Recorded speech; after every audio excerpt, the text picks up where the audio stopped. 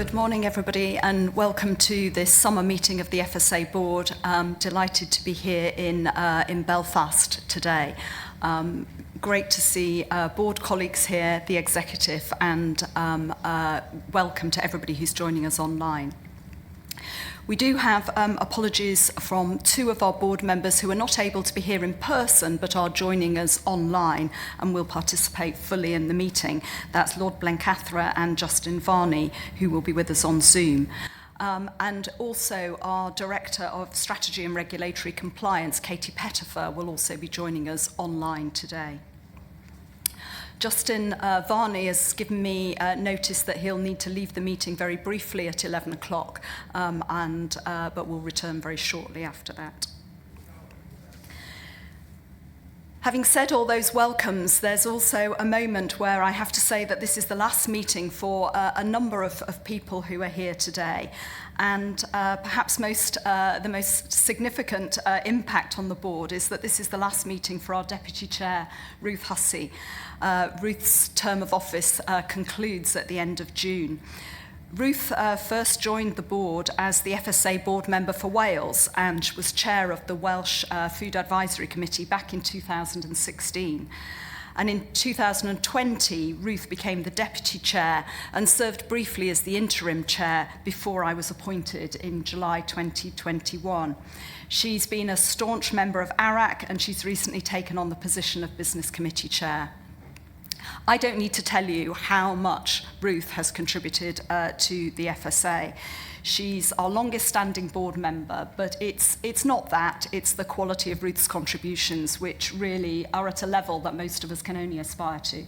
And you've taught me a huge amount, Ruth. I'm enormously grateful that you've been here by my side as I've started at the FSA, and I hope that we can carry on in the way that you would wish us to do. She made my induction as easy as it possibly could have been, and I have really enjoyed working with you.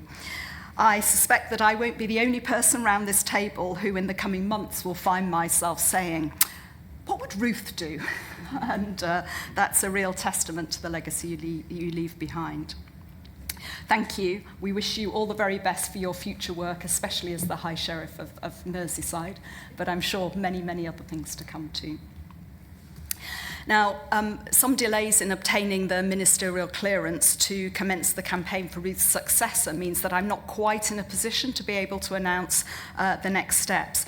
But I should say that I hope to pretty imminently be able to launch the campaign to secure a permanent deputy and expect to appoint an interim deputy chair to fill in any gap that there may be. This is also the last meeting for our board member for Wales, Peter Price, who is the current chair of the Welsh Food Advisory Committee. And Peter's also was previously a member of ARAC and now of the Business Committee. I think what I'd say about Peter is that he took the helm as the chair of WFAC at an incredibly difficult time, not only for the agency, but for the whole country at the start of COVID. And it was a real testament to Peter's leadership to be able to maintain the input from WFAC during that time. He's really used his wealth of experience in the European Parliament and his legal background to help us navigate some very complex issues. We had a really helpful presentation from Peter yesterday to the board, bringing some of his insights to us before he leaves. He's been really helpful on matters like rule and on the borders model, where there's been some really complex legal matters to consider. So Peter, thank you for all your contributions, and we really wish you well for the future too. I am pleased to say we will be interviewing for Peter's successor next week in Cardiff. We had a very strong field of applicants, and I feel confident, I think, that we will make a good appointment, which will be announced in due course.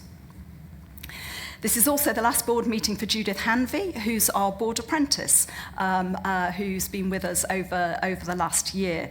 And I really want to take this opportunity to thank Judith for her insights and input, both sort of to the board and also to the Northern Ireland Food Advisory Committee. It's been a real opportunity for us to hear a slightly different perspective, and we're very, very grateful for that. It's been, we've really enjoyed having you with us. I hope it's been a valuable experience for you too, and I very much hope that it will give you some knowledge and skills to go on to be able to be a very effective board member here, maybe, or elsewhere in the future. So Ruth, Peter, Judith, thank you for all that you've done, but you're not leaving just yet, so I look forward to your contributions during this meeting. The other two people around this table that we're saying goodbye to are Stephen Pollock and Tara. So Stephen has been the Director of Comms at FSA and is one of the people in the executive that I have lots of conversations with on a, maybe not, fortunately, not on a daily basis, but mostly on, at least on a weekly basis. And Stephen's been a huge source of wisdom, calmness, and great support to me personally, but also to the FSA. I think I'm going to leave Emily to say a little bit more about Stephen and indeed Tara's contributions to the FSA. Tara's only been with us a year, but goodness me, she has packed a lot into that, and we are very much the better for it. So Tara, thank you for all you've done, and huge congratulations on your promotion, and we wish you the very, very, very best and confident that you'll achieve great things. So after that, it really feels quite a change, but there's lots of us left to carry on the good work. Moving on to the general business of the day, I just want to remind board members and alert those who are listening into this meeting that we have received 4 questions from members of the public ahead of this meeting. They've been made available to board members and to the executive, and I really encourage people to draw on those questions during the conversations. We will, however, provide written answers formally following the meeting.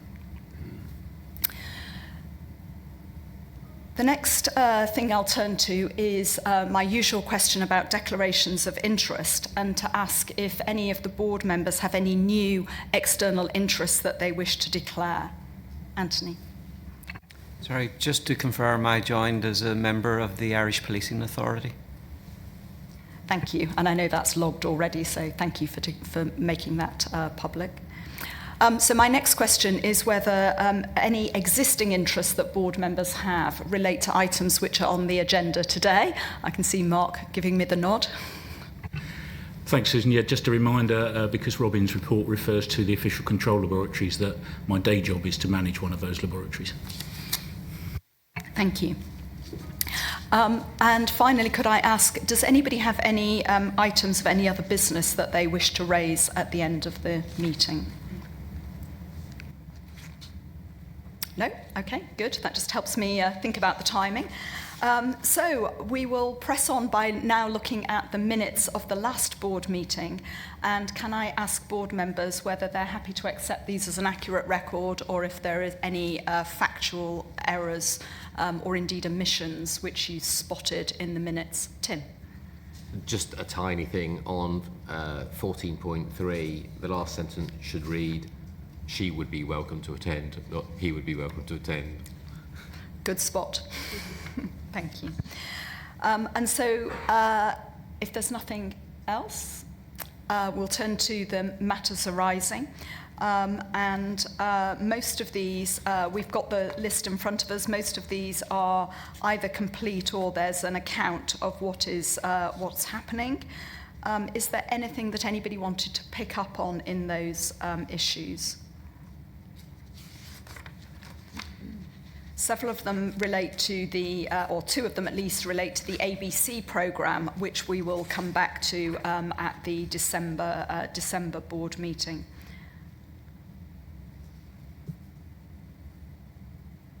Okay, everyone content? Fine. So we'll move on to the next item, which is my report to the board. I always feel like I do quite a lot of talking at the beginning, but this is actually the end of my second year as the FSA chair, and I think probably I always say it's been a very busy quarter, but it's been a very busy quarter. The list of my engagements has been published as usual. I think this term, it's been quite a mixed set. There have been a series of meetings in Westminster on matters such as the retained EU law bill and the border controls.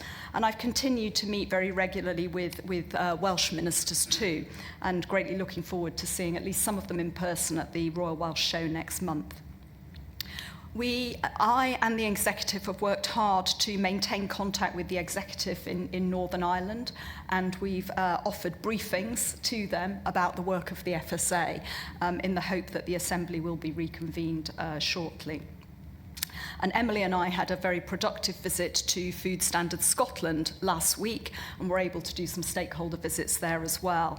I think that we meet quarterly, but sometimes online, but I think what it really reinforced was the value, not only of meeting in person, but having a more prolonged engagement meant we had some really in-depth discussions, which was very, very helpful. And we really value that relationship that we have with FSS. I've attended a number of meetings with food businesses and other sort of keeping in touch events with food industry groups. We held one of our consumer forum meetings, and I was especially pleased to be able to attend a meeting with stakeholders and relevant charities and families affected by food hypersensitivity. That was part of our evidence gathering, evidence discussions, but was a really valuable event. During this last quarter, as board members will know well, I've completed a full set of appraisals, and I'd like to take this opportunity really to say a very public thank you to colleagues on the board for all of your hard work on behalf of the FSA. It goes well beyond what perhaps people see in public at these board meetings. And what really struck me as I was doing the appraisals is that the very personal commitment that you all have to the FSA, I got a very strong sense that this is not just any NED job that people do. It's one that people really, really care about. And that means that everyone is going the extra mile. As the FSA gets busier, so the responsibilities and the areas that board members need to focus on gets busier. And I'm really, really grateful to you for all of that. I shall continue to press for the size of the board to be increased so that that load can be shared across one or two additional members. And that really leads me to, I guess, some slightly more reflective comments, which is that uppermost in my mind over the last period, and indeed as we go into the summer, is resourcing and prioritisation within the executive. I'm incredibly proud of what we do, and I know how important it is to keep food safe, but I also know that we could do more and we could do it faster with more resource, and that is a frustration to me and I suspect to many people around this table. I am ambitious to do more, but in the face of effectively diminishing resources, not least because of the impact of inflation and pay awards, the board is going to have to make some really hard decisions, and that is a very substantial responsibility about what we do, what we don't do, and what we do more slowly. We do need to invest in our incident function and our preparedness for a major incident, and we had a board exercise yesterday which was part of that work. I've also heard the strength of feeling in Parliament and amongst stakeholders for us to go faster on food hypersensitivity, and later today we'll hear of our work in relation to that. We've got much to do on regulated products, and we'll discuss that, including progress on our plans for reform. Regulated products is important because it will support businesses in their route to market, and it will enable consumers to benefit sooner from innovative products. But it is going to require a substantial amount of work within the FSA and across our scientific committees. And I think we're going to have to find efficiencies in the system, not just in regulated products, but across the FSA. I appreciate that's perhaps a bit more reflection than I might normally offer in my report, but I think it was important, A, to let you know what I'm thinking, but also to set the backdrop to some of our discussions today. And of course, I'm very happy to take any questions now, or perhaps some of the points we can just pick up on as we go through the rest of the papers. Thank you. Are there any specific questions or comments people wanted to make at this stage? If not, we will press on, and the next item on the agenda is the Chief Executive's report. That's been published on the website, and as ever, it's a busy period, and the report covers a wide range of topics. I'm just going to hand over really to Emily to guide us through it. Thank you very much, Susan. Good morning, everyone. And just want to say a big thank you to the Belfast team in Northern Ireland here for all the work they've done to prepare for this meeting, including our dinner and the visits we did yesterday. So I wanted to major also on the theme of prioritisation. I hadn't realised I was going to be quite so in sync with you there, Susan. I'd said because it's all we ever talk about. Yes, I'd said we said in December. So the board did some quite heavy prioritisation work in our December board meeting, and we said then that there were 4 pieces of work that were particularly absorbing for us: retained EU law, precision breeding, our work on the borders target operating model, and the Windsor framework. And in fact, you can see most of those on the agenda today. We've also this quarter done a significant amount of work on vets because of the work in the run-up to the Royal College of Veterinary Surgeons decision on temporary registration, and we've been reviewing our capability to deal with non-routine incidents, which we think we can improve on. And then the core work continues, so risk assessment, regulated products, official controls, work with local authorities, laboratory capacity, National Food Crime Unit, and so on. And a little on healthier and sustainable work, so we're doing our school food pilot and support to DEFRA on the Food Data Transparency Partnership. But I'll just pause there as well to say to my senior colleagues, I think that they are feeling quite stretched from a bandwidth point of view, and I'm extremely grateful to them for handling all of that. And there's a lot that the organisation has been doing. It does mean, though, that, and I said this in my report, that we are, because of the things that we've got on our plate at present, we're not going to be revisiting the prioritisation decisions that we took last December until the forthcoming December. We're also conscious that the additional money that we were given on EU exit doesn't feel like it's sufficient to really do what we'd like, whether it's on regulated products or because of the inflationary pressures that we're experiencing on pay and on contracts and so on. So we're doing our absolute best to prioritise appropriately, and I still think we've got a pretty ambitious programme of work that we're doing, and we're making a huge difference. But just wanted to set that out. I think you'll see the thread of capacity and bandwidth coming up quite a bit in various conversations today, so I just thought I should say that at the start. And then to the rest of my report, so I did mention the RCVS extending the temporary registration scheme. We can pick that up under the modernisation of official controls item later when we talk about vets. I've set out the FSA's position on the Panorama programme that came out a couple of weeks ago on ultra-processed food, simply because we felt that we weren't well represented in that and they didn't properly explain our position. That's there for the record. I've mentioned something about food contact materials, so the bamboo and other plant-based cups and so on, and our advice to consumers that they shouldn't use those with hot or acidic drinks, and the request to the industry to take those off the shelves because of potential long-term exposure to contaminants. And then we also are pleased that we've been making progress on our work with local authorities, so the Food Law Code of Practice and the implementation of the food standards pilot that we'd done last year, which is now out there being followed more widely, and then a consultation we've started on the food hygiene arrangements in the Food Law Code of Practice. This last quarter, it feels like COVID travel restrictions are definitely over. I think I've been in about 15 airports in the last 3 or 4 weeks, which is feels very odd because I was able to do a trip to the USA and Canada to look at a number of things to do with novel foods and the meat hygiene controls that they do. Some very, very interesting conversations on gene editing, on alternative proteins, and just finding out how they manage abattoirs in both countries. I was also able to attend a meeting of the international heads of food safety agencies, where we had all sorts of useful conversations, swapping notes, including on how to do incident management. And I collected various ideas, like the fact that New Zealand does an annual incident exercise with industry practicing a big recall. So that's one that we might bring back to the UK. And then I just wanted to finish this update by talking about Stephen and Tara, who are leaving us. Stephen has been with the organisation, I think it's for 5 years, Stephen, is it? There's a little bit more than 5. And the FSA, food is a really emotive issue, and the FSA often comes under a lot of pressure from the media. I feel like we're either being told we're far too involved in people's lives, or we should have been involved a lot sooner and we should have fixed something that shouldn't have happened.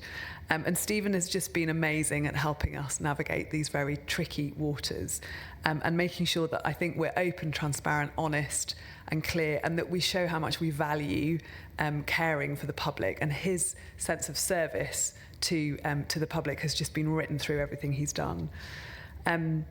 I'm also really pleased, you don't see much of this, but with our internal communications, we have an incredibly engaged staff who really participate well, and we get fantastic staff survey scores, and that's Stephen and his leadership and his team who've helped us do that.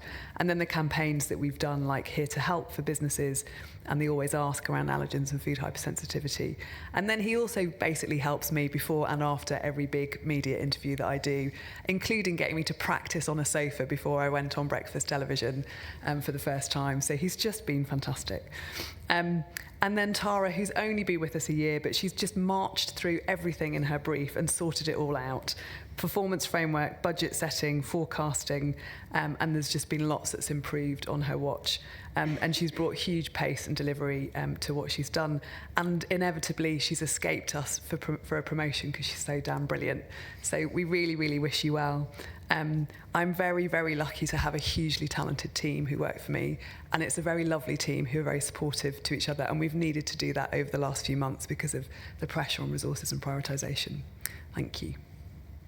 Thank you, Emily. Thank you again to Stephen and Tara, but also huge thanks to you, Emily. You do carry an awful lot, and we really see that and value it. We're very, very lucky to have you. So, after that vote of confidence and praise, any more challenging questions that people would like to put to Emily on the back of her report? Tim? Yeah, just a couple and more points than anything else. And thank you for the report. It's great. Really pleased to see where we are on precision breeding, I think looking forward to see more detail on sort of milestones and timings for developing the regimes for precision food and feed. I think we need that assurance on consistency and read across to what we currently do so that it dovetails in.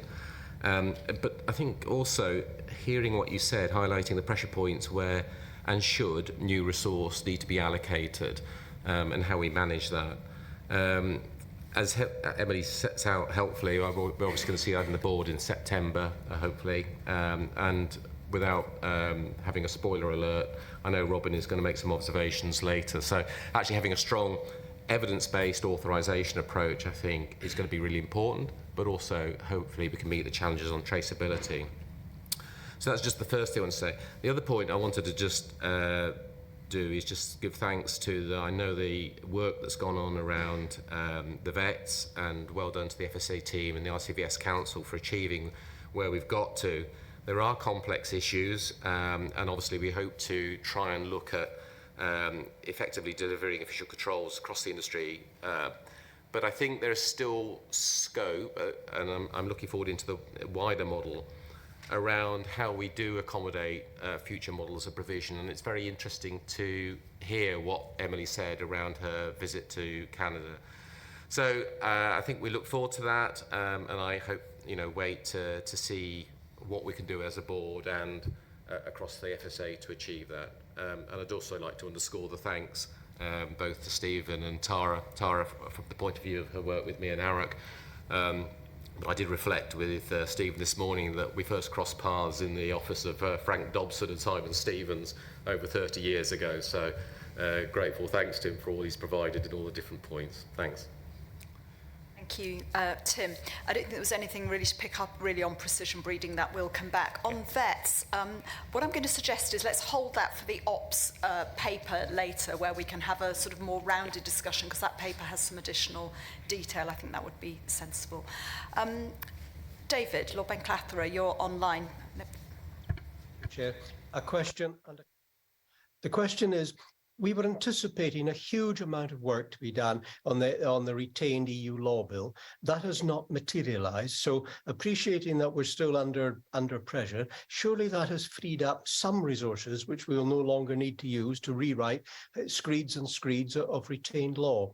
And the comment is, I congratulate you and the team on defending the integrity of our scientists following the Panorama programme. I mean, it is. If government departments want top-range scientists to chair their committees or serve on their committees, it is inevitable that the best ones will have done work for other departments or for learned institutes, other universities, or even the private sector. That does not make them biased, and it's terribly important that we defend their integrity. And of course, we have our own internal systems to make sure that all their interests are declared. So I congratulate you on defending that. It's terribly important. But if you could possibly comment on the retained EU law bill and our need to no longer rewrite all the legislation. Thank you, David. I think probably Katie has been leading on retained EU law. Katie, I wonder if you want to just respond to the resourcing question. Yes, certainly, Susan. Good morning. So actually the work that we needed to do in preparation for the sunset that was previously in the bill, a large portion of that was already done over the first half of the year, because we had to have the statutory instruments ready pretty much by now in order to get them through the processes that need to go through by the end of the year. So we are not suddenly freeing up a lot of people from doing that work. We've been doing it over the last 6 months. We save a little bit of time and resource on things like running consultations we would have run, but it is relatively limited, I'm afraid. Thank you. Mark. Thanks, Susan. A couple of the comments I was going to make have been made, so I'll just focus on my remaining couple, if I may. The new food standards model, you've heard me commend that and the way that it's been developed in the past. Really delighted to see that we're following a similar process with the hygiene model. The implementation of the standards model, and I suspect the hygiene model when it comes, are going to be hugely dependent on getting the management information systems in local authorities to work properly. And I just wondered if there's any update on how that piece of work is going. And my other comment is a comment really, which is just to commend the work on the trading standards apprenticeship. That's exactly the kind of thing that we can do as a national body, which helps local authorities where we can't throw piles of money at them. Local authority training budgets have been massively reduced over the years, but all of them have access to the apprentice levy. So this is really quite a creative way of providing that kind of support to open the pipeline to new people into those professions. Thank you. Any other comments on local authorities? And Fiona. Thank you, Susan. Yeah, just to add to Mark's point, the processes that we've developed have been very well received. We went to one of the workshops earlier in the spring, but I just wanted to flag another couple of challenges in the process that will be part of the process of bedding that system down. It's clear from the feedback that we're getting from the local authorities that they're going to need quite sustained engagement across a number of different parts of the system just to support them through the transition into the new system. And that's not least to enable the thorough reporting that we're going to be looking for. One of the other challenges that keeps coming up is concern about capacity and skills and the risk of the capabilities being dumbed down. Then I think that will there's a real concern that the right people aren't going to be employed in the right roles. So it's something we have to keep an eye on, even though we're rewriting the competency framework. Did Did you want to do this on local authorities? Yes, please. Like others, I welcome the progress that's been made both on food standards and starting to move forward on food hygiene. It's absolutely critical that we have an opportunity to really strengthen our official controls in this space. So it's very welcome, this programme. We do get at Business Committee an update on the ABC programme overall, and we received one at the last Business Committee, mainly narrative update on progress generally. I think given the criticality of a number of different factors, it'd be really helpful if we had milestones and tangible measures to the Business Committee going forward, because I think that the board needs to know early doors if some of the issues that are being flagged by Mark and Fiona are starting to materialise and can help with risk mitigation. So a bit more, although we are strategic as a board, I think Business Committee could do a bit more with information that can help both assure and provide support. Thank you. Thank you. Emily, do you want to respond to those local authority questions, or shall I ask Katie to do that? Katie, sorry, you're on the spot today. No problem. And all very helpful points. Thank you. So on the implementation with local authorities, we know this is going to be a big job for the food standards model, and we have a lot of work going on that as part of our ABC programme. We've got a programme board which is monitoring all of this very closely and overseeing the work needed. I'm very happy to think about how we report up from that to the Business Committee. But it's worth saying that one of the projects we've got under the programme is the Local Authority Data Project, which is specifically looking at how to address some of the data collection challenges that we've got that Fiona mentioned. And finally, on the resources point, I mean, I was on a panel with the leaders of the other regulators at the Chartered Institute for Trading Standards conference yesterday, and almost all of the questions we were asked were about local authority resourcing. It's a real challenge across the piece, and it's very concerning for us. We are in the middle of doing some research with local authorities about the capability and capacity challenges they have, how the problems they're facing in terms of recruiting and retaining staff. And hopefully we'll be publishing that shortly. And I think that will lead us into a discussion with the board about how we can help. But certainly it's something we have to do working with the Chartered Institutes and other stakeholders. Thank you, Katie. Colleagues will recall that in our annual report last year, we raised our worries about local authority resourcing as being one of the risks in the system. We're in the process of writing this year's annual report, and I think it's safe to say that the problem hasn't gone away, and we'll be returning to that. I think we have got there, and I think, Katie, you accepted that action point, which is to think about the sort of milestones and tangible measures that the Business Committee might look at.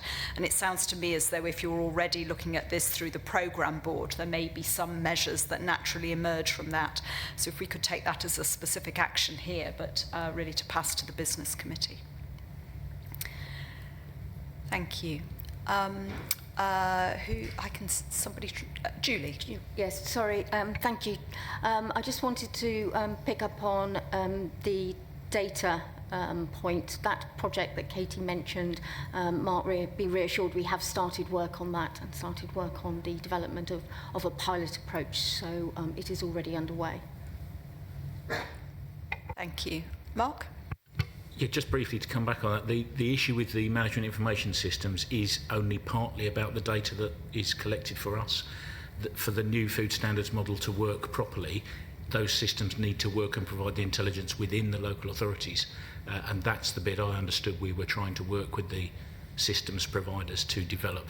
So it's a two-pronged concern, if you like. Thank you. If there aren't additional comments from board members, Emily, maybe one from me. I think it might be helpful. Obviously, it feels like quite a while ago now, but we had the Operation Hawk, which was there was quite a lot of publicity about. I think it might be helpful just to update people on the stakeholder meetings. Well, just update us on where we are with that and the actions we're taking. Sure. And we covered this in the Business Committee, and it's there are papers related to it, but I think it's worth just telling the whole board that back in, it was end of March, early April, there was a lot of media about this particular investigation that our National Food Crime Unit has been doing into alleged food fraud, where foreign meat has allegedly been presented as UK meat. We felt that situation revealed a number of sort of system issues, and we've convened stakeholders, I think a couple of times now. Katie has been leading that work, to look at 3 particular issues that we think could be improved. One is on the way that whistleblowing lines work across the industry. There are a number of them. Most businesses have one. They often are in relation to both fraud or modern slavery and other issues. So we're just wondering if we can improve that and make them more visible and more of a single approach. The second area is looking at what third-party auditors do, because lots of businesses use third-party auditors to check their own systems. When those auditors find something problematic, they don't always pass that information to the regulator, and we are looking at what more that could happen there. And then the third area is just about how we in the FSA share our intelligence and alert the industry when we are concerned about an issue. It was clear that last year we had alerted the industry, but that wasn't heard in the way that we wanted it to be heard, and we think we can do better. So we're looking at those 3 areas and hope to be coming to some conclusions on that in the next few months. Thank you. That was helpful. Any further comments?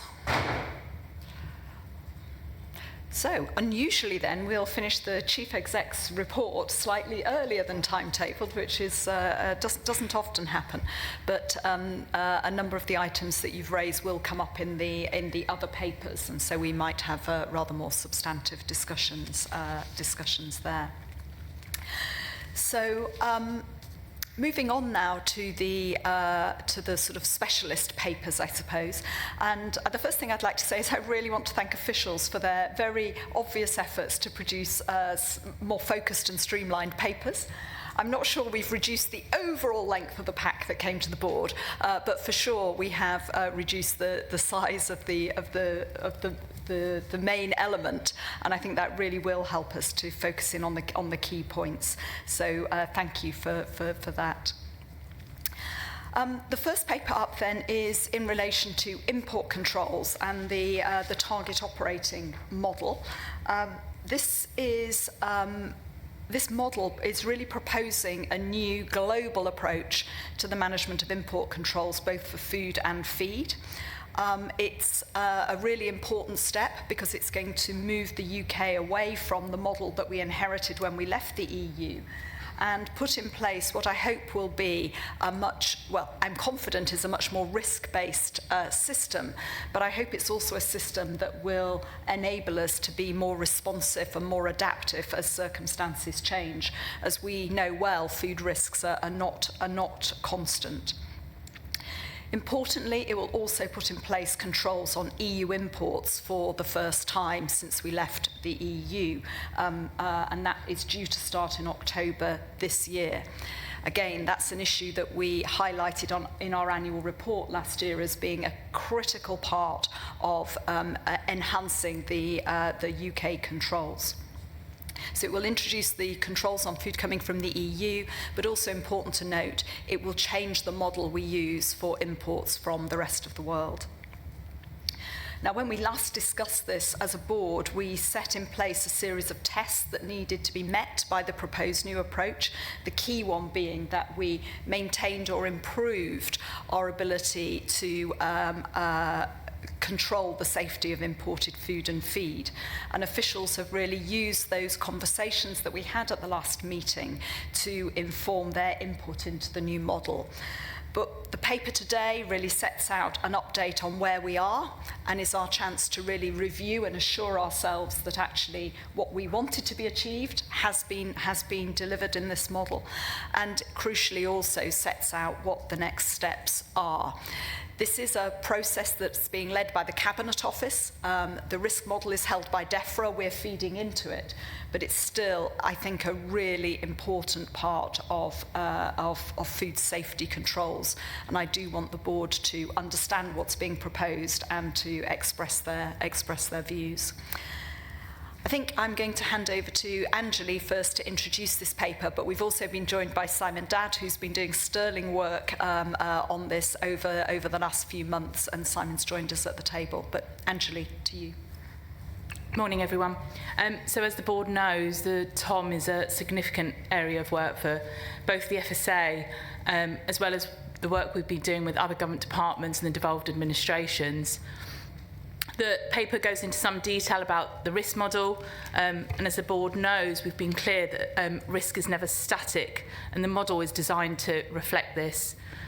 And the model will be run on a regular basis to ensure that risk categorisations remain current.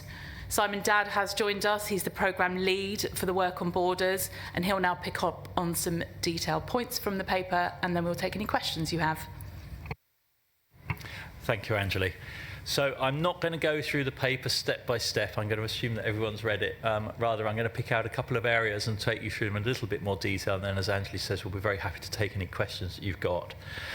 I wanted to start by looking at the risk model, which, as Susan has said, it's led by DEFRA, but the FSA's had a considerable input into that. And we've been leading on the food safety aspects, with DEFRA picking up the animal health aspects.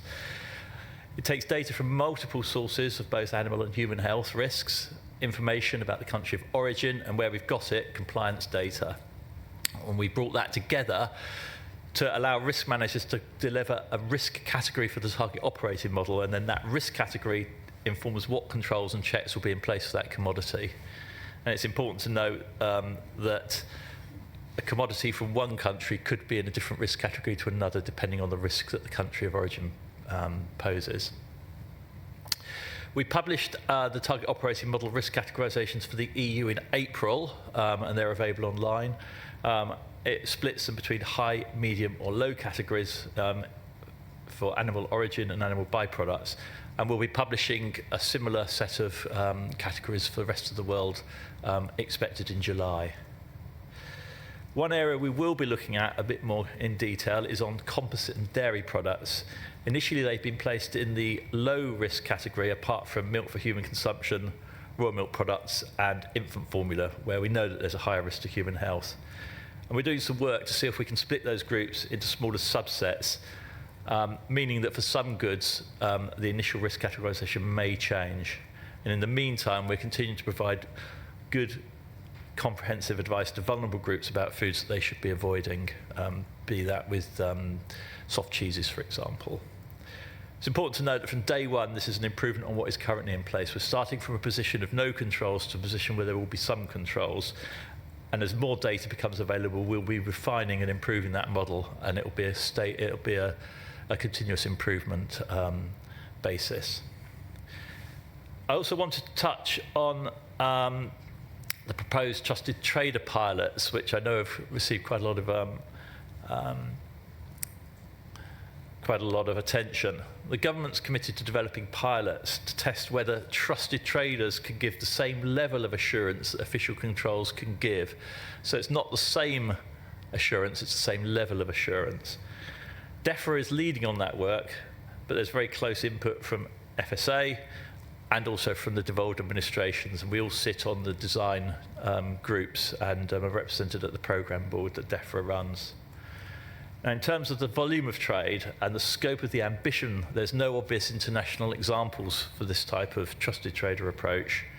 So we are really breaking some new ground here. The intention is to start pilots beginning in October for one particular pilot, and then January 24 for others, and they'll run for around a year. We'll be designing them together with industry over the summer, and we'll be issuing expressions. I say we, DEFRA will be issuing expressions of interest pretty shortly. As I say, it'll be FSA, it'll be FSS, it'll be the devolved governments working with DEFRA and Cabinet Office to design exactly how those pilots are put together, how they will be assured, and how we will analyse and assess whether they have been a success and whether or not they should continue. I wasn't going to go into any more detail on the paper, but I'd be very happy to take any questions.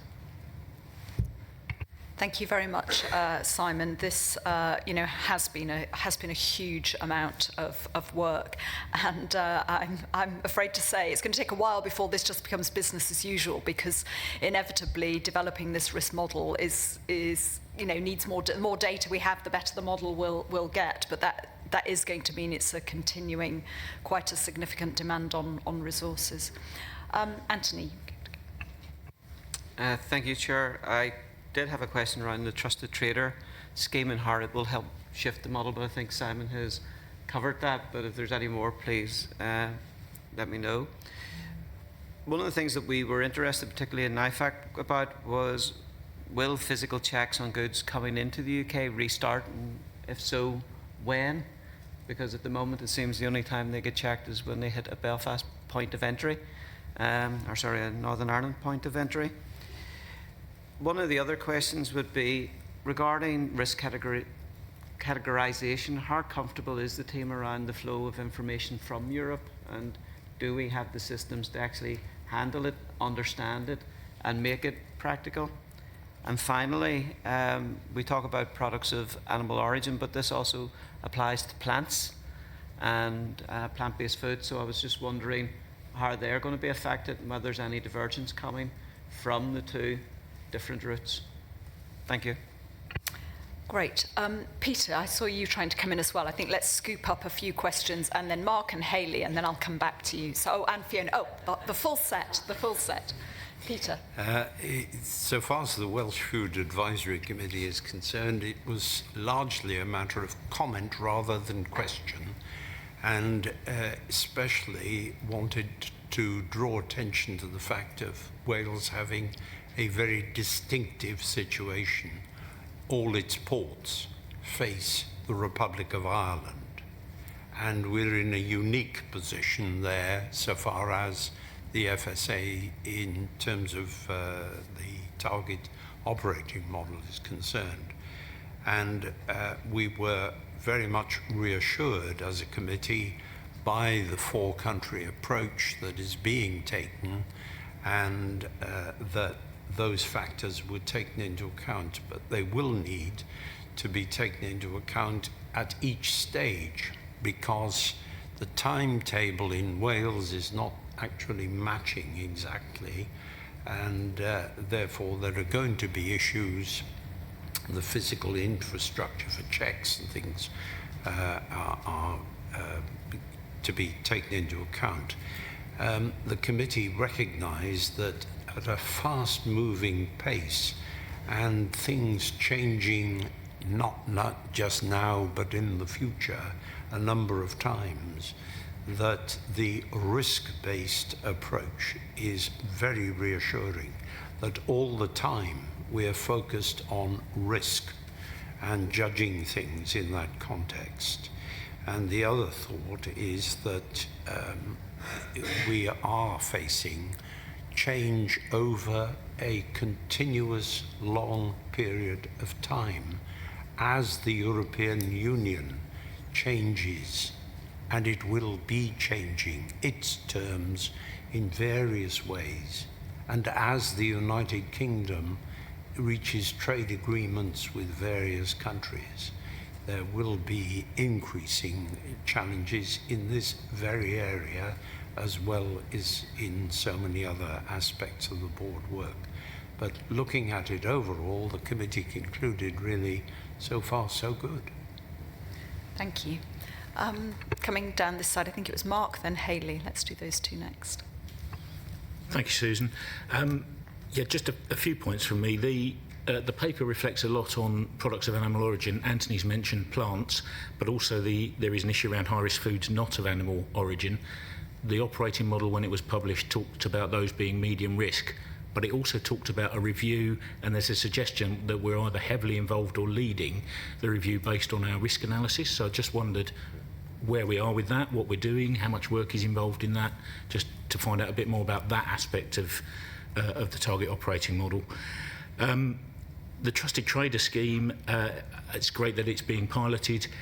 My concern always with these things is not the trusted traders, but those who would abuse that kind of scheme, those who we wouldn't trust, and just to ensure that those pilots are being an element of that design is around prevention of food fraud in relation to the use of those schemes.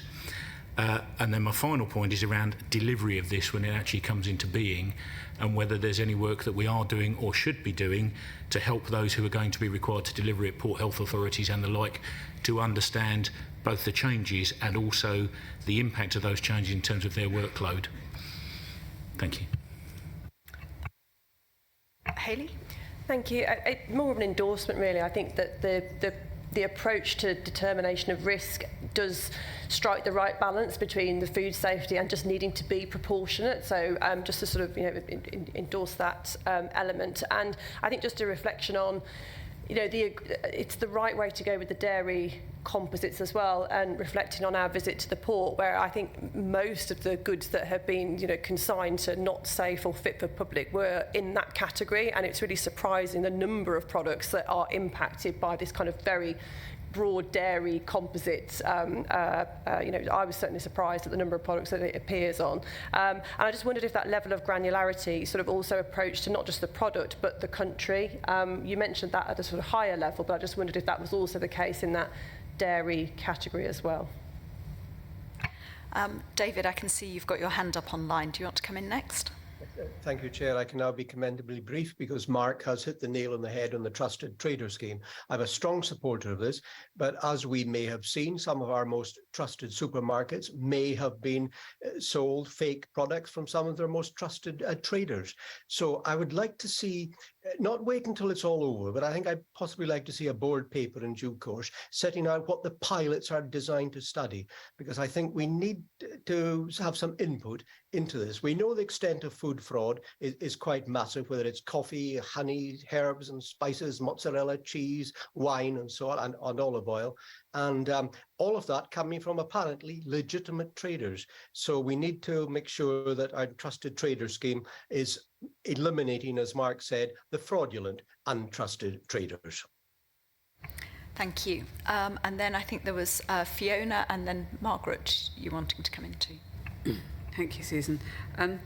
One technical question. Are individual EU countries subject to different geographic controls if they have different risk, or is the EU treated as a block? And then a couple of general comments. This has been a long time in the coming for businesses. They've been waiting for these clear border control processes to be in place since pretty much since the Brexit vote. So how agile and easy to use is this system going to be for business? I'm not quite sure who owns it. Is it ours, or is it HMRC or DEFRA? And are we going to need more resource as the categories become more clearly defined and differentiated to support that risk analysis process? Margaret. Thank you very much, Simon, and thank you to so many people that we've been talking to in Northern Ireland in the last 24 hours. One of the things that has come up, and you actually touched on just there, was divergence of advice on products. And I've already been given a couple of examples. I don't know whether off the top of your head you can give us one where this could happen, where something destined for or from Europe has a piece of advice. The exact same product that coming in, say, to Northern Ireland from England has a completely different set of advice. I believe this is happening. And where a pregnant woman might find the two products that she buys, one says not suitable for pregnant women, or not suitable to be eaten for under 18-year-olds, and the other has no such advice at all. And my concern is confusion to consumers. And finally, Ruth. Thank you. Well, first of all, well done on getting to this point. We have been so concerned about the need to have checks at borders. This is great that we will have them in October, and that's great progress.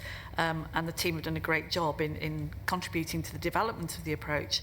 On the risk-based approach, we talk about feedback loops and continuous improvement, and so what will happen is the risk model will move products in and out of different risk categories. And I suppose my question is, where are we building in the transparency and the scrutiny that we need to apply to this to ensure that we are actually making the right judgments. And I haven't seen yet that openness and transparency that we pride ourselves on in terms of informing the public and indeed producers about the work that we do. So just a little bit more about how we expect that continuous improvement to be informed and how we as a board can scrutinise it. Thank you. Wow, so a whole batch of things. Let me just summarise them into some batches and then for responses, and then if there's anything I've missed, feel free to add it. I think there are distinct areas. So there is the risk model is clearly one, and a little bit more detail about how that's going to operate, particularly in relation to dairy, where we've said there's the degree of granularity, but also the high-risk products not of animal origin and plant-based. So I think people would just want to hear a little bit more about what that model looks like, and that really speaks to Ruth's comment about transparency. It won't just be us; it will be others who want to understand this model. How are we actually going to keep people informed about this? So I think, yeah, there's quite a batch of questions there, and that also including Anthony's comment about the information flow. How good and how confident are we in that information flow that we're going to be able to do this, agile, dynamic system? It sounds great on paper, but is this really going to survive, reality? That leads on, I think, into implementation and Mark's comments about implementation and training. If the model's changing I exaggerate, every 5 minutes, how are people at the borders actually going to keep up with that, and how are they going to be able to cope? So I think there's, risk model and its implementation.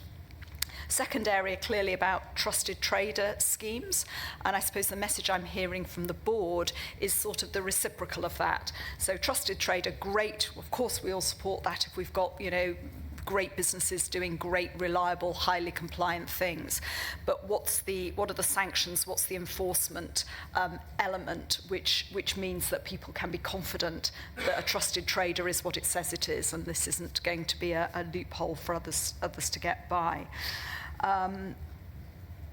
I think those were the main things. Yes, trusted trader, risk-based, and then a very specific question from Fiona, which I thought was a really good one. Is the EU going to be treated as effectively one country, or in this issue of product country, is the EU multiple countries? That's probably a good start. Why don't we answer those, and then let's return to how do the board want to look at this going forward? Thank you, Susan. I'll start with sorry, it wasn't meant to feel like an exam, but it probably does. I'll start with the easiest question first, which is about how we treat the EU. So the terms of the trade agreement we have with the EU is that we treat them as a single entity. So for the purposes of target operating model and the risk assessment, yes, they're treated as a single entity. However, it's really important to remember that we can still put in place enhanced official controls, for example, where we need to react to a particular issue that may be arising.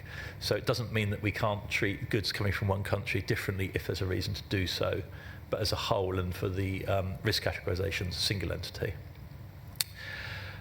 Turning to the point about changes in the risk model, so the intention is that we'll be looking to rerun our data on a regular basis.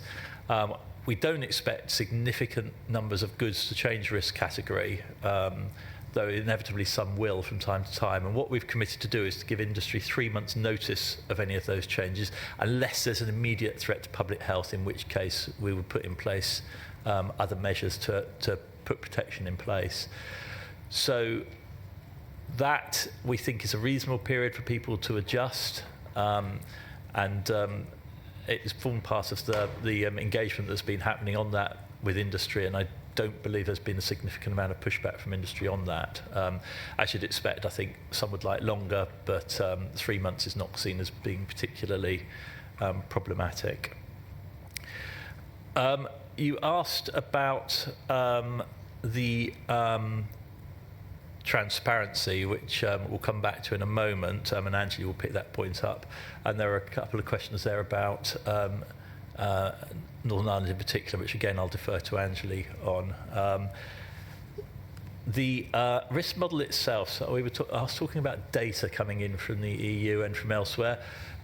We will be getting pre-notifications, so we'll know about what goods are coming in before they come in, which enables us to do our necessary risking and so forth. I say ours, the PHAs do risking and so forth before goods arrive.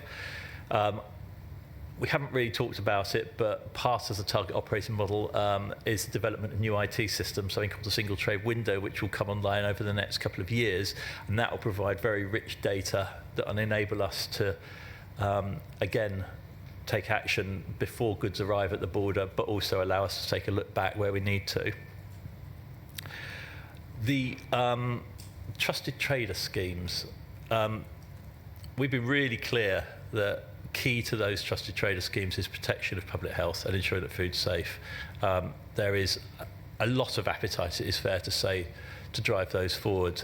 And we will only do that where it's safe to do so. And you talked about individual suppliers within that supply chain potentially being a problem. And we're really clear that when you're trusting a trader, you're not just trusting that trader, you're trusting their entire supply chain from when it left the farm to when it arrived on the shelves of a store here. And we're continuing to work very closely with DEFRA to make that point, but we're also working very closely with FSS and with colleagues in devolved administrations who share those concerns to make sure that it is safe. We're also being really clear that we need a really robust set of standards against which we measure those pilots as they're developed, and if we need to be able to terminate those pilots quickly, should there be any concerns. Have I covered every point there, Susan? I think there's one more. I realise there's one point that I didn't, in my summary, didn't pick up on, which was Margaret's point about divergence of advice and information. And I don't know whether that... OK, Angela's going to pick up on that. OK, so I'll let you... Thank you, Susan. Just a couple of points that I just want to wrap up. Just on Peter's point, I really want to emphasise that the work on the target operating model has been done on a four-country basis, and we continue to talk with colleagues in Scotland, Wales, Northern Ireland, and look at those distinct impacts. On the principles around the trusted traders, Simon's covered a lot of it, but just to give the board assurance, we're in a unique position where we talk about our experiences based on incidents, etc., which we continually feed in. We're fortunate the devolved administrations are also of the same opinion on us, that we do pilots, we learn from those, we then look at impact and take it from there. I think one other point was Mark's point about implementation, just to cover off around port health authorities. We've got good relationships, Mark, as you know, with port health authorities, and are continually talking to them about the impact the target operating model will have with them. DEFRA is actually the lead department that is doing some of that modelling. PHAs, we really encouraged to respond to the stakeholder engagement that was conducted when the draft TOM was published. But also, I just want to emphasise that this is not a direct impact on PHAs from day one, from October, because there's going to be a central hub from October to January that does some of those documentary checks that gives PHAs slightly longer to model what this will mean. So we were continuing to talk to DEFRA about this and the impact operationally. Two other points. Margaret, on yours around divergence, some of this links to the Windsor framework as well. So given there's live discussions around that, I think what I will say is we're very aware. We are talking with colleagues in the centre as well as Northern Ireland offices about how we manage that, particularly the impact on consumers. So we've made that known and have continued to feed that in policy conversations.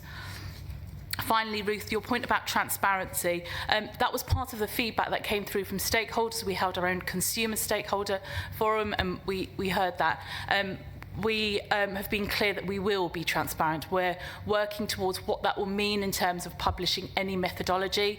It's a joint model with DEFRA, so whether we work towards publishing a peer review of the methodology is something we're just looking into. But I just want to reassure that it's not going to be something that's done behind closed doors. OK, so I think, well, Ruth, did you want to come back on that point? Thank you, that's very reassuring. It's more than just the methodology, though. It's actually looking at the impact in practice, whether we're getting it right, and that the level of acceptable risk is clear in the categorisations, and that our methods are actually leading to the right outcomes. So over time, I'm sure we'll get to that point, but it was just for the board to be vigilant on that one. Thank you. Yeah, I was going to ask, in a way, coming on from this, that there are two areas that I think the board is going to want to have some ongoing assurance that this is working as planned. I mean, huge hard work. It really looks like you've been doing this extremely diligently and conscientiously. But we also need to then learn as we go. So I think one is about the risk model. How can we see how that's operating in practice? How can we look at the non-conformances which are being identified? And I think it would be really helpful if at the right moment, and I don't quite know when that is, later this year, we're able to think about some measures by which potentially the business committee can just keep an eye on what's happening with that. The second action, I think, is one for the main board, and that's around the trusted trader schemes. So what is the measure of success of the pilots? You know, what says we've got it right, and to what extent, you know, what are our principles for that? We set out at the beginning some key principles about what we wanted the risk model to look like, but what would assure us that we'd got the trusted trader scheme right, that we'd got the enforcement and things right. So I think it would be really helpful if we could hear more about that. Not the detail of the scheme, but how can we be assured that the scheme's working? It's a DEFRA lead, I know. Yeah, I was just thinking that the thing I've heard from the board is the significance of the food fraud aspect to it. Actually, it's been a food safety aspect that's been ploughed into the trusted trader piece, so that's a different scope. I think we need to come back to you on that, but you've been very, very clear about what you're looking for. And then on the management information and the milestones piece, I think business committee is absolutely the right place to handle it, and we'll think about a paper to business committee maybe before the end of the year. Angela will work that out. Yeah, thank you. Good. So it's obviously a very, very live area, and always, you know, extra challenging when you're working not only on a cross-government basis, but across the 4 different countries. And having, yes, been in Scotland last week, here in Northern Ireland this week, I shall be in Cardiff next week. I feel like I've had a full flavour of the attitudes in the 4 countries over this. Any other comments from board members? Do people feel like your queries have been addressed? Tim? Thank you. I just wanted to follow up on a point made by Mark, which was about trusted traders that may cease to be trusted traders or their position changes. And it would be good to be assured, I think, that as we go through the process, and I think I've been very reassured by what I've heard, that the level of interventions, or interceptions I should say, is actually is at least as adequate, if not better, than what we would currently have expected to happen, so that the public can be assured that with this scheme they are safe. And I think that's something obviously we'll only get by going through the pilot and getting the data, but I think explicitly if we can get quantitative data on that, and also it makes the case for what the FSA is doing and its role in this regard. Absolutely. I mean, the great thing about this, the thing that I'm so pleased about, is people taking an innovative approach to this. How can we do this better than we're doing now? And I'm really proud of that. Of course, with any new thing, there is always the risk that it doesn't work quite the way that you intended it to, and the board will be concerned about that, and consumers will be concerned about that. So I do think this ongoing monitoring and demonstrating that this is achieving what we hoped it would. You know, if we get this right, this is absolutely, it's going to be so important in ensuring that resources that we have got in the port health authorities and elsewhere are really being targeted at the areas of the highest risk. So there is absolutely the potential for this to really be a big step forward, but we all need the data to tell ourselves we're not just believing that we've actually got evidence that is the case. And I think that's what we're asking. So please see it in that mode. We're delighted the way this work's developing, but we just need those assurances that it's doing what it's set out to do, and that standards are being upheld. And hopefully, you know, if we get this right, we'll be better. Mark. Thanks, Susan. I wonder if you could just pick up on the issue in the BTOM about high-risk foods not of animal origin and what our involvement in that review is. Simon. Yes, of course. Sorry, that was one point I didn't pick up, and I think I was also asked about the risk model for plants and plant products, which there is a very similar model, which is obviously led pretty much exclusively by DEFRA, but it is laid out in the target operating model and follows broadly the same pattern as the POAO methodology. The reason I'm focusing on that is because that's the one that we've had input into. In terms of high-risk foods of non-animal origin, FSA and FSS do remain the competent authority for those, and the existing arrangements will continue in place.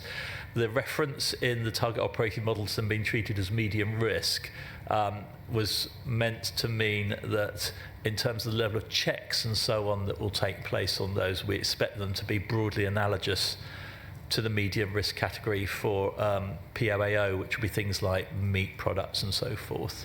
But FSA working with FSS continues to be responsible for high-risk foods of non-animal origin, and we are looking at both how we list and delist in a more efficient, more speedy manner so that we're controlling goods that pose a threat quickly, but also not controlling goods when they no longer pose a threat. Simon, it would perhaps be helpful maybe for people listening in particular just to give some examples of those high-risk products not of animal origin. Sure. So high-risk foods of non-animal origin, they tend to be goods that might have, for example, pesticide residues. So I think dried figs, for example, would be one. I'm aware of some spice mixes that are high-risk foods. Not necessarily things you think of. I think we've had cucumbers in the, from a certain area in that risk at one point because of risk of contamination from the wider environment in which they're grown. Thank you. Okay, on that note, we've given that a thorough going over, but this is one of the most important changes in the control systems that we have, and that with trade deals and so on that are going on, I know this is an area of high concern to consumers. They want to be confident that the food imported into the UK meets the high standards that we've come to expect. So it's right that we spend the time on looking at this now. So huge thanks to the team. I think we've got 2 clear actions there to pick up on for the next meeting, both in relation to the risk-based model and to the trusted trader scheme. But on that note, thank you, Simon, for all the work on this, and also to Anjali.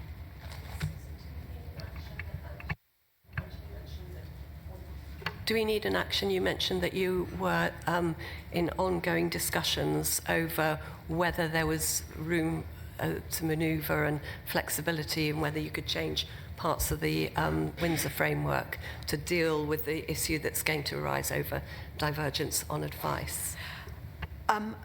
Maybe not. Well, when do we expect? I mean, I'm imagining the implications of the Windsor framework will come to this board if there are any implications for food safety and food standards. When might we expect that, Anjali, and perhaps we can roll that in at the same time?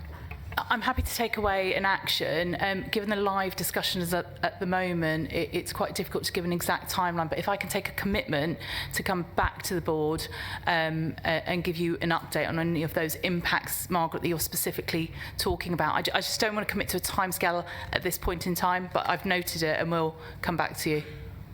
Okay, so yeah, an action to update us on impact of the Windsor framework in relation to food safety and standards, and particular considerations around divergence, not least in relation to labelling. Is that okay, Margaret? Are you happy with that? Thank you. Okay, so we'll move on to the next item on the agenda, and this is the annual Chief Scientific Advisor's report. So I'm really pleased to, well, Robin's always at the table, but to welcome him to give the annual report.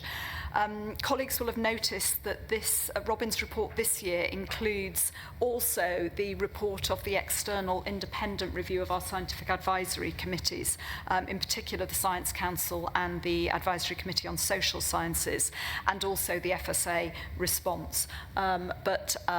I think when we get into the discussion, we might discuss those two items separately. But Robin, why don't you introduce them both? Thanks. Great, thank you, Susan, and good morning, everybody. Yes, let me start there. I've got actually just a couple of points to make because you've got the report in front of you. So I'm going to make two positive points and two perhaps more concerning ones. And let me start at that point that Susan raised around scientific advisory committees. First of all, by saying, and it has no need to say, I'm sure at this board, how much we value their work. They are absolutely critical to the function, not only of FSA, but wider government. And so I really appreciate David's comments and others around the board about supporting the importance of that independent integrity. We take that very seriously. We look very carefully at things like conflicts of interest on all of our members, and it is really important that we give them a resounding sense of support for all the hard work they do. On that note, as Susan said, we've reviewed our SACs this year. In particular, had deep reviews of our Advisory Committee on Social Sciences and our Science Council, because those have not previously been deep reviewed because they're relatively new committees. Those reports and our response to them are in the pack. I'm very happy to take questions on those.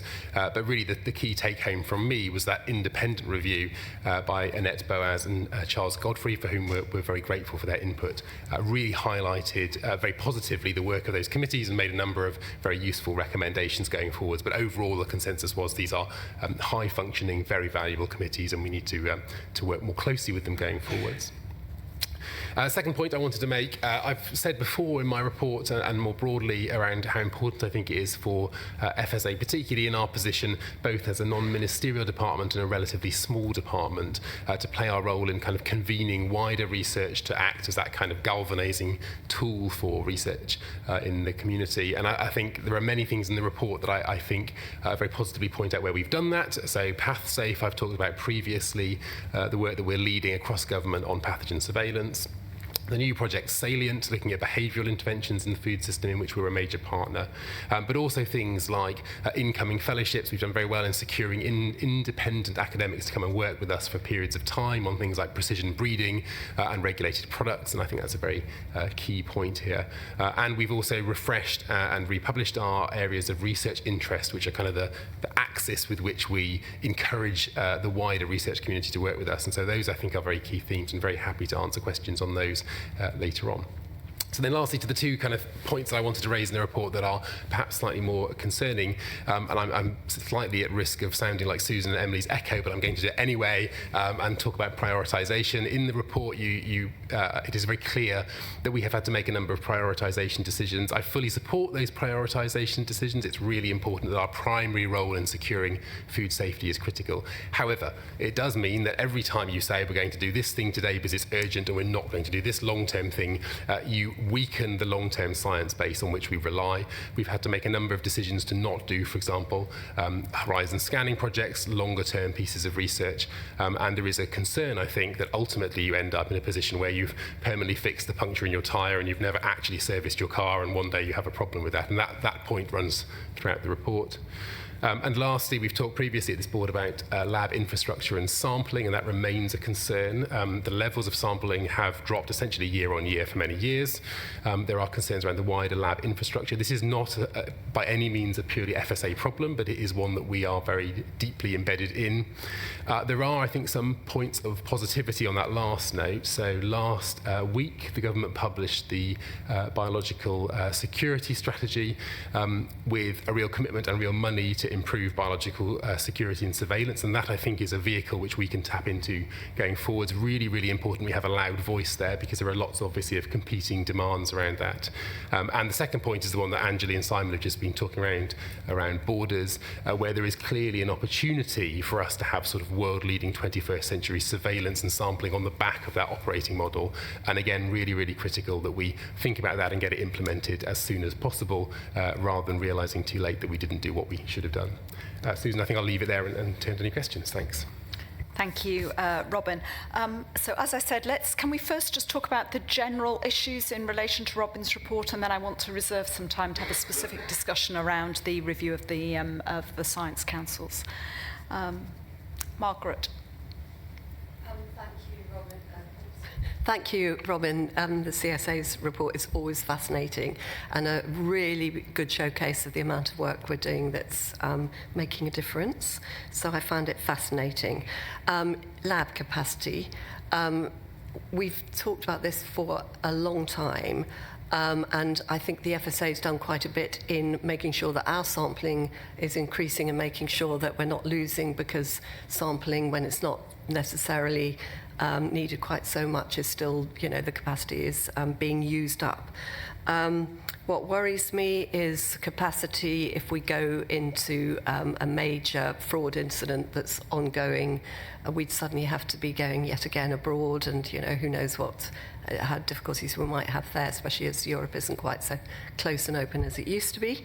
And I wondered if the answer lies in something I've heard Ruth say before, and something that you touched on there, which is this isn't just an FSA problem, but do we need to see people like you and your colleagues in other departments pushing more strongly on that? And I think, as I say, Ruth has some views on that, which I totally support. So lab capacity, yet again, raising it.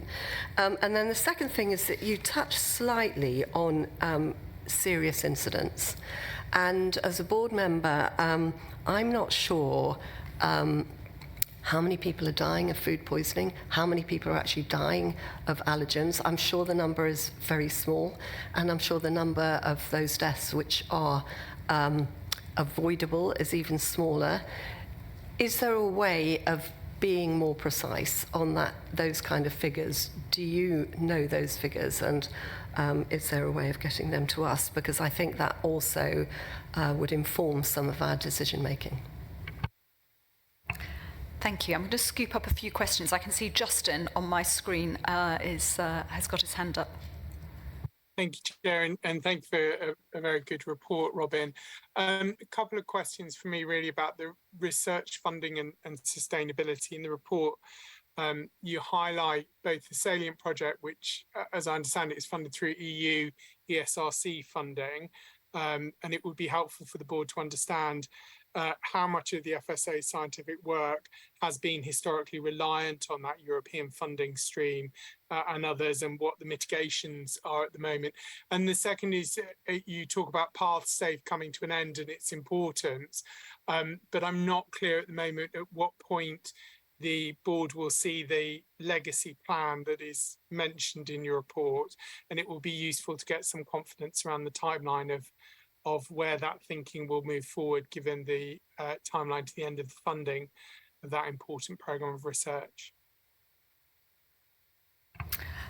Peter, and then Ruth. The thoughts of the Welsh Food Advisory Committee have been very much Welsh focused, and the first aspect was how can Wales contribute a little more. One aspect is that the farm assurance scheme in Wales is now recording antibiotic usage for every farm, and there may be potential to link in with Salient to use this data of farm surveillance specifically relating to antibiotic resistance in milk. The second point is that the opportunities to broaden Salient, which is currently a Welsh an English-only programme, might be part of what the Welsh Government is introducing, a healthy weight, healthy Wales strategy, and the committee was very interested in whether there was an opportunity through linkage with Welsh Government and the Ministry in UK to be able to contribute there. And then turning to PathSafe, very much looked at from the opportunities for Welsh universities and science to be able to contribute. We were glad that Bangor University is involved in PathSafe, and in the margins, as it were, of our discussion about the board paper, we then looked at opportunities to inform interested bodies in Wales as and when there was an opportunity for competition for different contracts to do different jobs, so that if we can spread the information more widely, it would take advantage of facilities and work that is going on in Wales, and that's the path we're going down. Thank you, Peter. Ruth. Well, first of all, I welcome the report, Robin. It's very clear and talks about what we do well and the areas that you feel we should focus on more. So thank you for being explicit in your leadership on this agenda. You did highlight that there is a danger when resources are tight that the short term drives out the long term. And just picking up the point Margaret was touching on, I think there is a need to set out an ambitious vision for laboratory capability and capacity for the future, recognising it won't be solved tomorrow. But I think there is a real opportunity, given your network with other chief scientific advisors across governments, and the emphasis of your report is how much work there is needed across government. So there seems to be, this is a real opportunity to use your colleagues' expertise and your networks to drive a strategic ambition here for UK infrastructure. And not just biological. I think it's important that we look at the sampling, the laboratory capacity and capability in the round that we need to be an effective scientific structure for the future, and resource for the future. So just really more power to your elbow. Thank you. Tim. Thanks for that. And following on from Ruth's comment, really, and also from the in-depth independent review, just what opportunities there are to start mapping out around machine learning and digital solutions to address what's going to be a tidal wave of testing requirements, both in the intricacy of what we're looking at, particularly around whether we're using DNA testing in the support of fraud, but more broadly to address volume issues that may come forward in the future, so we can assess probabilities and determine where we're targeting our efforts. And Mark? Thanks, Susan. Robin, I was just looking at the report. Is fabulous, by the way, and it really, in an area which is so important to us and which so many of our decisions are based on, this is really helpful. I was looking, though, particularly at your concern at 5.2 around resource constraints and the inability to commission short, sharp research projects, and I was trying to align that with the business committee received some metrics on science for the first time in our most recent meeting. And those seem to suggest that there are certain areas where we've set ourselves targets for levels of things. I think research fellows was one, and numbers where we've exceeded our targets, which implies to me that we've spent more money in those areas than we'd intended to, but we haven't got the resources to do the things which you rightly highlight are really important in terms of servicing the car. So I'm just wondering how we, whether we are genuinely short of resources. I'm sure we are, but whether there's some prioritisation within that we could do to at least help alleviate some of that constraint. And then Fiona, and then I'm going to come to Robin, back to Robin. Thank you, Susan, and thanks. It's always very good reading your report. There's a lot to take in, and I think that it reflects the scope of what we have to work with now and what we need to be working with in the future.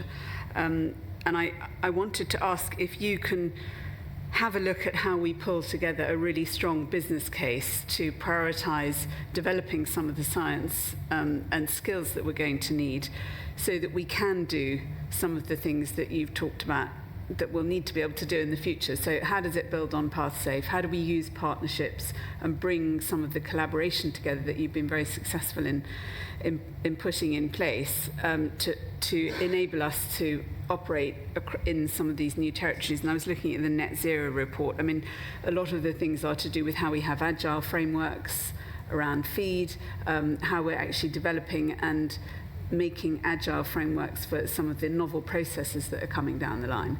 And we have to be able to do those things. we can't not. So we've got an 18-month window to look at how we build a business case for the spending review, so that we can look at how we can resource ourselves through something like regulation for innovation. There's an opportunity there. How do we put that together and make sure that we resource it properly so that we can bid for the money? Thank you, Fiona. I think that's a really helpful suggestion, because it seems to me lots of the comments that people have made are really about us setting out, as Ruth said, an ambitious vision. And, what you've done is really highlight the problem, and maybe what we need to do more quickly is to move into setting out what the plan is, what needs to happen, what resources are needed for that to happen. And that, I think, would, in a way, perhaps, rather than putting you on the spot now, is ask you really to come back to us with what does this look like. We have thought about lab capacity previously. I've forgotten that came up in whose reports it September last year. Anyway, at some point we did, but it feels like we need to revisit what's happened over the last year. Maybe we could ask for that at the next board meeting, rather than asking you to articulate it all now. Some comments on that, and then specifically Margaret's question about the information we have in relation to food-related deaths. I can see Rebecca's itching to come in, so should I turn first to Rebecca and then come back in on that one? Well, I was going to pick up the questions about the deaths. Do you want me to do that now, or shall I? Yeah. So Margaret asked about the numbers of deaths from both foodborne disease and from allergies. So in 2021, we did a study on allergies. We looked at the evidence, and there are fewer than 10 food-related anaphylaxis deaths per year in the UK. That study showed that although hospital admission rates were rising, the number of deaths has actually been falling.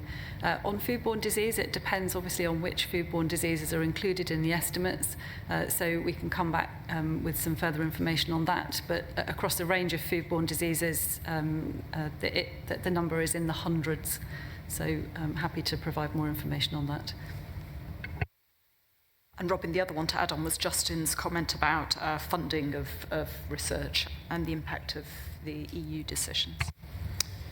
Yeah, right, thanks. I've got a long list here, which I'm probably going to mess up, but I will do my best to get them in there. So Rebecca's touched on the foodborne deaths. And I think two key points there from me. One is it can be very difficult to disentangle, obviously, what is actually acute cause of death from foodborne versus underlying. Many people with serious foodborne disease have underlying conditions, so that's a slight challenge. That notwithstanding, one of the big long-term pieces of research that we have managed to protect is IID3, the infectious intestinal disease study that is now up and running, led by Newcastle. That will, over a number of years, map out foodborne pathogen impact on a very large proportion of the population. So as usual, as a scientist, I'll say I'll have really good data for you in a couple of years' time, but I hope I will have really good data for you in a couple of years' time on that. On the lab capacity more generally, so obviously I share your concern, Margaret, around capacity. I mean, one point is that there's only so much the FSA can do. We are a small player in the field. The number of samples taken, for example, has fallen from about 60,000 a year 10 years ago to less than 40,000 a year now, so that, against a rising population. So that is a concern. I'm actually less worried about a really major incident, because there are mechanisms in place for us to stop other parts of government doing things so that we can take over lab capacity in that. And we have reciprocal arrangements with other countries, for example, if it was a multinational problem.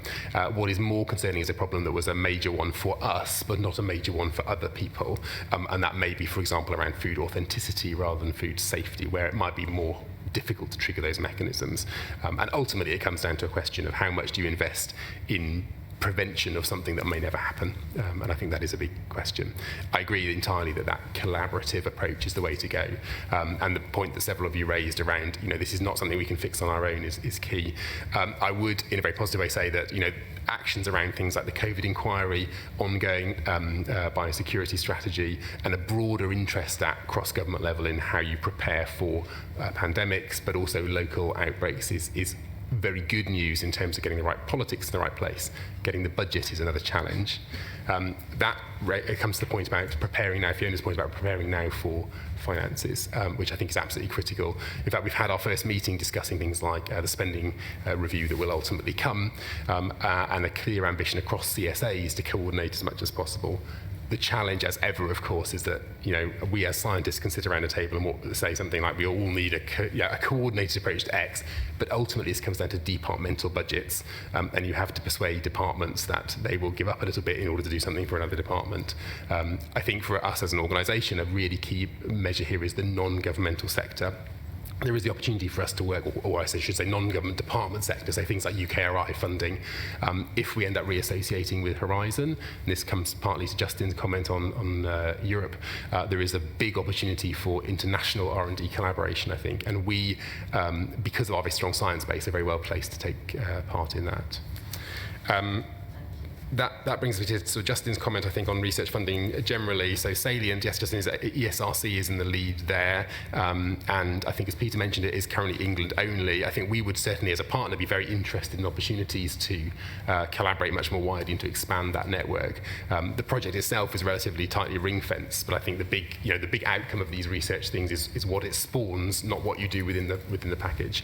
The programme itself is 10 controlled trials. We're in an early stage of deciding what those will be. We have a seat at the table deciding the way the projects will form, so I can update the board in due course once those decisions have been made on what they will be and how they run. Sorry, Susan. Great. Thank you, Robin. So I think coming back to the lab thing, it is about what setting out what we're trying to achieve. I accept we're a small department and all the rest of it, but I think it would be helpful for us to sort of know what we're batting for. The review of the Science Councils, I do just want to spend a moment doing that. Given time is tight, I'm going to get in with my one point, which I think risks being lost in there. Firstly, huge thanks to the people who did the review. I think it is very helpful. There's one point which I think risks being lost in the response that the executive have proposed, and that is what I think is quite a significant change in the governance arrangements for Science Council. So at the present time, the Science Council was set up by my predecessor, Heather Hancock, to report to the board, and what this proposes is that should not happen, and that should be to the CSA. Obviously, they're not on to the board, but with the CSA as the key point of contact. In practice, I suspect that is how it has been happening, but I don't think that was the original governance arrangement. People who were here at the time may be able to tell me that. But I think it's worth colleagues really having some thoughts about how we want that to operate. Most of our SACs report into Robin, but the Science Council has, I think, traditionally reported to the board directly. Emily, yeah. I just wonder if it's worth unpacking that word report, just to reflect on two aspects to it. So one is the chair of the Science Council coming and talking to you and reporting on what they're doing, which is what we've been doing for the last few years. The second is more about accountability and commissioning. So is the board directly commissioning the Science Council to do things?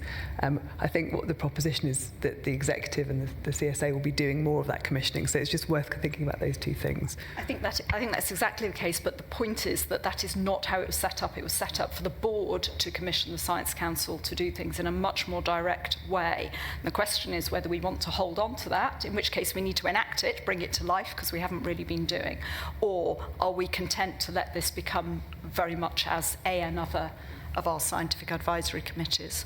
And I'd welcome comments really from others on that. Margaret. I think it was set up before my time, I have to say, so Ruth might be, more better at answering that.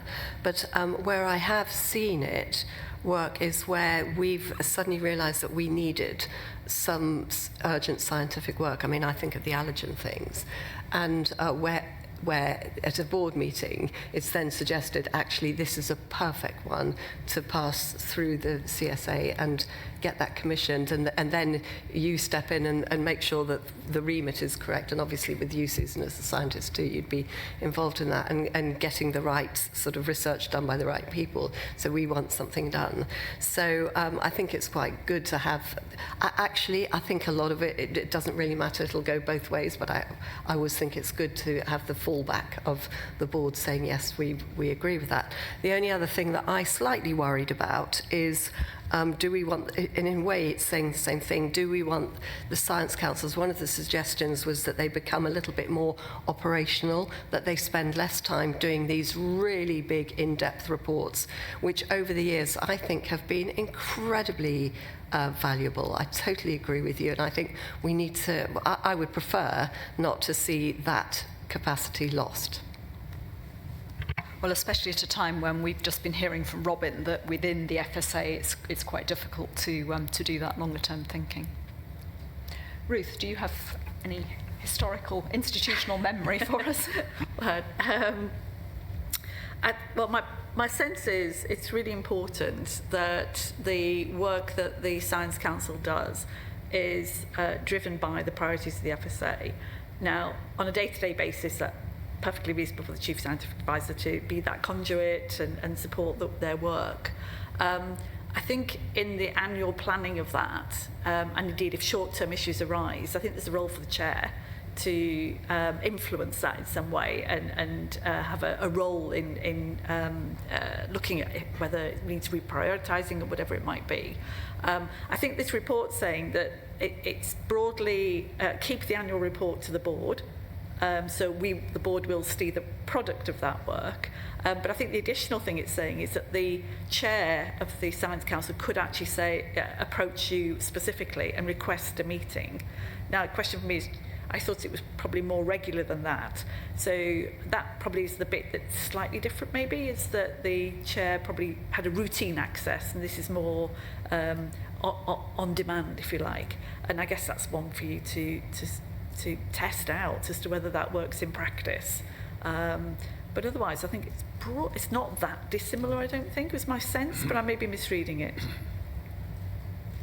Okay, so the feeling I'm getting is people don't have very strong views on this. I think, it's a matter of just being clear what the governance arrangements are. I'm actually very comfortable with it essentially being managed by Robin and the CSA post. I think the distinction is that with many of the other committees, the work sort of comes to them. It's very obvious what they need to do next. And I think what I'm hearing from Margaret and from Ruth, and certainly the way I feel about it, is that there needs to be a clear mechanism whereby things that the board are interested in, which are in the longer term, that we do have a way of commissioning this fairly directly, rather than it being heavily sort of filtered by the executive. So maybe Robin and I, we can take that away. We obviously meet very regularly anyway, and think how to do that. But as long as people are comfortable that we move the Science Council, as the report suggests, so it feeds in through the CSA and doesn't have this sort of more direct line, whilst keeping open the possibility we can do that.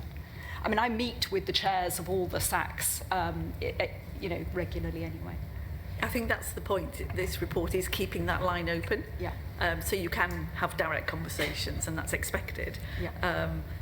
And that you have, I think the point I'm emphasising is that you have influence over what is commissioned, and there's a step in the process to ensure you have that influence. Yeah. So I think maybe we can just look at those responses again. And Robin, how do you feel about that? Yeah, thanks. Or did you want to take Fiona's first? Sorry.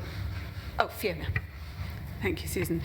It's just a general comment, looking at the recommendations. It just seems that the work that is done by the Science Councils and the way that they operate, it just needs to become a much more integrated part of the FSA process. It feels like they feel separated out.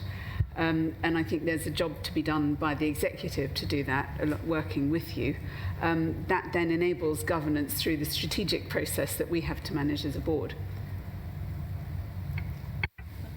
Yeah, thanks. No, I'm very happy with that. Thanks for those comments. Very useful. And I think, that is it's about the conduit rather than about somehow, stifling the board's ability to request things, or indeed the executives. I think that's very key to funnel it through me. I just wanted to respond very quickly on two things. So one, Margaret's point about the longer term projects. I totally hear that. I think one of the challenges we've had with Science Council big projects is that sometimes they are so long running that by the time they finish, actually your kind of political moment to land the message is gone. And so I think that balance between short, sharp and longer is really critical. I just wanted, Susan, if I might just pick up, I realise I missed, Mark, your very important point earlier about why did we set that as diminishing resource and yet we overstretched our targets last year in terms of fellowships and research projects. That is largely because we were very successful in securing independent money outside of our budget. So many of the fellows mentioned, for example, are not being paid for wholly or partly by us, but we have managed to associate in with them. So it's not an overspend associated with that. It's good news rather than bad news. Added leverage. Exactly. Emily. I just wanted to finish up on the lab and sampling request for the reports back to the board. I just wanted to remind you that when the science update came last year and we talked about laboratory capacity, we committed to doing an annual update to the business committee on the milestones and so on. So you can stick to that action or you can add another one. It's up to you. I think people are asking for something bigger than that. So the business committee, yes, let's know where we're up to and what we said we were going to do. But I think what I heard from colleagues was really wanting a sense of vision. So Robin, you're telling us there's a problem. What's the answer? Even if we can't fix it, actually we do have an opportunity to set out what we think that looks like, and that perhaps is a helpful contribution to the debate. Is that more what people wanted?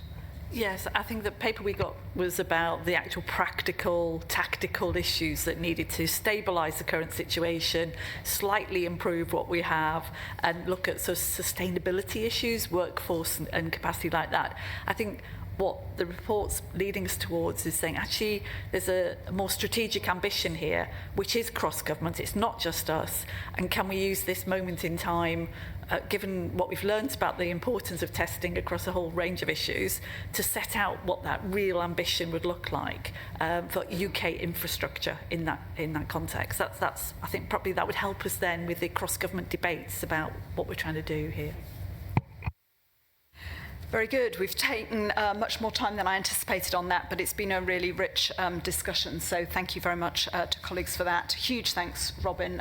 You're well into your stride now, and really look forward to sort of leveraging the opportunities that you have across government to position the FSA in a good way, and also to leaning into our own science internally, so that really is, the very best we can be. Thank you. So moving on now to actually a somewhat related topic, which is our foresight function and the horizon scanning. This is an annual update to the board. This group is into its third year, I think now, and so this is a good opportunity really for us to see how it's sort of bedded in and settled down. That said, it's been a year where the team that work on this have been very much focused in other areas, as the paper sets out. So this will probably, I imagine, be a relatively quick summary of where we are. And I imagine that Sam Faulkner and Michelle Patel are going to join us to talk about this. But maybe, Julie, were you going to introduce this paper? Yes, please. Thank you very much, Thanks. Chair. And yes, I am joined. I've been reassured by Sam and Michelle, who can take some of the questions. Yes, this is the annual update. I'm hoping that the report is self-explanatory, but maybe draw out a couple of points. This is a function that was established a couple of years ago. It is that foresight and horizon scanning function. It is looking out into the longer term.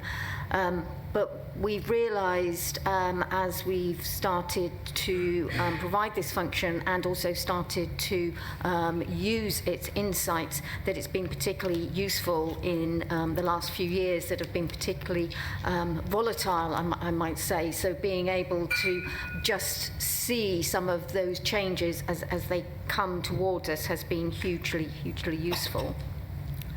The report is in broadly two parts. One talking about the actual foresight and horizon scanning, what it is that we're seeing, what is coming towards us and what is changing. But the second part is then talking about the so what is the action that we've been taking on the basis of what it is we're seeing. And that action may be many and various across the whole of the organisation, whether related to the strategy or more tactical interventions that we might need to take. And good progress there. However, I do have to draw out again a theme of today's meeting, that the latter has been resource constrained.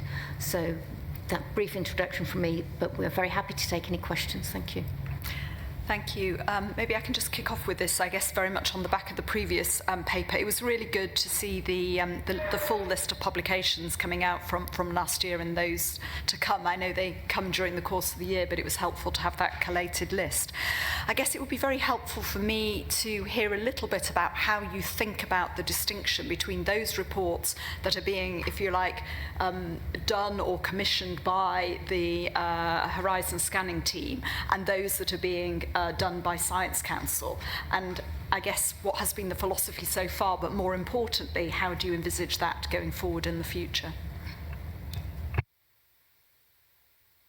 I'm happy to take it. Yes, I was going to say, Michelle, can you take that one?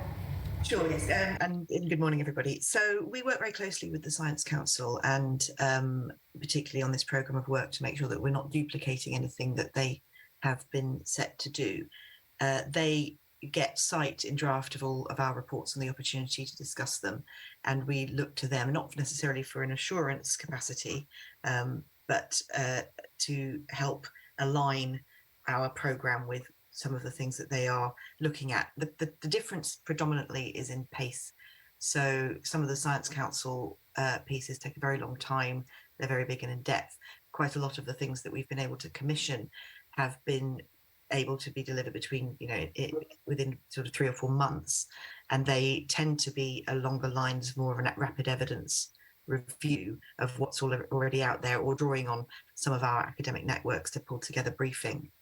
So I think the difference is often scope and pace, but we make sure we work really closely so that we're not duplicating.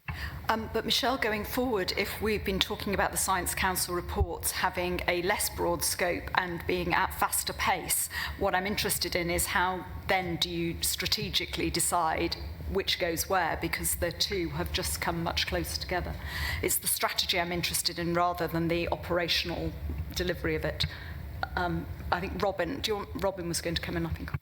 Well, obviously, from my view as CSA, I mean, the big distinction to me is that Science Council can roam much more freely than the FSA's remit. So I think one of the things we want Science Council to do, and the recent report is a good example of that, is about impacts, for example, of climate change on the food system as a whole, including DEFRA, health, other remits. I think generally our foresight function is much more tightly focused on things that is within FSA remit. But I very much take the point that distinction is important to think about each time, I think. Thank you, that was helpful. David. Yes, thank you, Chair. It's interesting to see that what in the past we would have called inspired guesswork about the future of the food world in 5 years' time has now morphed into a much more scientific analysis and objective measuring rather than our subjective approach. However, I'm interested in paragraph 6 of this excellent paper, the next steps, and particularly some of the words in 6.2 and 6.3, where you say, we want to develop a more coherent and efficient approach to sharing insights on emerging risks and opportunities across the FSA. And we have developed a capability to help FSA management teams test proposed changes against what the future may hold, etc. Now, that sounds very good. But to me, that's management speak. For my simple mind, is it possible, please, to tell me what will you do differently on the ground? And have you examples of what this new coherent and efficient approach and a capability to help FSA management may mean? Any practical examples to help me, please? Thank you. I'm going to take, there was a comment, somebody caught my eye on this. Anthony, I'll take a comment from Anthony as well, and then Tim, and then... We discussed the paper at NIFAC and there was a few issues came up. The first one was, have the Food Safety Authority of Ireland been involved in discussions around this work? I know under 3.6 you mentioned quite a range of international bodies, so it was just, have they been included? There was also a feeling that the language in the report implies that the FSA lacked a strategic grip. Some of the stuff that David has just covered there in terms of the wording, and they just wanted reassurance that there is a strategic approach being taken and it is actually in place. And there was also the issues in Annex B of the report that were a very long list, and we were interested maybe how these issues were being prioritised and how effectively they were being prioritised.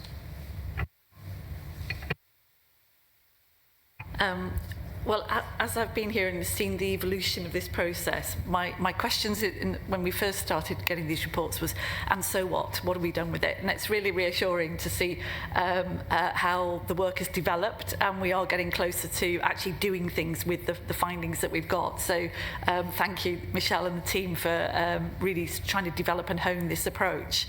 It's not easy. It's difficult to do that. I suppose the converse of what's just been said about the management processes and so on is if we stood back and looked at what we've done so far, are there areas that we have missed, have not prioritised, we didn't see it coming, or it's moving so quickly that we're going to have to quickly change pace? And the obvious one is artificial intelligence. Ultra-processed food might be another one. So I guess it comes back partly to what David said, is how are we actually really focusing on this in a way that is agile, clear and explicit, but just take some time to look at whether we have missed anything that is absolutely key at this point. Thank you. Tim, then Peter. Thank you. Yeah, I mean, excellent report. I think the thing is it kind of tantalises and also stimulates what next we'd want to do, but also how we contextualise it. I think there's two aspects for me. One is around our existing systems and how they could be potentially compromised or undermined because the new technology races beyond us, and also beyond our own custom and practice about how we operate. And you could perhaps say that we have had experience of that in the past, and certainly from a risk perspective we ought to be anticipating that. And I think all the things Ruth just mentioned fall neatly into that category. And then I think there's the stuff about ambition, which is where would we want to be and how would we want to manage it. And I think that's the bit that we need to be quite selective about and realistic. It's always difficult using the word realistic when you're talking about an unknown future, but I think there is where we can use previous experience to start to inform our approaches. And I only have one last comment, which is it's just about language, and I feel myself following a route that was well trod when we used to talk about synthetic milks or different sorts of milks, where we talk about the future of meat production. And I'd probably contest that what we're describing as meat isn't, but anyway, we can just leave that for now. Peter. As I read this report, I was finding it very focused on science in its broadest definition. And I had to look to Annex B, the last point, the heading Brexit, and within that, the very small phrase regulatory divergence, to pick up what I think could be a significant ongoing aspect that I've talked about before. Regulatory divergence, I think, is something that we need the resource to be able to follow, and its place at the bottom of Annex B doesn't give me the sense that that is part of this wider picture of horizon scanning. Where else does horizon scanning or this aspect fit if it isn't here where this is called horizon scanning? Thank you. So it seems to, I think actually, Sam, I'm going to ask you to respond to this, because it seems to me that most of these questions really are about our strategic approach to this function. Great that there's clear, as Ruth said, progress towards translation and the so what. It would be good to hear a couple of examples to David's point about what that really has meant in practice and how we are building that capability. But the key question is, how are we embedding strategic thinking into this? Are we learning from the past, whether we've missed things or not, and and where do we want to be in the future? So if I could ask you to pick that up. And then I want to come to the point about divergence as a separate issue. Sam. Yeah, Thank you, Susan. So I'll maybe pick up the bits in section 6 and explain in a bit more detail about what we do, and that might cover off some of this. So when we get a report in, we summarise and share it around the FSA, and then regularly we review that at the business delivery group to see what it is we're doing and what the actions we're taking and how they're going. But to be honest, that's a little bit clunky, and we can do it a bit better. And one of the ways in particular that I think we could do it better is, as Robin alluded to, this tension between the short-term review, the short-term intelligence we get of the near-term problems that are happening, and then our longer-term insights. And I think whereas historically we've maybe viewed those as two slightly separate things, we're looking, one of the ways we think we can improve quite well is to look at those as a more rounded picture of this is what's happening and where do the short-term intelligence suggests long-term trends. So I think that's a way in which I think as we link those things together, we'll be able to get a more coherent picture, and that will mean that our response in turn tries to fit both of those things. And so it's not a case of are we responding to short-term immediate pressures and challenges, or are we kind of doing longer-term work? Actually, hopefully the response that we start to design and the actions that we want to take can start to answer both of those. And that's an area where we think we can develop the capability, and that capability can then help test some of the other challenges and some of the other work that we're doing, particularly around our reform programs, for example. And we can say, well, if this happens, and this is the capability we've talked about we're developing, if this happens, does the ambition and the work we're looking to do still hold true, or actually do we need to think about it in a slightly different way?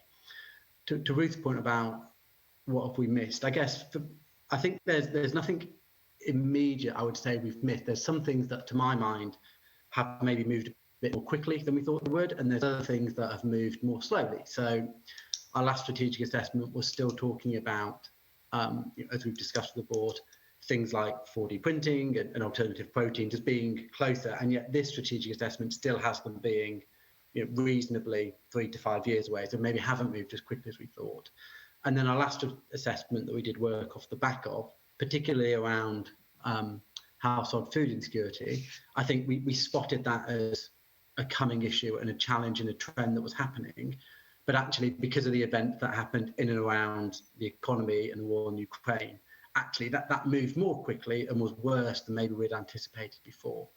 So I think in some ways, is there anything we've really missed? I don't think there's anything that we have absolutely missed and haven't spotted, but I think the pace at which things develop often is slightly different to what we anticipate in this kind of one-off report that the strategic assessment is. And that's where linking the longer term and shorter term trends together should help us spot some of those. Thank you, Sam.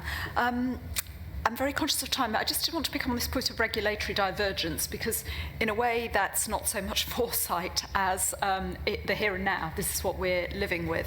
And it seems to me that it's come up already a few times. And I'm wondering whether we as a board need to set aside some specific time to think about this, perhaps in our retreat. It strikes me that what are our processes for identifying and tracking divergence?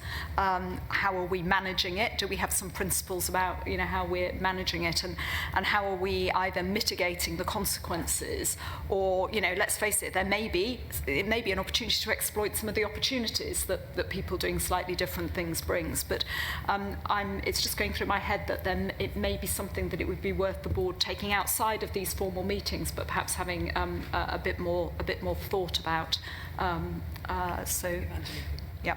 Anjali, this is divergence is right on your doorstep. Yeah. It is indeed. So I think we look at it in two parts. There's the longer term divergence that Margaret touched on earlier in terms of the Windsor framework and potentially this dual regime. But what I just want to touch on is what we do short to medium term. So I have a very small team that looks at EU changes, and they have a process for monitoring those changes, and in particular looking at the impacts. They work on a 4-country basis. based on that impact, and they have a RAG rating scheme, which then means they look at how that divergence will be handled. What I want to emphasise is a very small team. In terms of that horizon scanning, it comes in from a number of sources, including our stakeholders. We have somebody on detached duty in Brussels that also feeds us that information. So it comes from a variety of ways, your FSA websites, etc. So we do that short to medium term process within the International Directorate. Thank you. I'm very conscious of time, so I'm going to press on. This is really an annual update, so there's not a huge decisions to be made. We can certainly, thank you for all the work that has gone on over the last year. We are asked to note the plans to continue to develop our foresight capability. I'm not sure actually there are any plans in here. I think there's an aspiration that we will do that, but there's really no detail of what that plan is. But there will be an annual report next year, and I guess we really want to ask the team to really try to be explicit in really setting out what we're aiming to do, and then it will be much easier for the board to, I think, have confidence that we're delivering on that. Okay. If we're content, we'll move on to the next item, and I do apologise because we are running a little bit late. The next paper is a very, very important one about our risk analysis process and the regulated products service. We were due to break at 11:30. I think we will actually break just slightly after that, but I do want to ensure we give enough time for this paper. So last week at the Business Committee, we had a regular report on effectively the sort of workflow through the regulated products service. And what this paper here is a much more thorough overview of both risk assessment and the regulated products work over the last year, and a forward look about what's anticipated coming up. And it's really an opportunity for the whole board to think about the resourcing challenges and also to think about the strategic direction of this work. I'm going to invite Rebecca Sudworth, our Director of Policy, to introduce the paper, but we've also been joined by Lexi Rees, who's here with us in person, and then we've got Ruth Willis and Chris Rundle, who are with us online. But Rebecca, over to you. Thank you, Susan. I'm going to invite Lexi to give a brief summary, and then before we move on to questions and comments, I'm going to give a little bit more context about CBD, which, as you can see, is a very significant proportion of our current caseload. So Lexi. Thank you. Good morning, everyone. So this paper is split into two sections. Section A provides a more detailed account of performance and what to expect going forward, and Section B is on reform. So on current performance, I can conclude that we continue to make steady progress. We have 22 risk analysis issues on the register, which we have annexed this time for your information, have completed 5 in total, and have met expectations on our performance measures for these issues. Issues can take several years to progress, but we are reasonably confident that we can meet the expected timetable. And on regulated products, we have 438 applications in the service and have completed 34 in total. We are on track to complete 60 this financial year, having authorised 15 applications so far. In March, we advised that the number of applications in the system is increasing, in particular at risk assessment, and we committed to providing more information on this. Our modelling suggests that we'll reach the point of having the same level of intake as output in 2025, with the caseload stabilising at around 500 applications. This is based on all of the following assumptions and mitigations. We receive around 150 applications per year on average, so 300 in the first year was not typical. The large number of CBD applications that were submitted in year 1 clear the system over the next 18 to 24 months.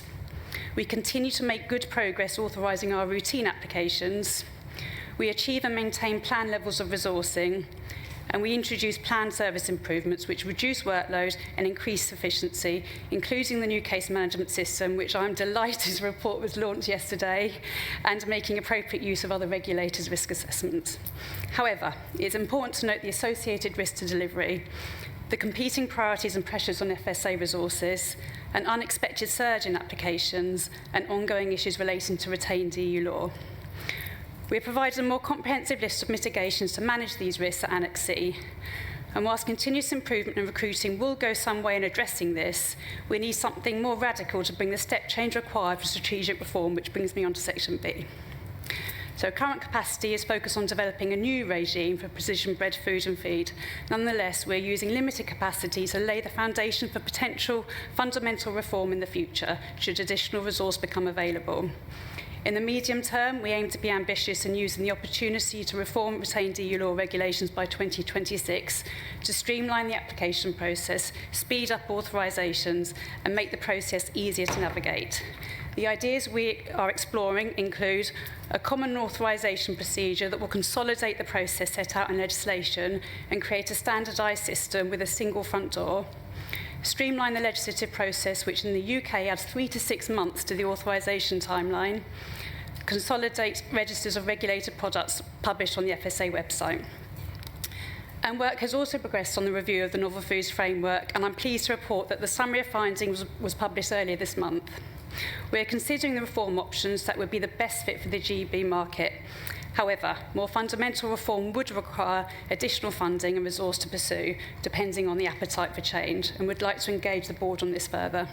So in conclusion, we're asking the board to review the performance of the FSA's risk analysis process and note plans for continuous improvement, and we'll be engaging with you in the autumn for plans on longer-term regulatory reform. So I'll stop there and invite questions. Actually, hand over to Rebecca. Thank you. Okay, yes, so Rebecca, why don't you just tell us a little bit, very briefly, about where we are with CBD, because then people can actually understand that component of the system and think about the wider piece. And put it in context, that's right. So obviously CBD does represent around 30% of our current caseload, and I think this is a really good example of the extent of our new responsibilities after EU exit, and it illustrates some of the opportunities and risks that we talk about in the paper. So we have a responsibility to regulate, companies have a responsibility to come forward, and as the board knows and has supported, we are taking a very proactive approach to bringing this market into compliance. As you'd expect, we are actively managing this caseload, and we expect the first recommendations about authorisation in early 2024, and that's at the earliest, because as we note, there are some risks and issues. So some of the opportunities that this illustrates are the way in which we are batching up applications and looking to improve the efficiency of the way things go through the process. So for CBD, we do this just as an example on the basis of the composition of the product. And this does reduce the amount of resource that we need at each stage. But CBD is a complex new product. And again, it's an example of where quite often we need to go back to applicants and we need to ask for additional evidence. And we do have a large group of CBD products where we're awaiting that evidence. And of course, we've set clear deadlines for that to come forward. So finally, we're also dependent on other parts of government. In the case of CBD, we are awaiting the Home Office regulations about the allowable amounts of THC that can be present in consumer products. So in conclusion, this does illustrate many of those issues we've discussed in the paper. As we move forward in this new role, we can expect a growing caseload, and we've set that out. But one of the key risks is that with constrained resources, we do lack flexibility to respond quickly to growing markets and the emerging risks that we outline.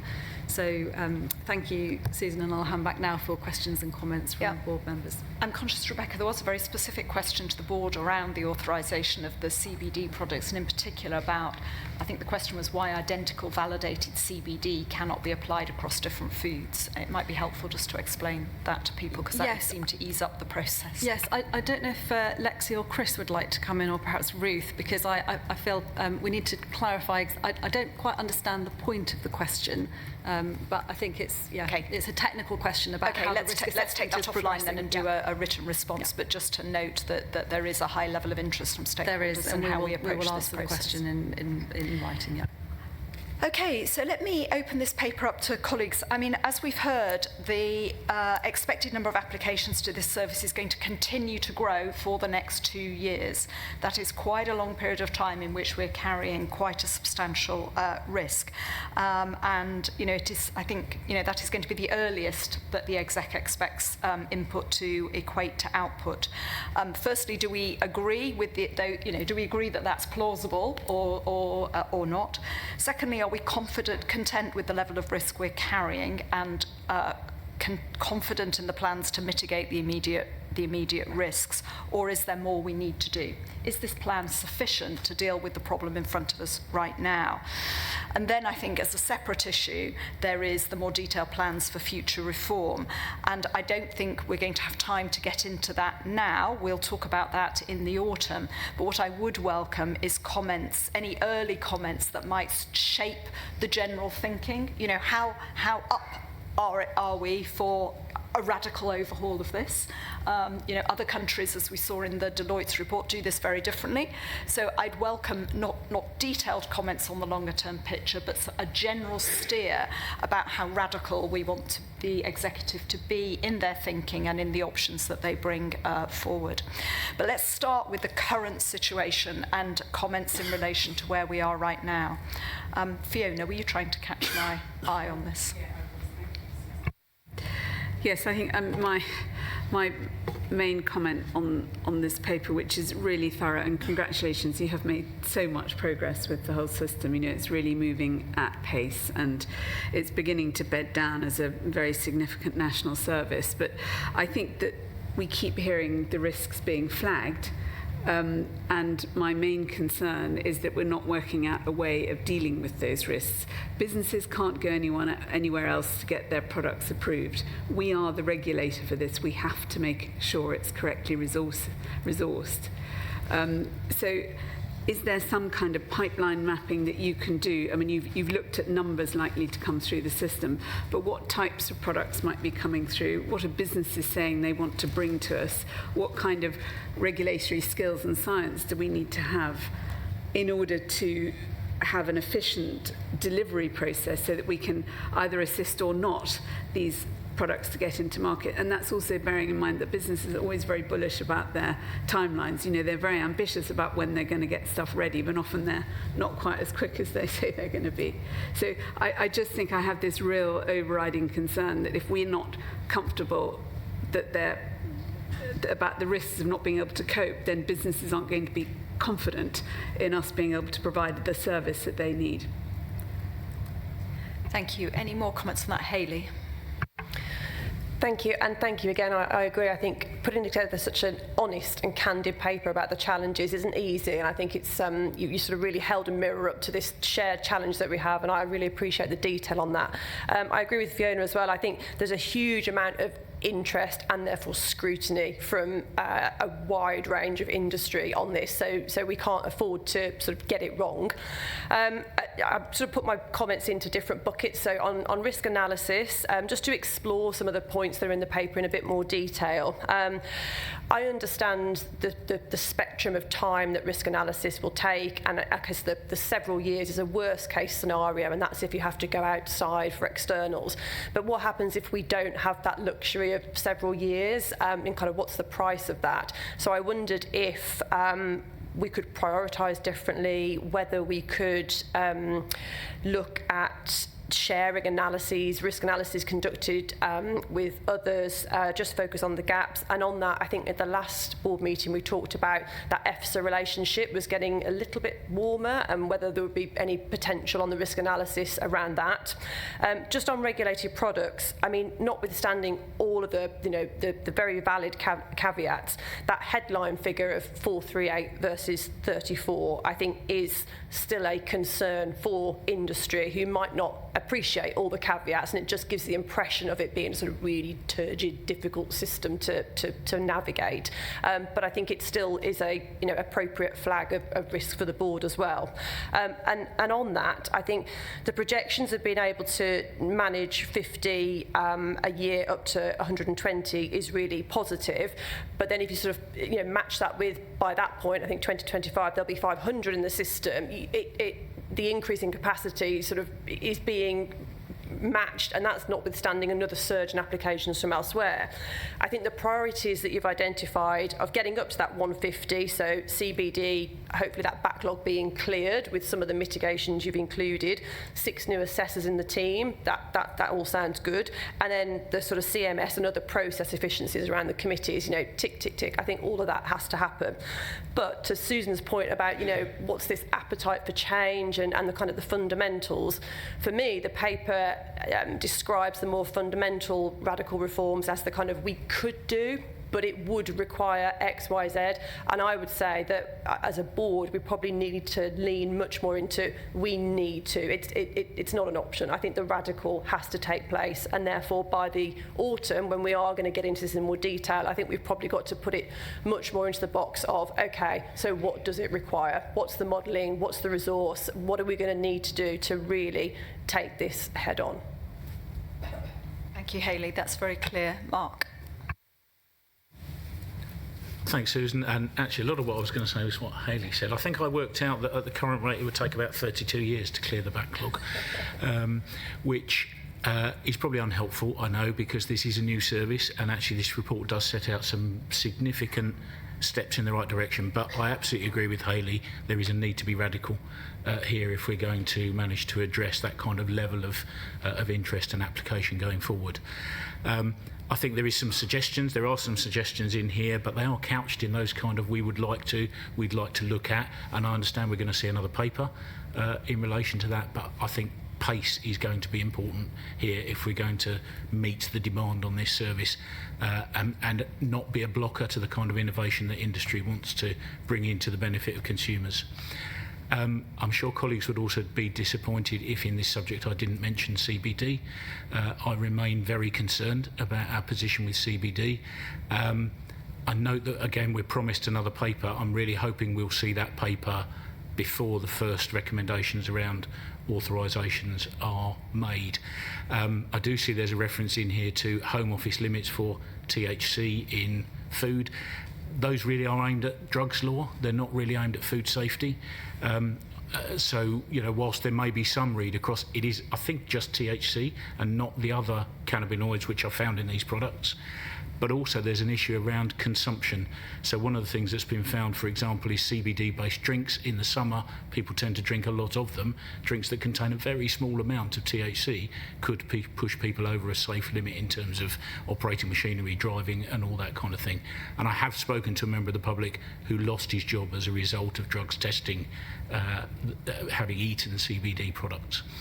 So I remain concerned about that whole space around CBD products and what we're doing with it, and really hope that paper that we're promised is going to provide some reassurance.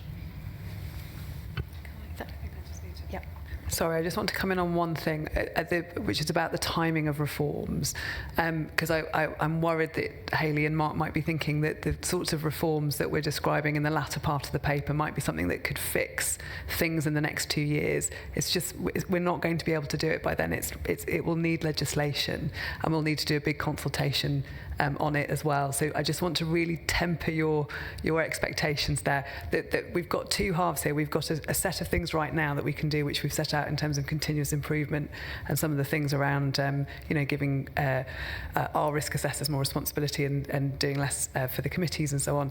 And then we've got a second half which would require legislative change.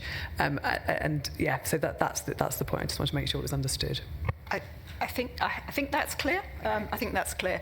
I suppose the message, and maybe this is all we need to say, is that what Mark and Hayley are saying, and I would certainly concur with that, is that when we see this paper about the future change, accepting that will be legislative, we want a blank piece of paper thinking. If you were developing this system now, knowing everything we know, what would it look like? We don't want to tinker.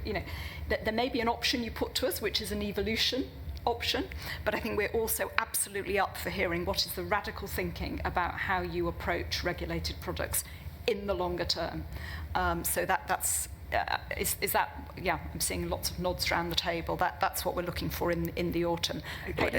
Sorry to come back in on that again. We are very, very keen to do that. There is also a capacity issue for the organisation. So we have done some with the novel foods piece. We've got a small team working on the broader issue, and we are also trying to do these other changes. So again, we will do our best, but I just want to be clear, there is... I think there's an important difference here, Emily. There's a certain amount of time and effort the policy team are going to be able to put into this. I get that. What we want is for them to think the almost unthinkable, think radical, and to put most of their effort into that radical thinking, not most of the time that they have got available into fiddling with what we've got and trying to make it a bit better. We're keen to see what a different way of doing this might look like. Is that Yeah, lots of nods around the table. Hayley just wanted to follow up, and then I'll come to Tim. Yeah, and I think it's, I appreciate that absolutely. And for me, it's about being ready. So when that parliamentary time opens up, whether it's 2025 or 2026, we've got our plan and schedule, which is something we've had to do in the past on levy reforms, and it can't happen now, but it comes around quicker than you think. And so I think just having that sort of plan and schedule that we know this is the model that we want, and we just wait for the window, and then it's through the door. It would be the approach I'm suggesting. Tim. Yeah, I think this is really a knotty issue in the sense that I think we are trying to rebuild the right aeroplane into a jet while it's still in flight. We've got a huge pressure on it, and I fully understand, I think, where the organisation is in trying to act as the principal gatekeeper in market authorisation, when in fact the issue around food market authorisation with the complexities we have now, to a certain degree, would have been very difficult to anticipate. And I think somehow we've got to try and continue what we're doing, but also, and in terms of its evolution and development, but I do think we do have to do the radical alongside. I think we need to think critically about how we enable that to happen, because trying to drop things, and I'm not suggesting that's what was being intended, but trying to drop things on, my sort of metaphorical aeroplane and try and rebuild the perfect market authorization model, I think is a huge challenge. And I think we just need to address that it is a huge challenge. I think the other thing as well is that it isn't as easy. I've been thinking quite frequently how we compare this to certainly my experience around, say, drug market authorization. Actually, it is more complex. And some of the lessons from that, yes, are applicable, but I think we've got to think quite radically about what the scope of operation is and what the resource is. To try and fit it into the parliamentary calendar and look for opportunities there, I think is a great ambition, but we do have to be realistic about what it's going to take to do it, and that might require a particular effort both in resources and thinking time and how we marshal other stakeholders. Yeah, I've described this as, we need a separate team building Concorde whilst the current team is getting across the Atlantic a bit quicker or more comfortably than they do now. Anthony. Sorry, I'll not rehearse everything again because I think it's clear, but we do have a here and now situation we have to deal with and we have to move forward. But I do think the radical thinking needs to be done soon, because if there is legislation, we need to influence that legislation to make sure that we can actually deliver the radical on the other side of it. So it's trying to do the three things in a parallel world, and whether or not there's actually scope for external input into the radical thinking, because I accept there is a limited resource trying to do everything. So whether or not we can actually bring in something like a fast stream or an external consultancy or something just to help bolster the view going forward. And I know that's not always the easiest thing in the world to do. I think we should leave the resourcing things for the team to think about. I think they've got a clear steer of what we're looking for in the longer term piece. Can we just spend the next 10 minutes really thinking about the here and now, and the next couple of years, whilst we will continuing to be working within the system we've got, where we take as read that all of these continuous improvement things, the new system coming online, all of those things are happening, but are we comfortable that with all of those things in place, that the assumptions and the modelling the team have done are reasonable? And if they are reasonable, can we live with it being 2 years before we have any chance of being in steady state? That's the question. And if we can't, what do we want to do about it? Sorry, this is your tough question of the day. David. Well, I don't have an answer to that. If other great brains on the board have not jumped in front of me, I don't have the answer. The problem is we are bogged down with all this CBD stuff, which we did not anticipate. And my concern is there could be real and proper novel foods out there which we would want to study and approve or not. And unless we can find a way to legitimately short circuit the work we're doing on CBD or dump it or authorize it on block or something, none of those suggestions may be acceptable. But our proper work, I'm not sure we needed a radical approach before we were inundated with these hundreds of CBD applications. Now, I know that's not a helpful comment, but the here and now is it's stopping our other work on proper and proper novel foods, which may be of great benefit to the nation, which CBD, in my opinion, does not give much benefit to the nation. Well, that's a further articulation of the problem. I think that what Rebecca has to, there is now a plan for CBD. We need to see it through, and we are where we are. It does, where I think we do need to learn from that is how we approach similar situations in the future, which may well arise. Hayley. Thank you. I'm getting stuck into this one today. The 75% of applications that just don't go anywhere seem like a massive drain on time and resource. And I wonder if there's any way that we can introduce something that acts as a much more severe filter to a waste of time application, in effect.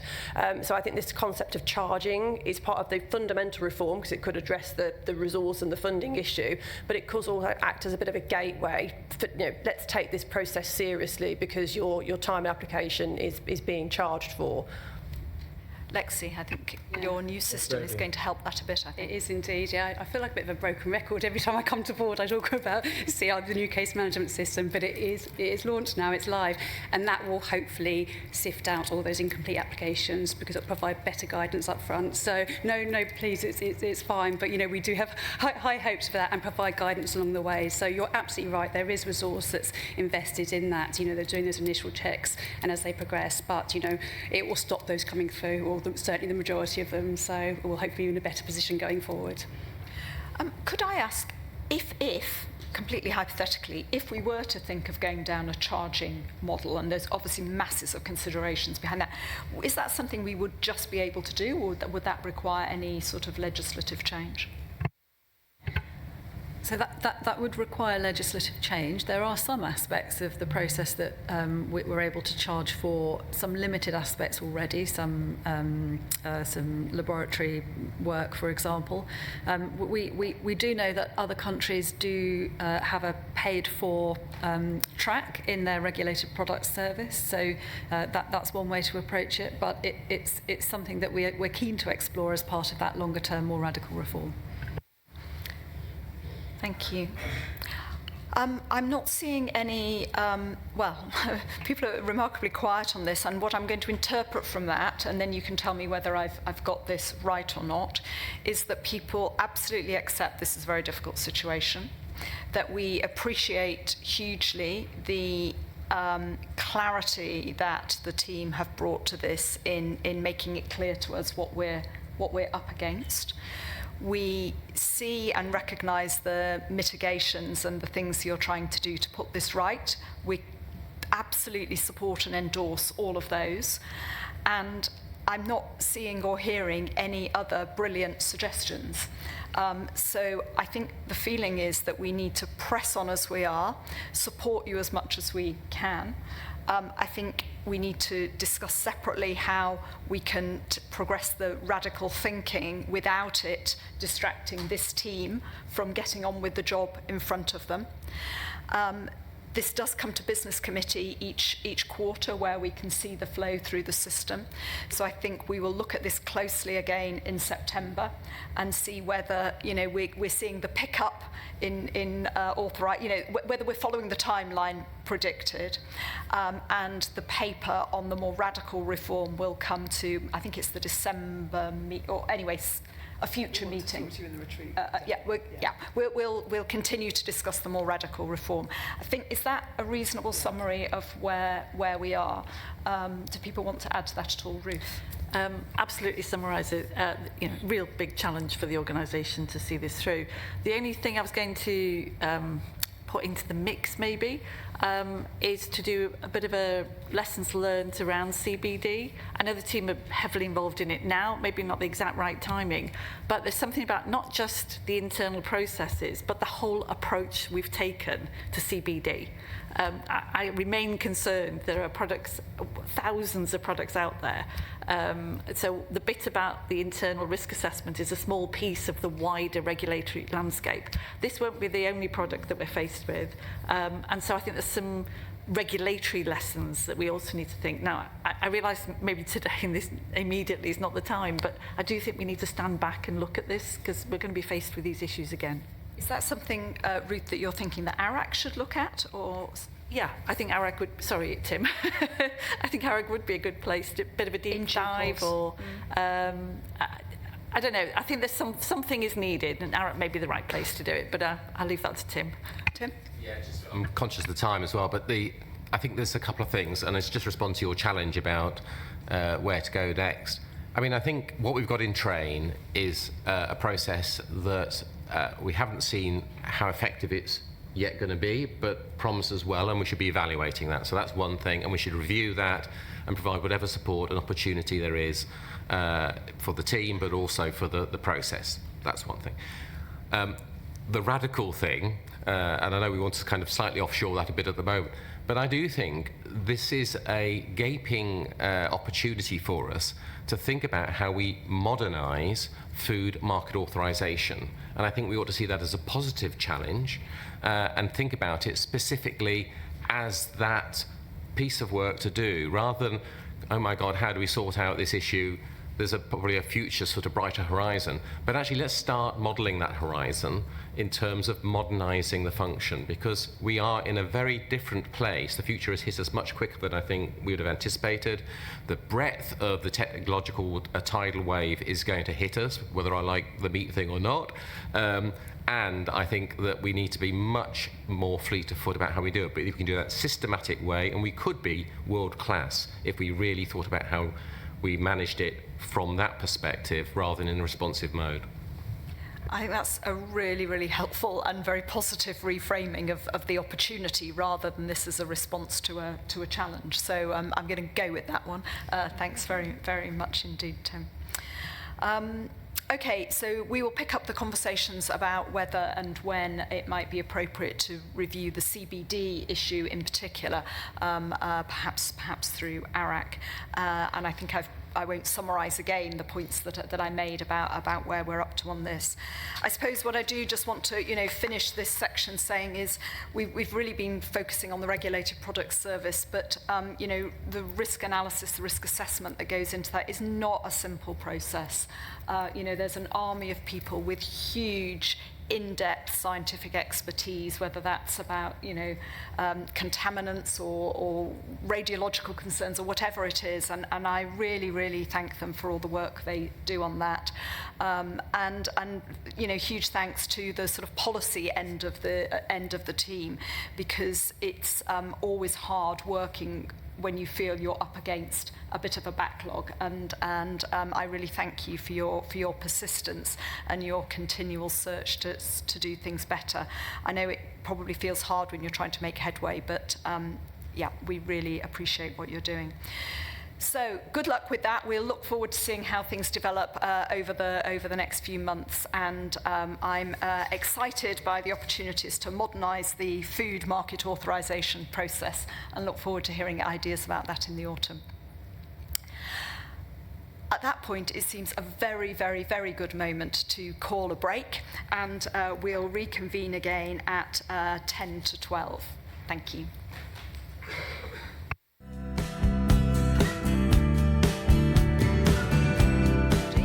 Apologies that we are slightly late restarting after the break.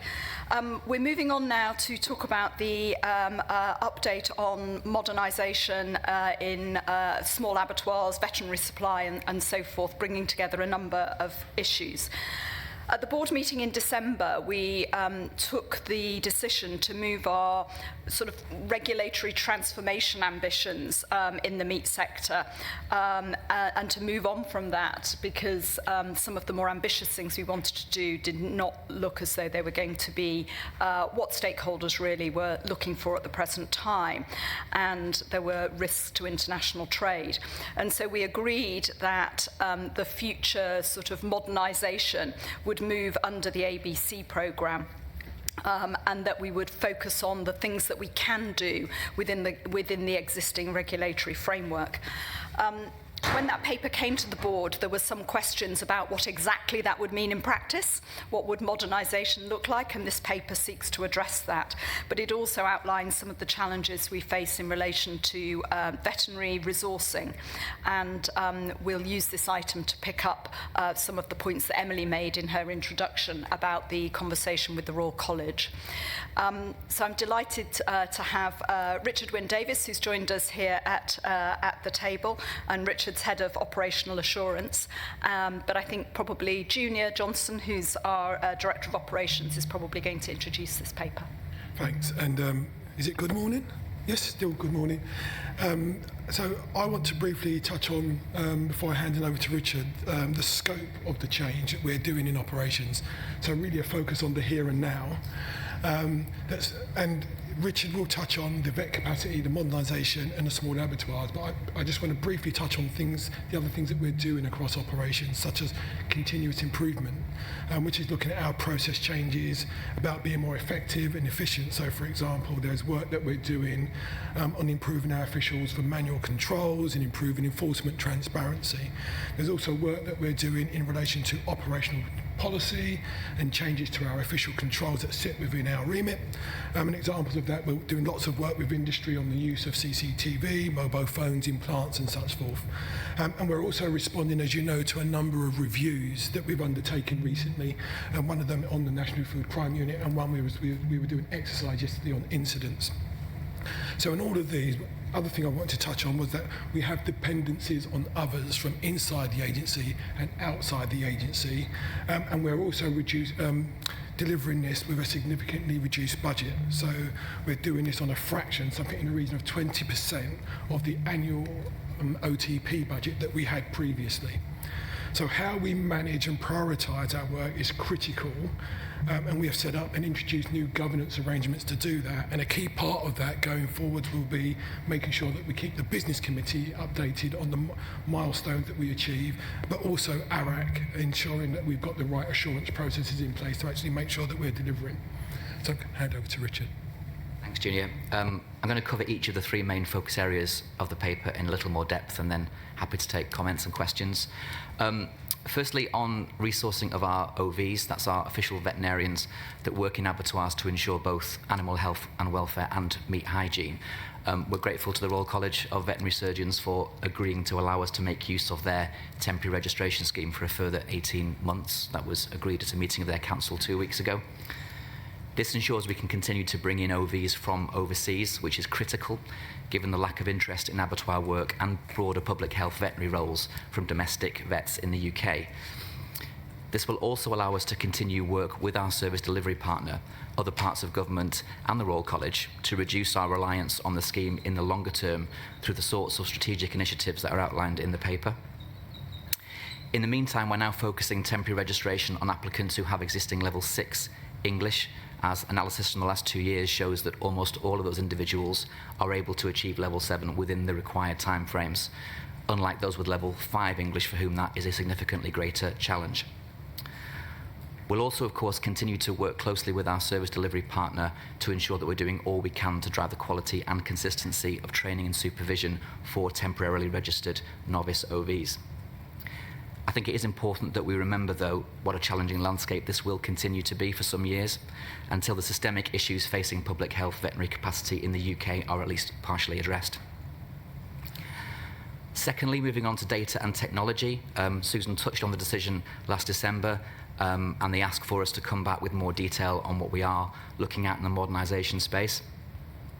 The specifics of the projects that have now been prioritised for this year based on benefits, costs, and also importantly risk mitigation are outlined in the paper. Just a couple of examples to pick out.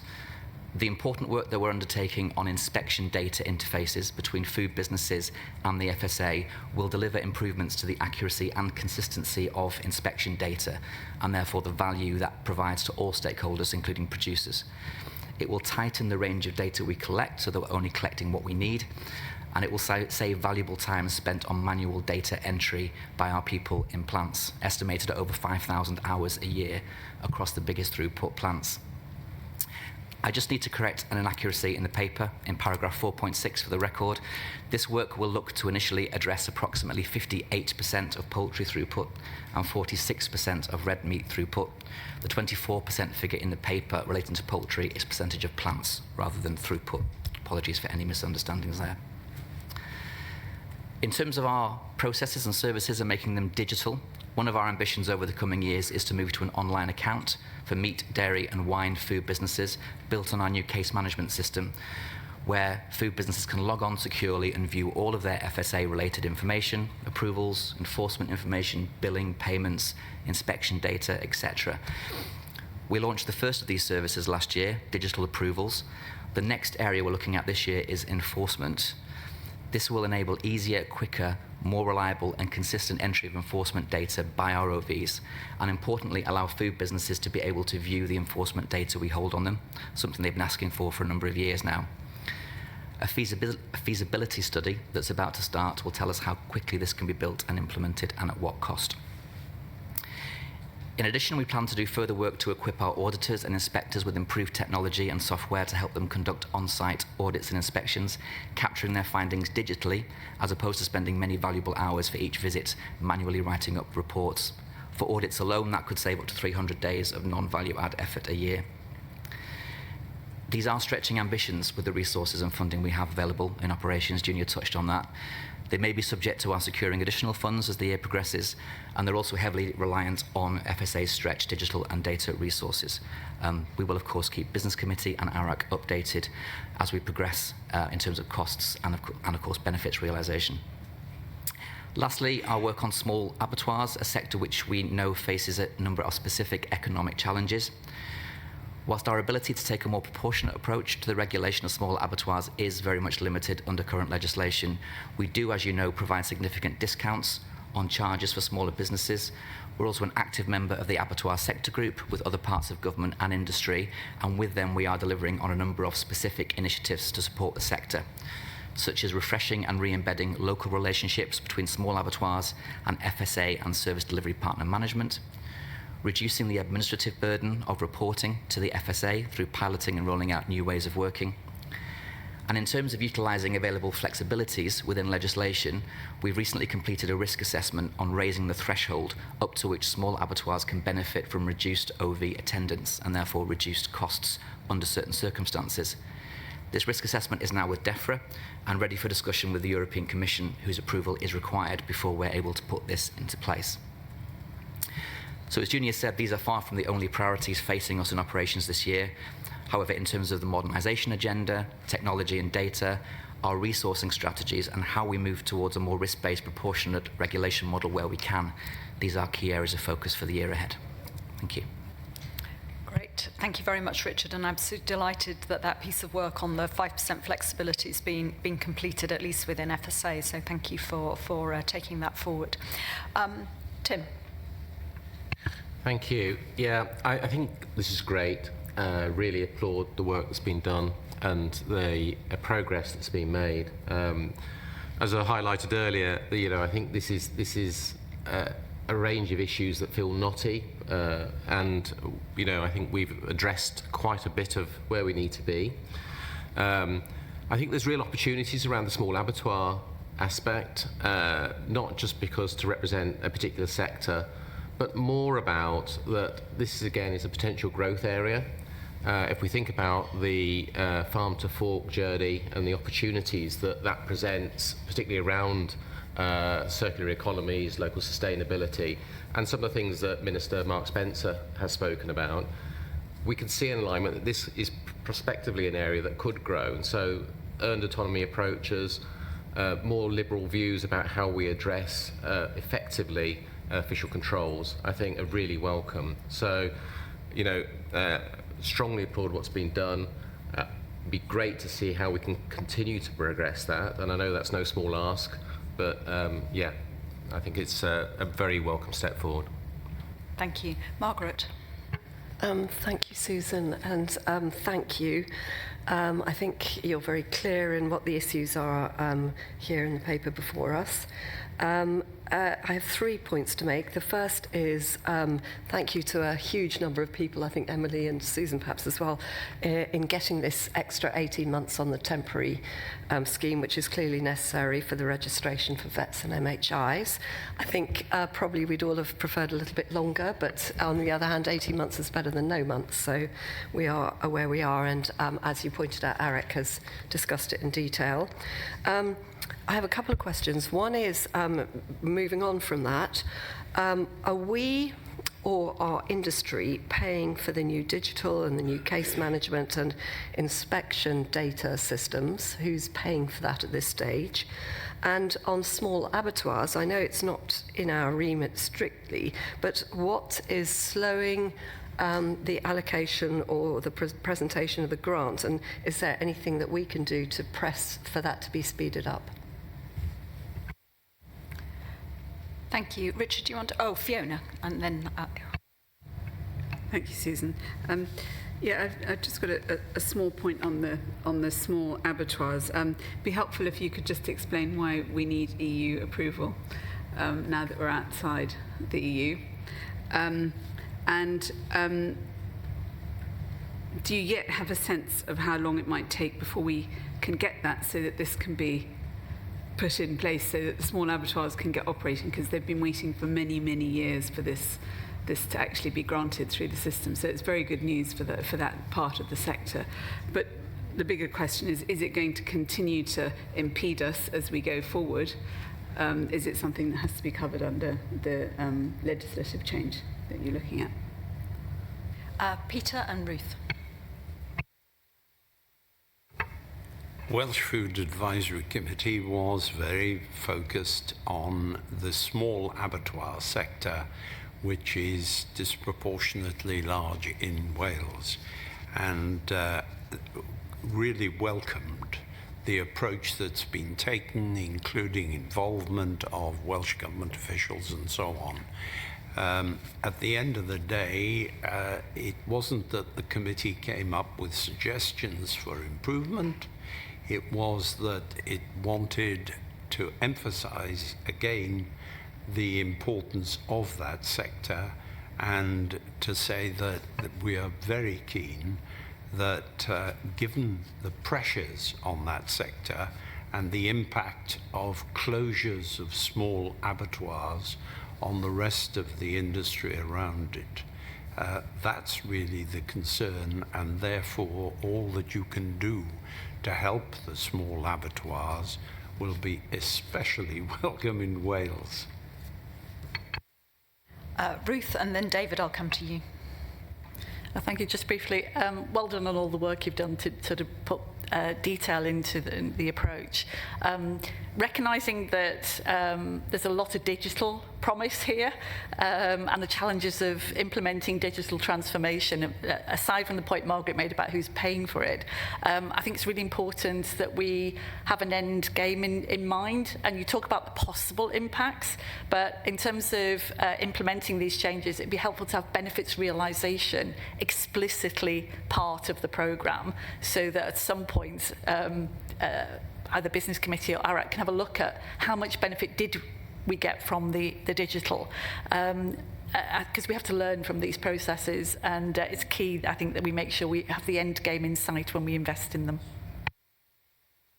Very good point. David.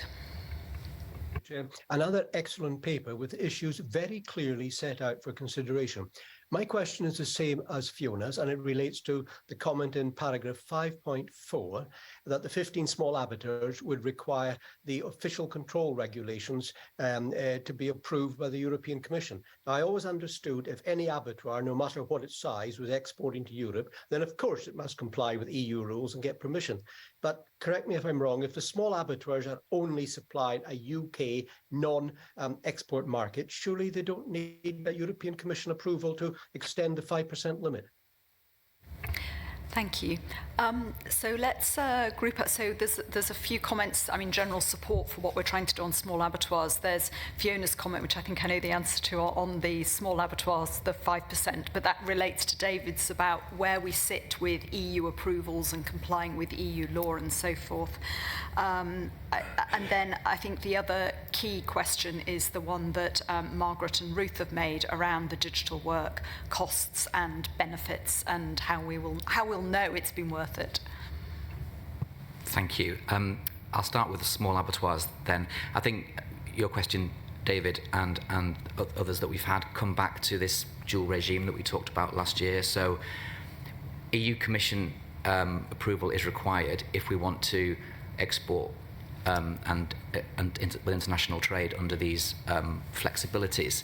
And you're right, David, if we can evidence that a small abattoir is only providing the domestic market, then that might not be necessary. However, we have limitations with traceability in this country, and the EU would want to see robust mechanisms in place to be able to assure them that nothing produced under a domestic-only regime could possibly find its way on the export market. Animal byproducts is a real issue there, ingredients in pet food, things like that. So there's lots of things to work around before where we will be able to ring-fence the domestic-only market. So in order for us not to move to a dual system, that's why we're seeking European Commission approval. That is with DEFRA and the CVO at the moment. I know they're thinking through the best approach and the timing for that, and clearly they will keep us updated, and we will keep you updated on progress.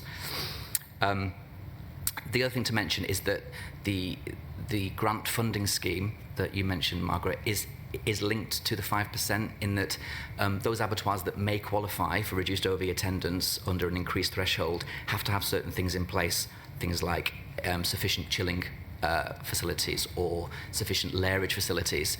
Some of them haven't got it, but the grant scheme might allow them to get it and therefore benefit from the flexibility, so they do go hand in hand.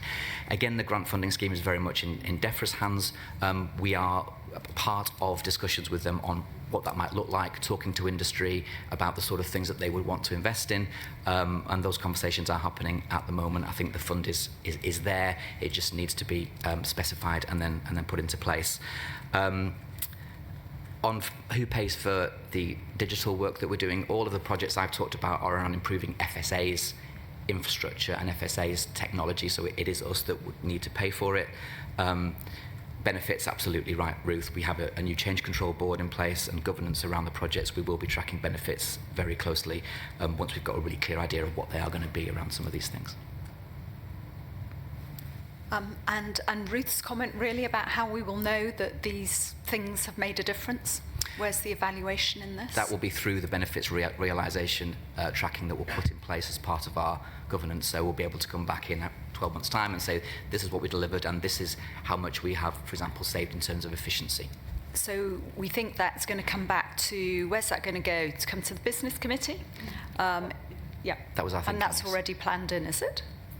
Yeah. We will ensure it is, yeah. Good, thank you. I know we had a question to the board ahead of the meeting about the recontracting, and that's just a very specific technical thing. I suggest that's best dealt with in writing. Any other comments from board members? If not, I welcome the opportunity to have caught up at least 5 minutes of time, so thank you very much indeed for that. I think this really has answered the questions that were outstanding from December and given us a good update, so thank you very much indeed. We'll obviously continue to follow the progress of the modernisation work in Business Committee, as we've just said, but also ARAC is very much on the case in relation to following what's happening in relation to vet resourcing. So I think we have got this topic well covered. Thank you.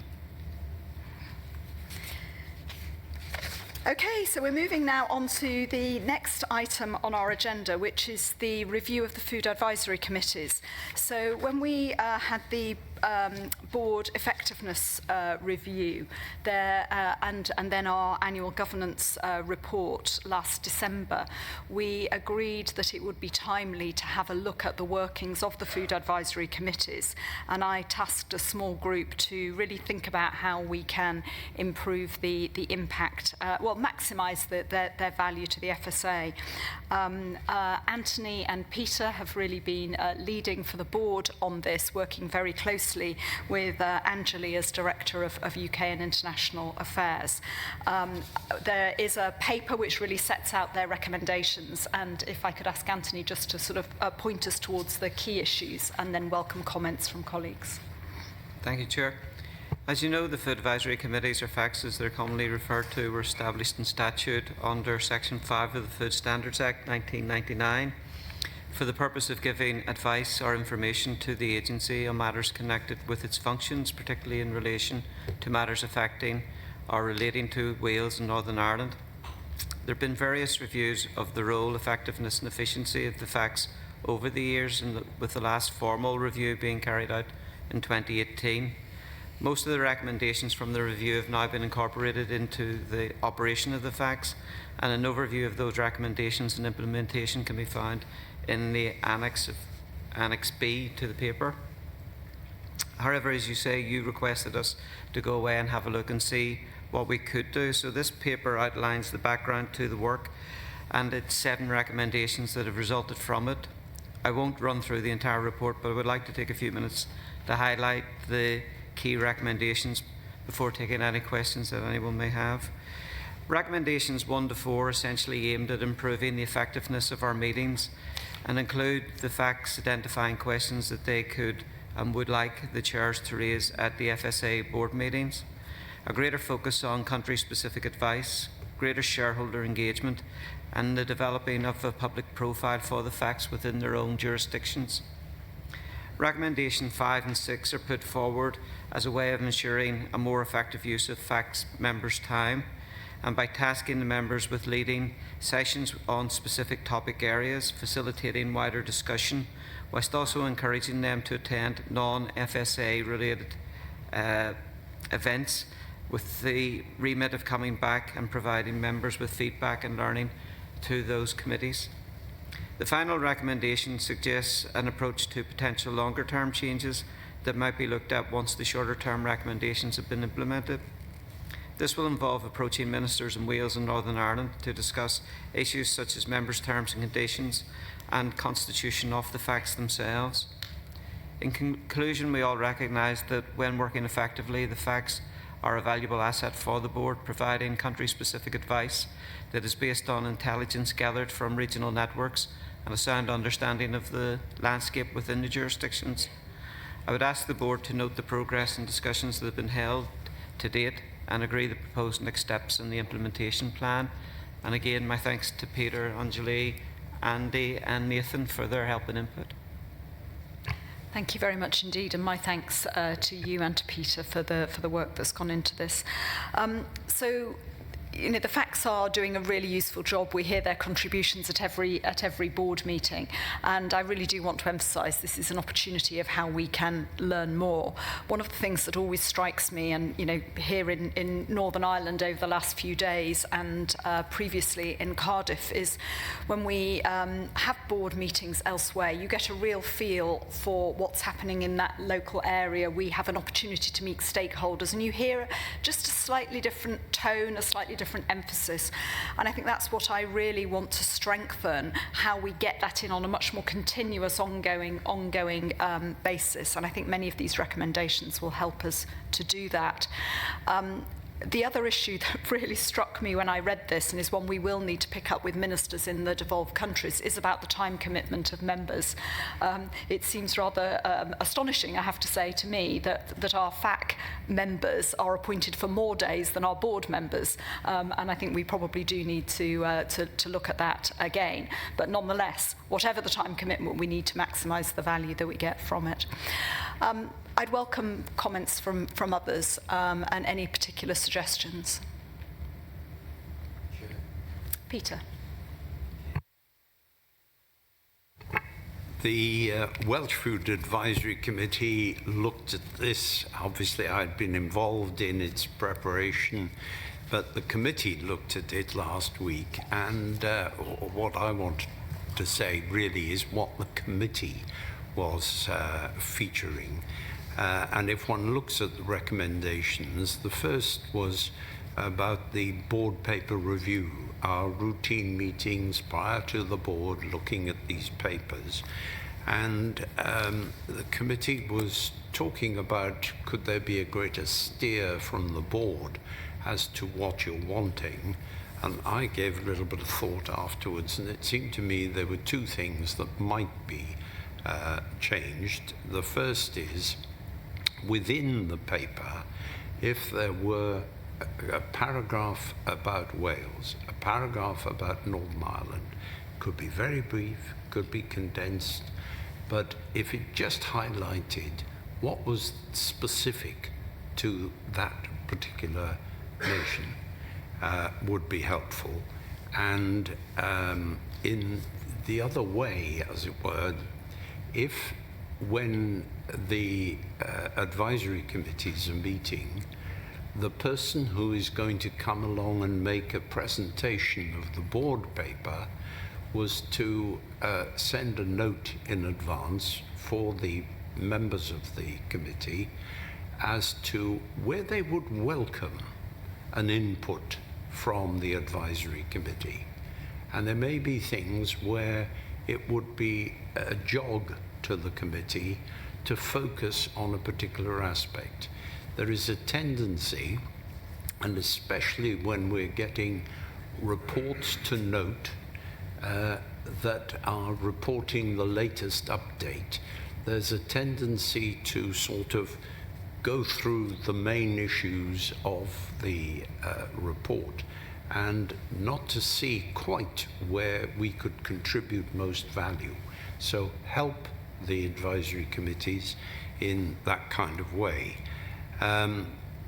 Another point is about raising the profile and the engagement of members of the advisory committees with stakeholder groups, and a sense that very good idea, but the members who are doing that engagement need a clearer steer as to how they should be conducting it, because they could cut across other relationships between those stakeholders and the FSA.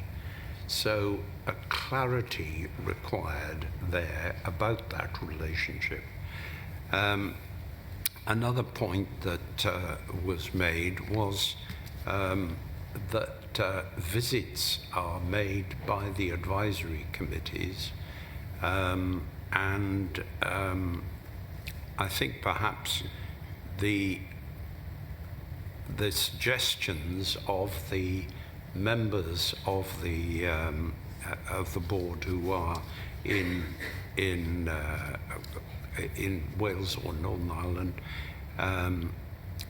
who are not in Wales and Northern Ireland, that there might be an opportunity for them to actually come along occasionally to the visits which we are organising.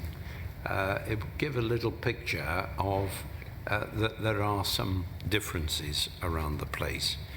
And I think that's probably most of the points raised. In the longer term, we think that it would be worthwhile looking at the terms of reference again, not necessarily the statutory ones, but the ones where there's an empowerment to make some more detailed provisions. And it's all about how much can we contribute.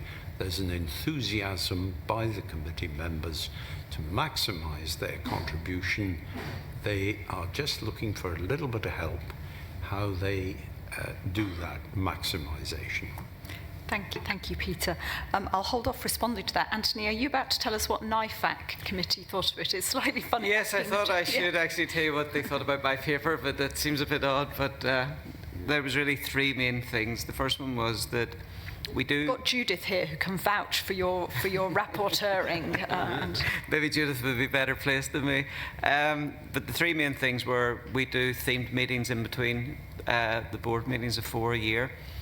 The committee wondered whether or not taking a theme for a year might be better than doing different themes constantly without any real join up. So that was one issue that they thought. The next one that they wanted to a question was whether or not the FSA actually see NIFAC as a major stakeholder. Now, we're in the structure and we communicate, but they wondered, would it be better to have some communication in between meetings and actually get the views to feed into papers rather than just see the papers at the end of a period?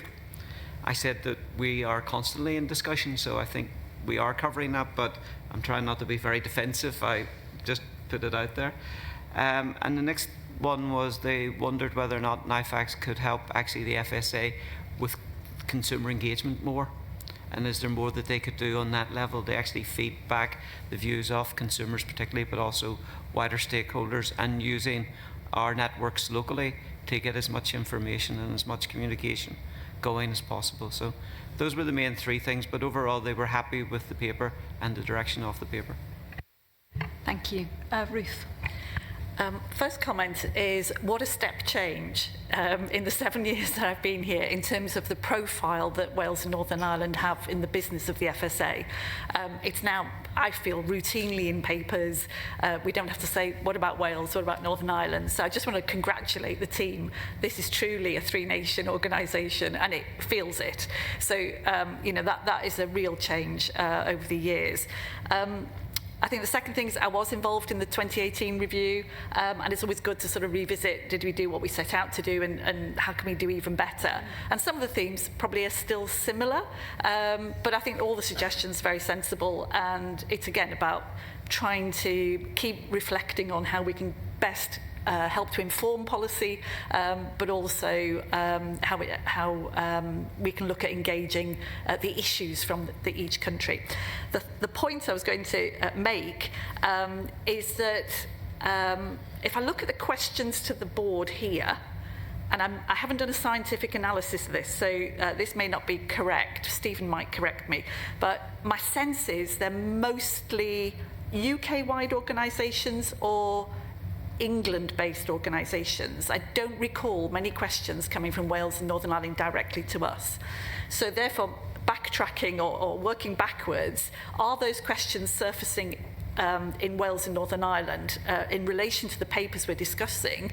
And is there a way that we can make sure that the whole board is hearing those questions and they're not sort of interpreted and sort of almost handled at local level? Because sometimes the board needs to hear there's somebody has a question about something. So I don't know how to you know, sort of bring forward a solution to that, but it's just something I think that we probably just need to be careful of, that we are still hearing the questions direct from those countries as well, or they feel able to do that, and it's not as if they're bypassing the local structures, but that it's an important question for the whole board to hear.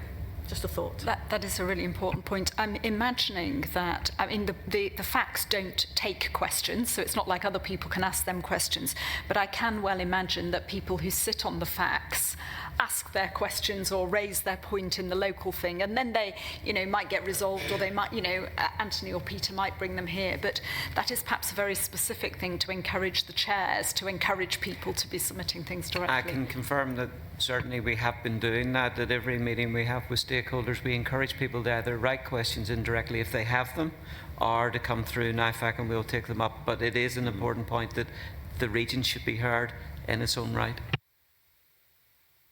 I think we do the same sort of thing. We do have some questions.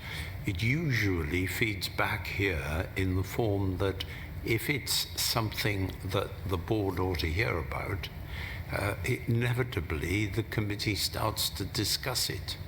And when the committee discusses it, it reaches some conclusion, and that forms part of the report that I'm delivering at the time when we're discussing the paper.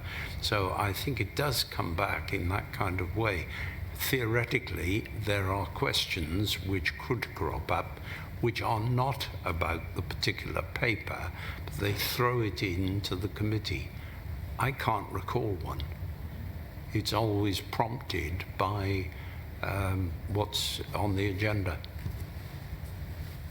Okay, so I mean, I'm not seeing masses of comments around. I mean, I think thank you very much for this report. I think the recommendations are helpful. It was very, very useful to see the looking back at the previous review and reassuring that we were actioning all of those things. I think the exact details of how we work out, do they have one theme for the whole year, or how do we set those issues we can discuss outside of this meeting. One issue which I would welcome discussing with the two chairs is this issue of how the members of the FAC relate to local stakeholders, and to what extent they are just gathering intelligence and insight, which I think is how I see it, rather than them representing the FSA in some way. But it's perhaps helpful maybe in looking at the terms of reference to make sure we're very explicit about that, so that everybody understands where they are. So perhaps we should just add in that review of the terms of reference, maybe as the action from this, so that we incorporate how we want it to work actually into the formal documentation. So I suggest we take that forward as an action. Anything else others want to comment on in this? If not, suffice to say thank you very much for doing this, for the thought that's gone into it, and thanks too to some of the members of the Northern Ireland Food Advisory Committee, I think, are observing the meeting today. Thank you and all your colleagues for the time and the commitment that you give to the FSA. It really is appreciated, and I hope that we can use this as a platform to moving forward. And of course, I say precisely the same things to the Welsh Food Advisory Committee if they happen to be listening in online, and we look forward to joining you in Cardiff next year. On that note, thank you very much, and we'll move on to the next item. So that next item is we're staying in Northern Ireland actually, so this is the report from the Director of the FSA in Northern Ireland, which is Andy Cole. So welcome, Andy. I trust you haven't had too far to travel today, but Andy, also an opportunity for me to say thank you to you and your team for hosting us here over the last couple of days. It was great to be in the office yesterday and just to meet some of the staff, both formally and informally, and you've looked after us very well indeed. Thank you. Over to you. Thank you for the welcome. I think Angelique's going to give a couple of opening comments. Oh, yeah. Okay. Thank you. No, all I wanted to say was you'll see in the paper there's reference to the Northern Ireland and Wales teams coming to the UK and International Affairs Directorate from December. I'm so pleased that has happened. There's some real synergies across the wider team, the wider policy teams that sit under me, be it borders, be it the frameworks, the devolved administration frameworks, and we're already seeing that good impact and benefits and opportunities of having all the teams together. But I'll hand over to Andy to talk about some specifics. Yeah, so welcome to Belfast, folks. Really, it's been a pleasure to host you. It's lovely to see you coming. It'll be even nicer to see you all leave tonight. So, well, being honest.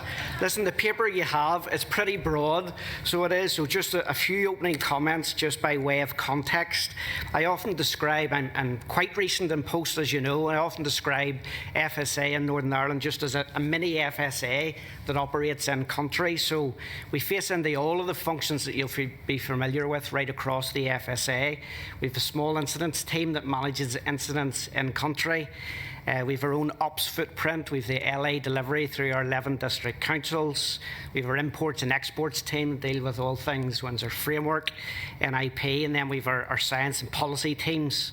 So the first part of the paper that you have kind of outlines the updates since the last time we reported to the board across all of those functions. And we do have a number of different of elements that are different, which are probably important to highlight and you may be aware of. So our ops function, which faces into the meat establishments, we have an SLA arrangement with DERA. As you know, that's different to how that operates in England and Wales, the rest of the FSA. And in Northern Ireland, as you know, we currently apply EU rules under the Northern Ireland Protocol and the Windsor Framework arrangements. And why I highlight that is what it means to our local authorities and the district councils.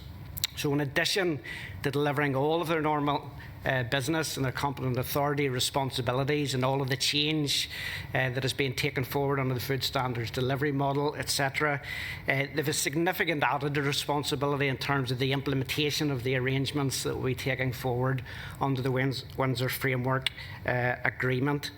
So our operating context is the other nuance you'll appreciate, and with no functioning government or ministers at present, it also makes for a very challenging operating environment. So just while I have the mic, I want to take the opportunity to place on record my thanks to our delivery partners for their work just to every day keep consumers safe, and particularly to DERA and to our district councils.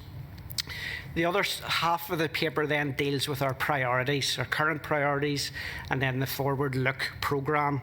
And those hopefully aren't a surprise to you. Continuing to do the day job well, delivery of official controls through our delivery partners, working with the district councils to implement that reform that you've mandated. The Windsor Framework implementation will be a key product for our team to work on as we move toward October and beyond. And our legislative agenda for functioning machinery of government returns will become an immediate priority if we see the return of the Northern Ireland Executive. One specific element outlined in the paper at section 4 that I would welcome board comment on is our ambition just around the nutrition agenda. You'll be aware of our added policy responsibilities in Northern Ireland. There are a number of projects that are set out in the paper there under our Making Food Better programme, and we hope that they'll influence and they will affect change in a number of settings. So we've introduced and agreed nutritional standards that will apply in health and social care settings.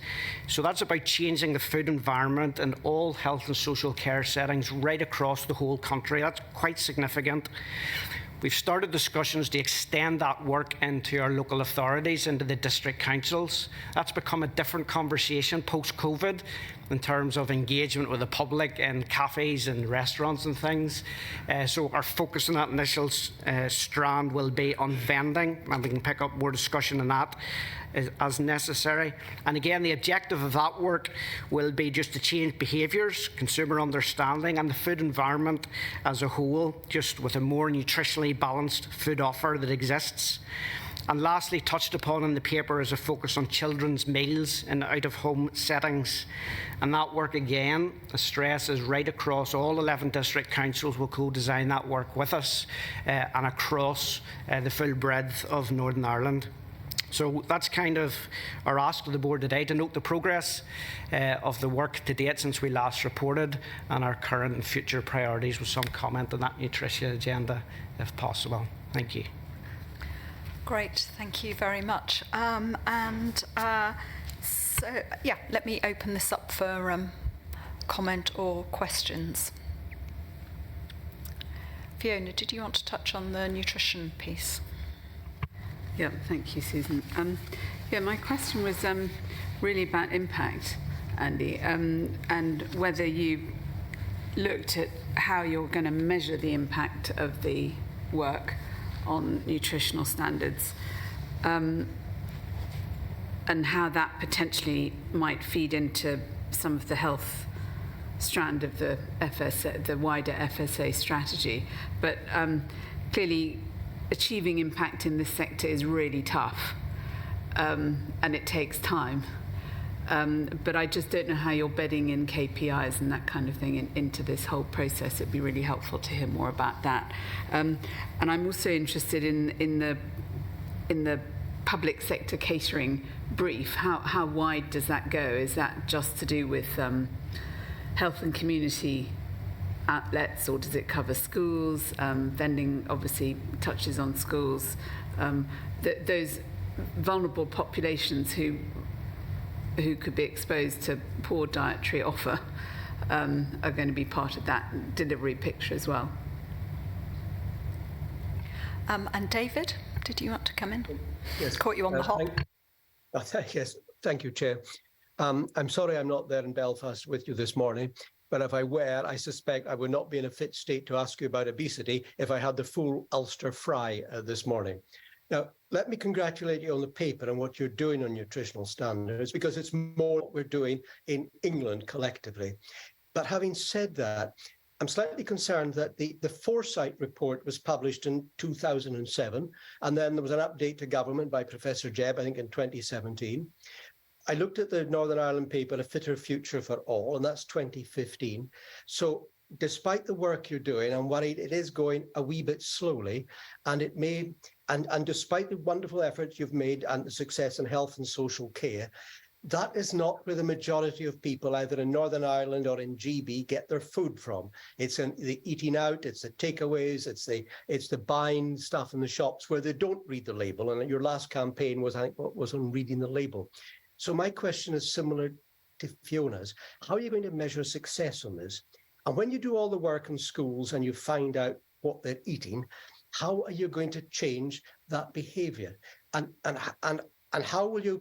The problem we will have in GB as well as Northern Ireland is some of the big food companies are not going to change the stuff they put into their cornflakes or their Cocoa Pops because the public rather like eating fats and sugars. So I'm not diminishing in any way what you're doing on nutritional work in Northern Ireland, but perhaps you could tell me, what do you see as the big obstacles to making real change? And when you identify, I'd love to get more input from you over the coming months to see if there's lessons for us to learn in England on what you're doing. So that question is a bit rambly. I'm just concerned that you're heading in the right direction, but I can't see the beef. We'll come back to that in a moment. Ruth. Well, first of all, thank you very much for the comprehensive report and the scale of what you're doing in the office in Northern Ireland. I just want to put on record our thanks to CAFRI, who hosted us yesterday. A number of us were there and heard about the reformulation work. The first project was done on scones, but it was informed by a baseline survey, which the FSA undertook to identify what the starting point was. And indeed, we had a conversation there, which was, how do we know all the sort of actions that have been taken, the reformulation, the work with small businesses, how do we know that that has now been embedded? So there is a real opportunity to go back and have a look at what impact did we make there. So I think that is a good discipline to build into all of the work, because it gives you a chance to course correct if it hasn't had the impact that you hoped for, or indeed build on it if it has had the impact. We're asked to endorse the standards sort of approach, and I think that's really good. But again, it reiterates the point others have made about making sure that we're finding out how we're measuring the impact that we get on it. But just on record, thank you to the team at CAFRI for their hospitality and their informative visit. Thank you. And we had two other visits to AFB and to Lakeland Dairies, which other members of the board and the executive went to yesterday, which each in their own ways were really, really helpful. Thank you. Hayley.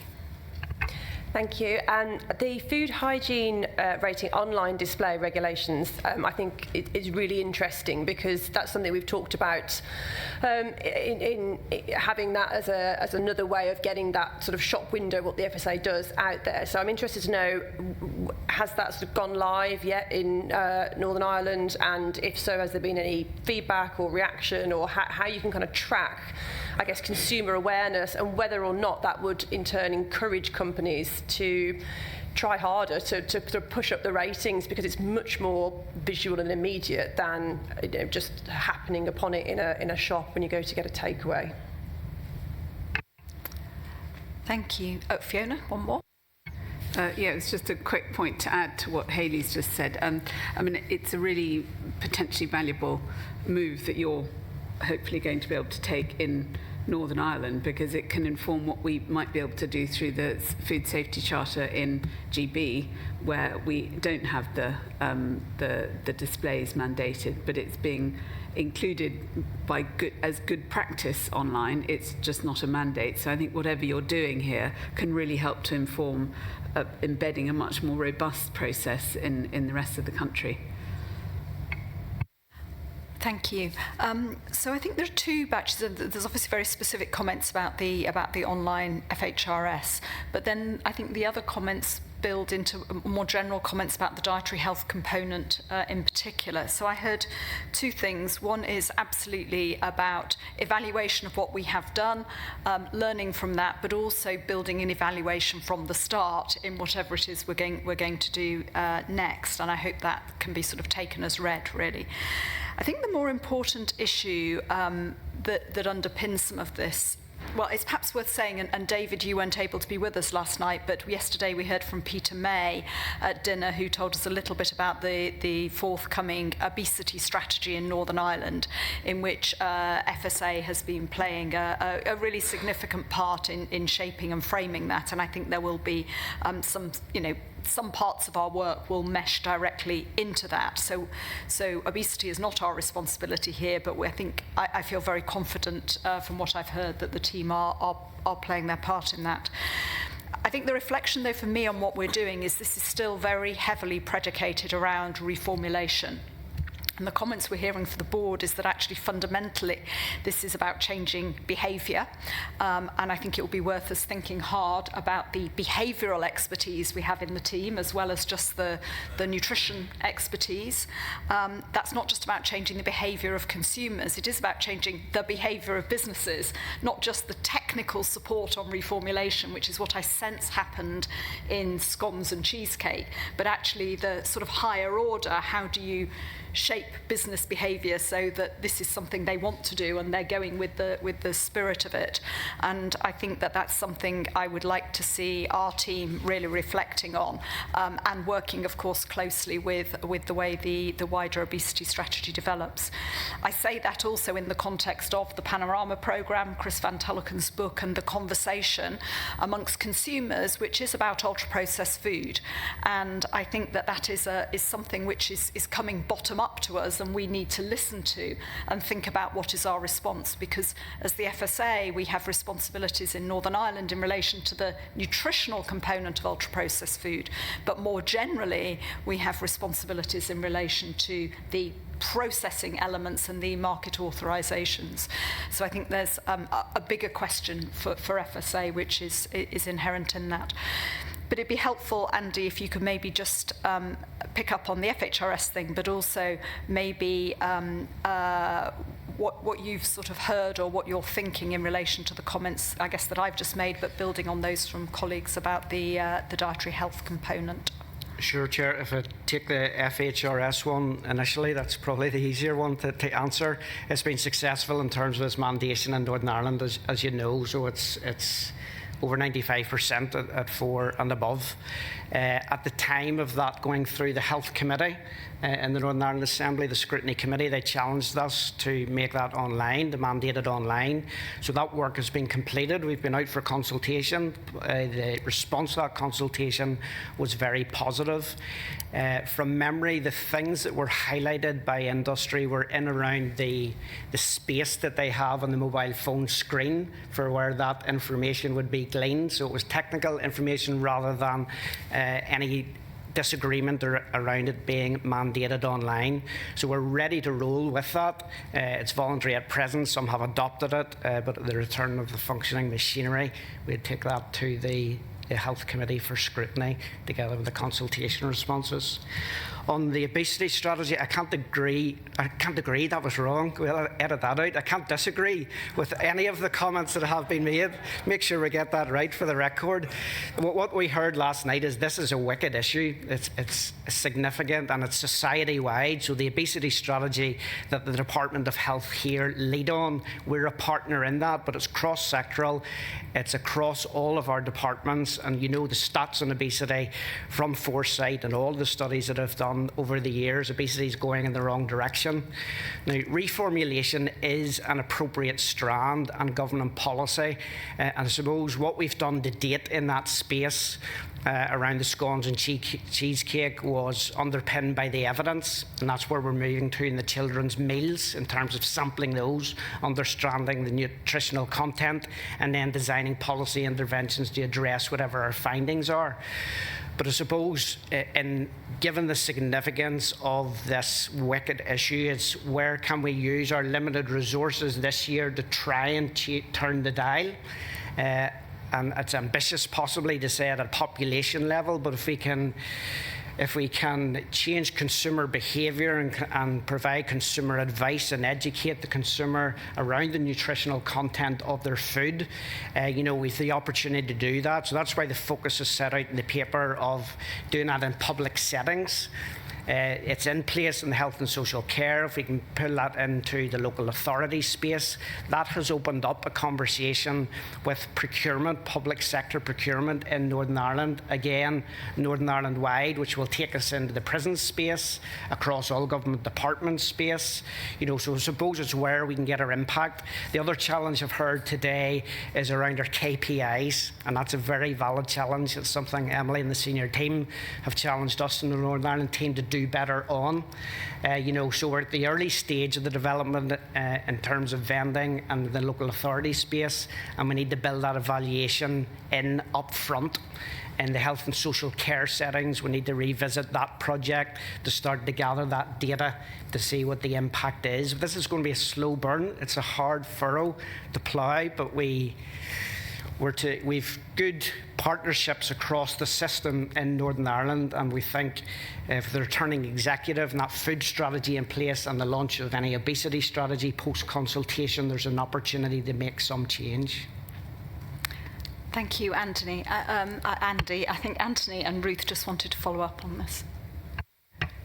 I just wanted to go on record to actually say Northern Ireland is a very challenging place for any public servant to be working at this point in time.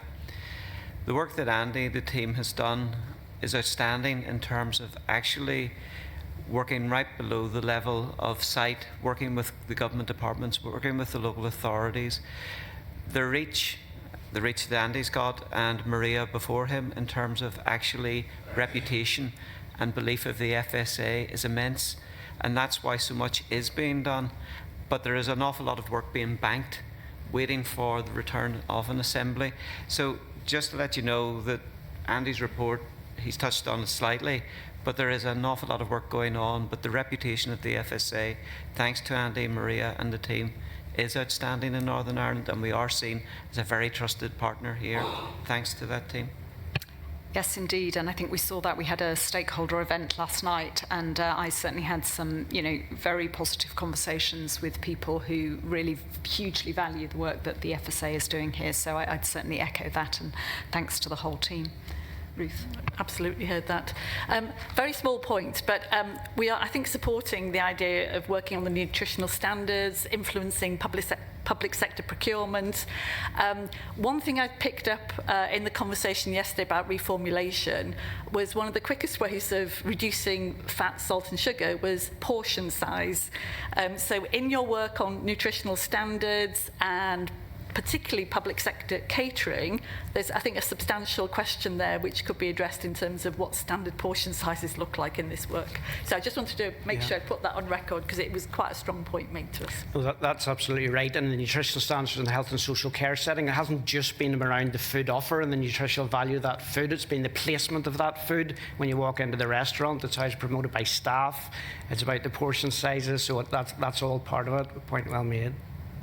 That's encouraging to hear. I mean, I think there is now much more recognition that this isn't just about, if you like, dietary health, the nutritional component. It is about the whole food environment, which is shaping people's choices. And I guess that, again, echoes the point I made earlier about thinking about how we influence the behaviour, both of consumers and of businesses, not only in what they produce, but how they market that. So I think there's loads of good work here. Thank you very much for that. I think as you've got your new strategy, better strategy, it will be good to see that develop. And once the obesity strategy is out, I think that will help us to focus in more explicitly on what the FSA's contribution might be. There is also, I mean, having been in with FSS last week, of course, they have quite a strong programme in relation to dietary health too. And I'm keen that we stay, in close touch with what they're doing in terms of, shaping the bigger UK agenda. Could I, when I'm on my home patch, be cheeky, Susan, and just say a huge thanks to my team who are really engaged, a really diverse team, and they really carry out all of this work on our behalf. So they work in a difficult context, and their resilience and their well-being over the next year is a priority for the office as well. So just want to put that on record. Thank you, and I would echo that. We've spoken a lot about the dietary health work, but that isn't to underestimate all of the work that the team are doing on so many other aspects. I don't need to remind anybody in this room, or probably indeed watching online, that it has been, particularly hard over the last couple of years because of the legal complexities of Brexit and so forth, and the absence of the ministers. That does put additional pressure on the team, and you've faced up to that really, really well. We're very, very grateful. Thank you. Good. So we're moving on now to talking of Brexit. We're moving on to talk about retained EU law. This is really just a paper for information to update the board on the latest position, because since last we met, there have been very substantial changes in the bill, and you'll appreciate that has had an impact on our work. I'm pleased that we're being joined by Sam Faulkner again. Sam and his team have sort of walked up this hill and then back down and probably round the bottom a few times. But Sam, we really appreciate all the work that's gone into this, and grateful if you just tell us the very latest. Yeah, thank you, Susan. So since we last spoke to the board on the retained EU law bill, there's been a couple of significant changes. So the most important one is that there's been a government amendment to the bill that means the sunset clause, as it was previously drafted, has been replaced by what's called a revocation schedule. So instead of the default position being that any laws that hadn't been assimilated into the UK domestic framework expiring, actually now we are listing out the laws that will expire at the end of the year but will be revoked, and everything else will automatically assimilate into domestic law. So the FSA has 8 items or 8 pieces of rule on that list, and we've been through it time and time again, and we're confident there's no material impact on food law in those 8 things. They're largely, as is covered in kind of section 3 of the paper, they're largely items that are kind of obsolete or not really having any functioning purpose at the moment. Just for clarity, there's 2 pieces that extend to Wales and 1 piece that extends to Northern Ireland, and the same applies there. We're confident that we can revoke them without any meaningful impact on food law. So what this means for the bill is that the bill itself is continuing to progress through Parliament. It's going between the House of Commons and the House of Lords at the moment, but the government is still confident in achieving royal assent as soon as possible. So that will be helpful. But from our point of view, that amendment to the sunset clause is not really getting any challenge. So we're pretty confident it will remain. So because of that, we've amended our planning accordingly, and are turning most of our attention towards our reform programme that we previously spoke to the board about. And within that programme, so the powers within the bill to reform and amend retained EU law have not changed, so they're still available up until June 2026.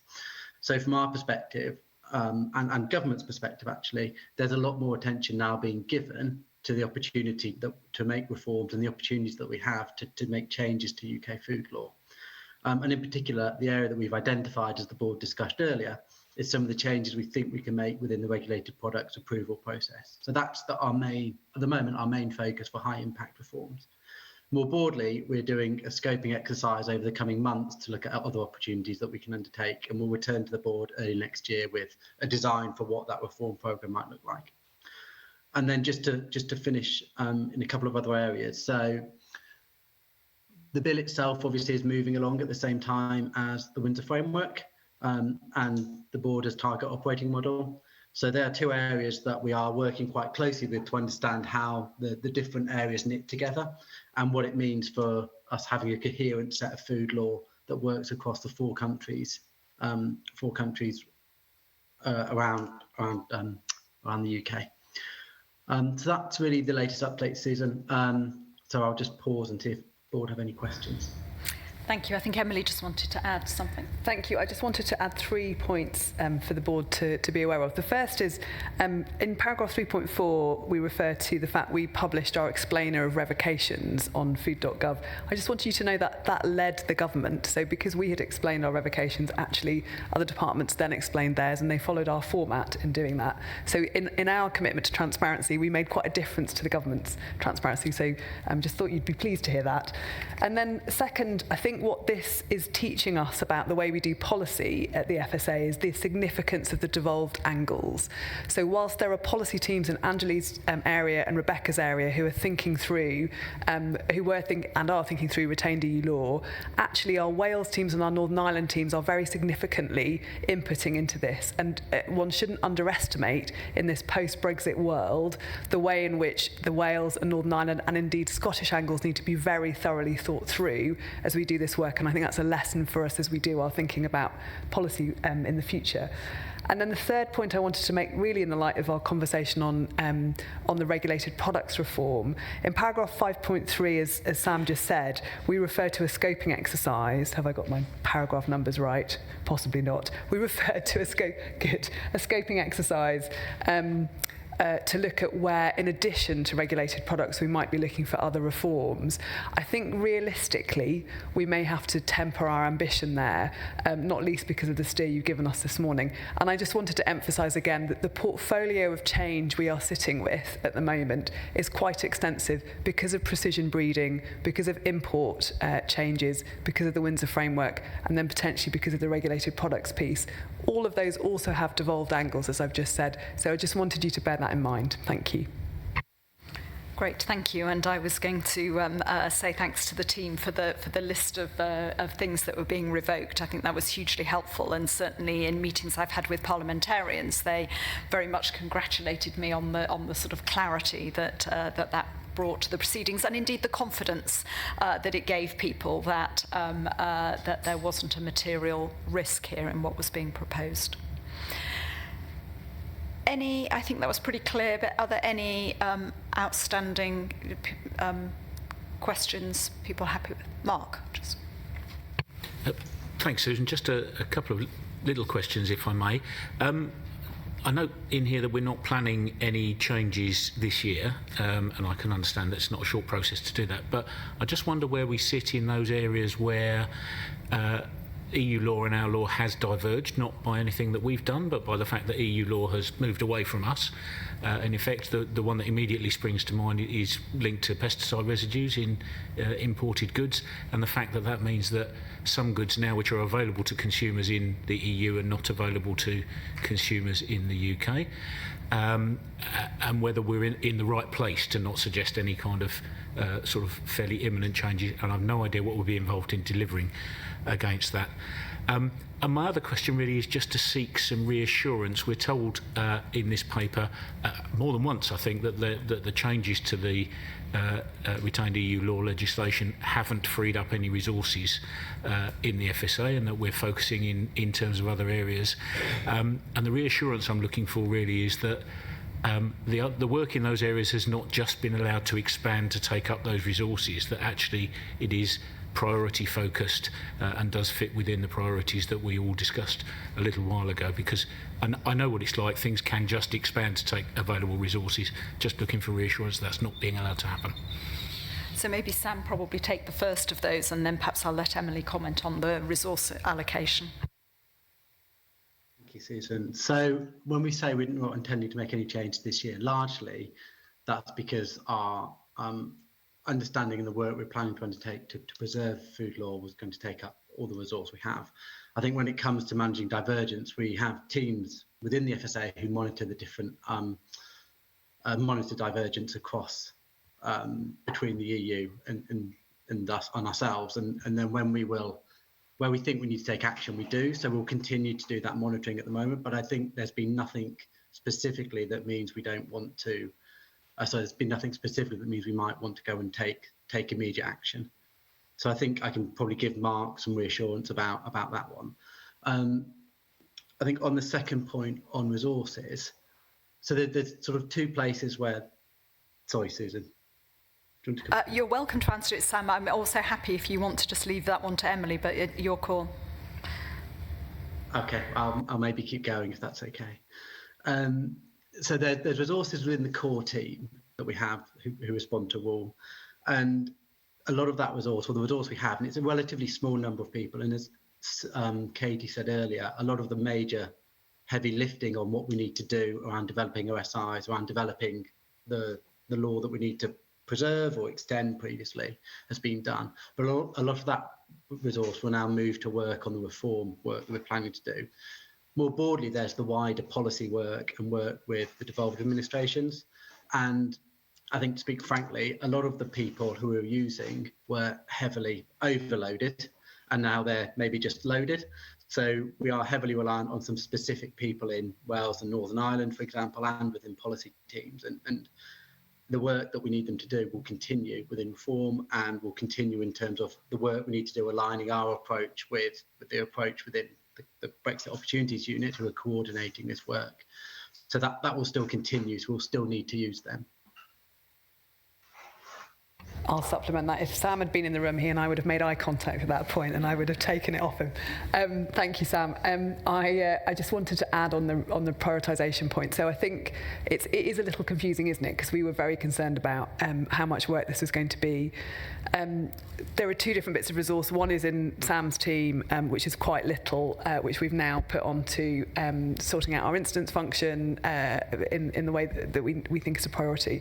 The broader set of work that's sitting across the organisation, actually we reckon we're about 30 to 40 posts short of what we need to do the set of work that you have asked us to do. So or that the government has. So Windsor Framework, import controls, novel foods review, etc. So we are basically carrying a huge burden on us right now.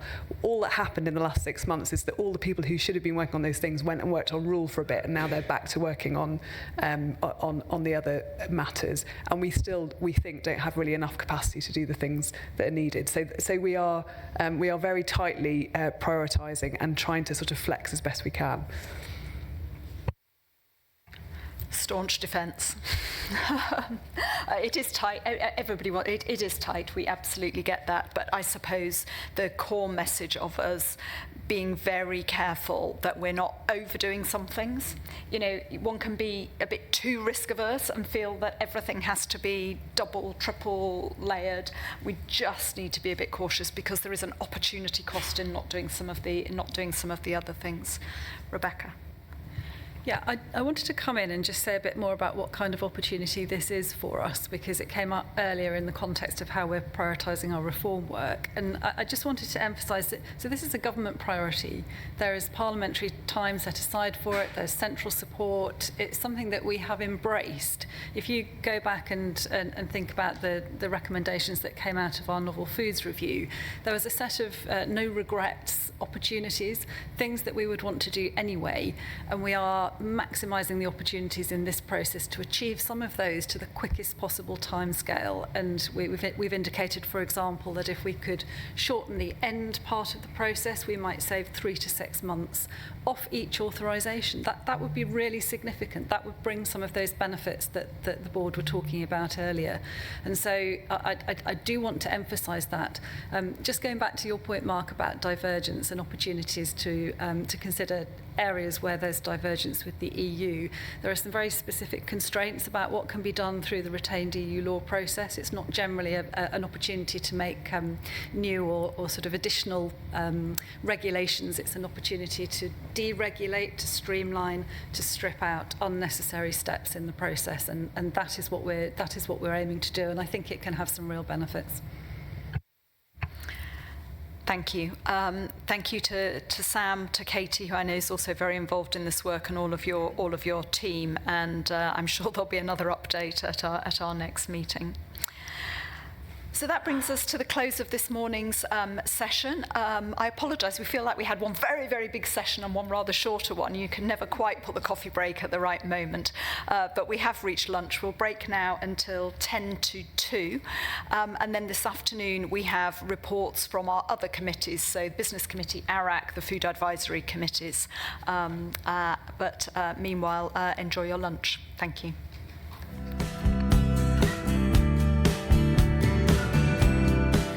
we're going to start with the report from the Chair of the Business Committee, Ruth Hussey. Thank you.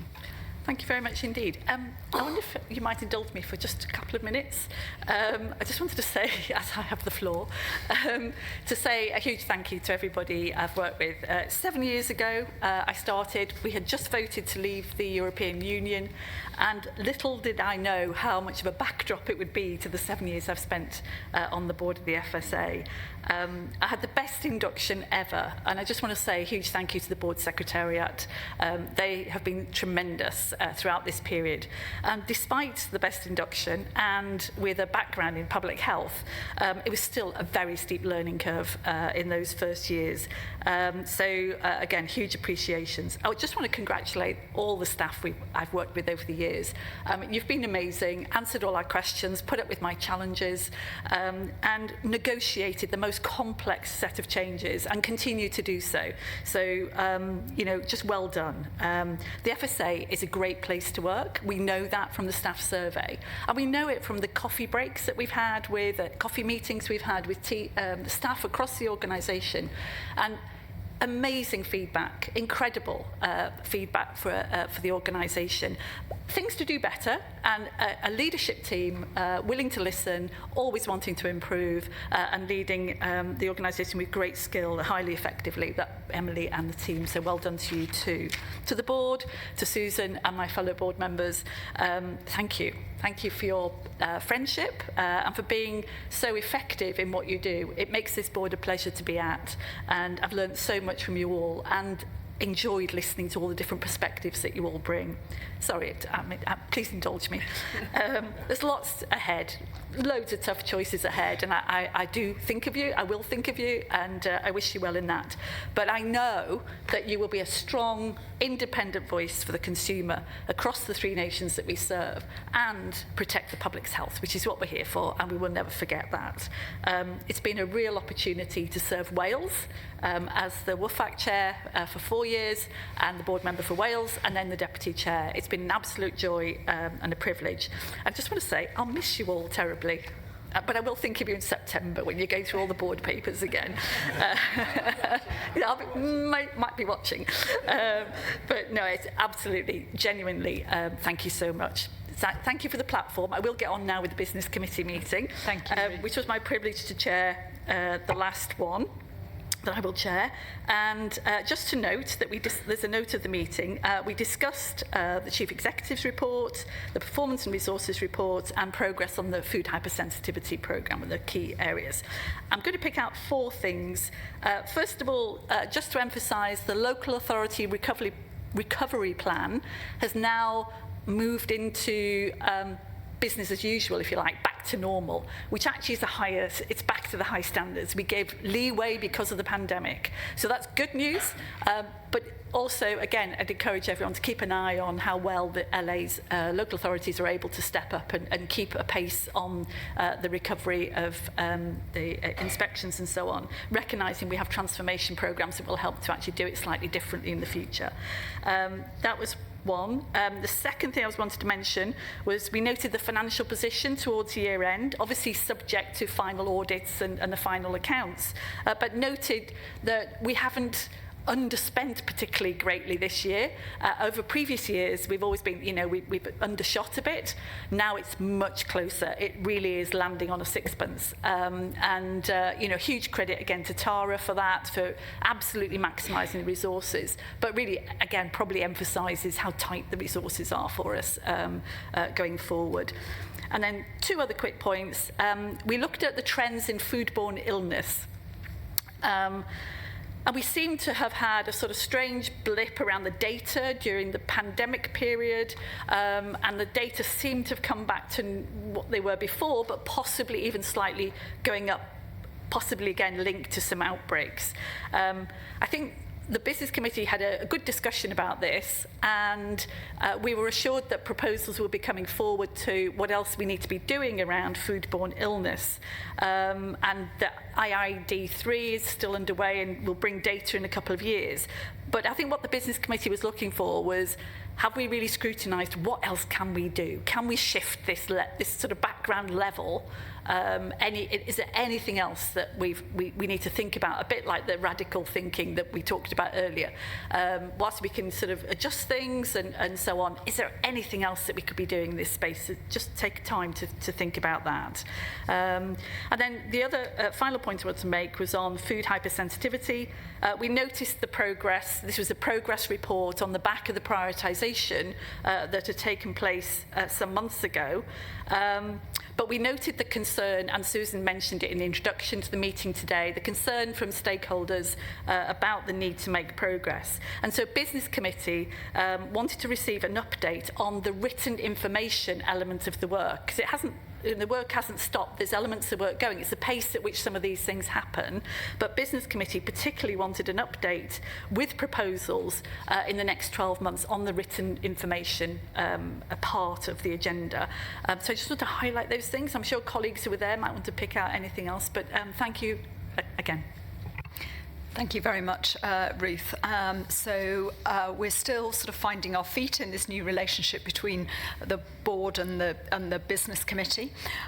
The food hypersensitivity report, as Ruth said, was a progress report. It wasn't a strategic moment, and it will come to the main board for fuller discussion in due course. And then the other item was the usual performance and resources paper. I have to say, I think that the new format is giving more time, more energy, and therefore more scrutiny to the papers, because we do it on a separate occasion. But we will more formally review how that's going, and would welcome comments, obviously, from people who are both on the business committee and those who aren't in due course. You've got the summary from Ruth. You've seen the papers that came to that committee. If anybody has any additional questions or clarification or points that you feel we should have raised at the business committee, please, now's the moment. Margaret? Thank you. It's really useful to see all that. And I was quite interested that a lot of the stuff that I raised on incidents, you've obviously seen the graphs and things. I think I've seen them somewhere else, but I don't know where.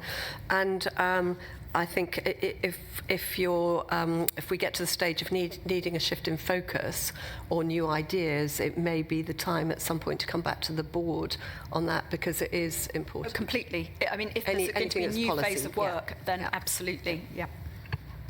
Especially this thing of the graph that doesn't move. Are we doing the absolute maximum that we can? And I think, Robin, you've kind of answered that earlier. Rick. Hi, yeah. So one of the things that we've been talking about doing is, in terms of the research and the evidence and the science side of things, there's lots of ongoing activity, and we've already talked about IID3. But the problem with some of these things is they're long term, so they sort of get lost. They start and then they sort of disappear into the undergrowth. And we're sort of thinking about maybe what we could do is bring some of these things together, and some sort of interactive workshop that would look at all the work we are doing around foodborne disease, because there's a whole load of it. We've talked about PathSafe and surveillance. We've got IID3, which will feed the new foodborne disease estimates. We've got Kitchen Life 2, which is about food hygiene in sort of business premises. There's a whole range of a portfolio of research and evidence, recent stuff that's finished, stuff that's ongoing, that I think if we brought that together, it would be really good to sort of put it all in one place, see what was happening, but then also think about how that evidence might steer future action and new sort of policy and risk management approaches. So I think that's something we definitely want to do this year at some point, and sort of showcase all this stuff to make sure that it's got the visibility, because it is happening, but I think it's just not very visible because of the nature of the research timings and profile. Oh, thanks, Rick. I would definitely appreciate that. I mean, I think you're right that there is a lot of stuff happening. The bit that I suppose I'm not seeing, and maybe the board isn't seeing, is, and so because we've learnt this, we are now going to do that. And it's that translation. It's been, it's come up a couple of times today, is how do we take what we've learnt and turn it into acting differently, doing something differently. And so, that may be something that the teams want to do and then bring to the board, or whether we do it in a workshop. Let's consider that elsewhere. But this is our core business. If we don't get this right, we're not doing our job well. Rebecca? Yeah, I absolutely agree with that, Susan. I think I would distinguish between the immediate and the responsive and the longer term strategic work that Rick is talking about. We're an evidence-based organisation. Some of the big shifts in incidence of foodborne disease have come about through evidence-based programmes of action, like, for example, vaccinating against salmonella, things like that. So, we are constantly scanning for where could we make those big interventions, but as Rick says, that is a longer term programme of work. When we look at the foodborne disease rates that we discussed at Business Committee, there was a small uptick in the rates of some illnesses due to some very specific incidents. And at that level, when we're looking at incident response, we react quickly and we learn lessons. And one example is the work that's underway to look at our guidance on listeria, and the work that we've been doing with hospitals and the provision of food there, which arose from an incident a number of years ago. So we have both of those things going on all the time, and I do agree with Rick. I think it would be useful to bring this together in a more structured way, and to give the board more insight into how we approach this and how we are doing both the long term but also the more reactive response.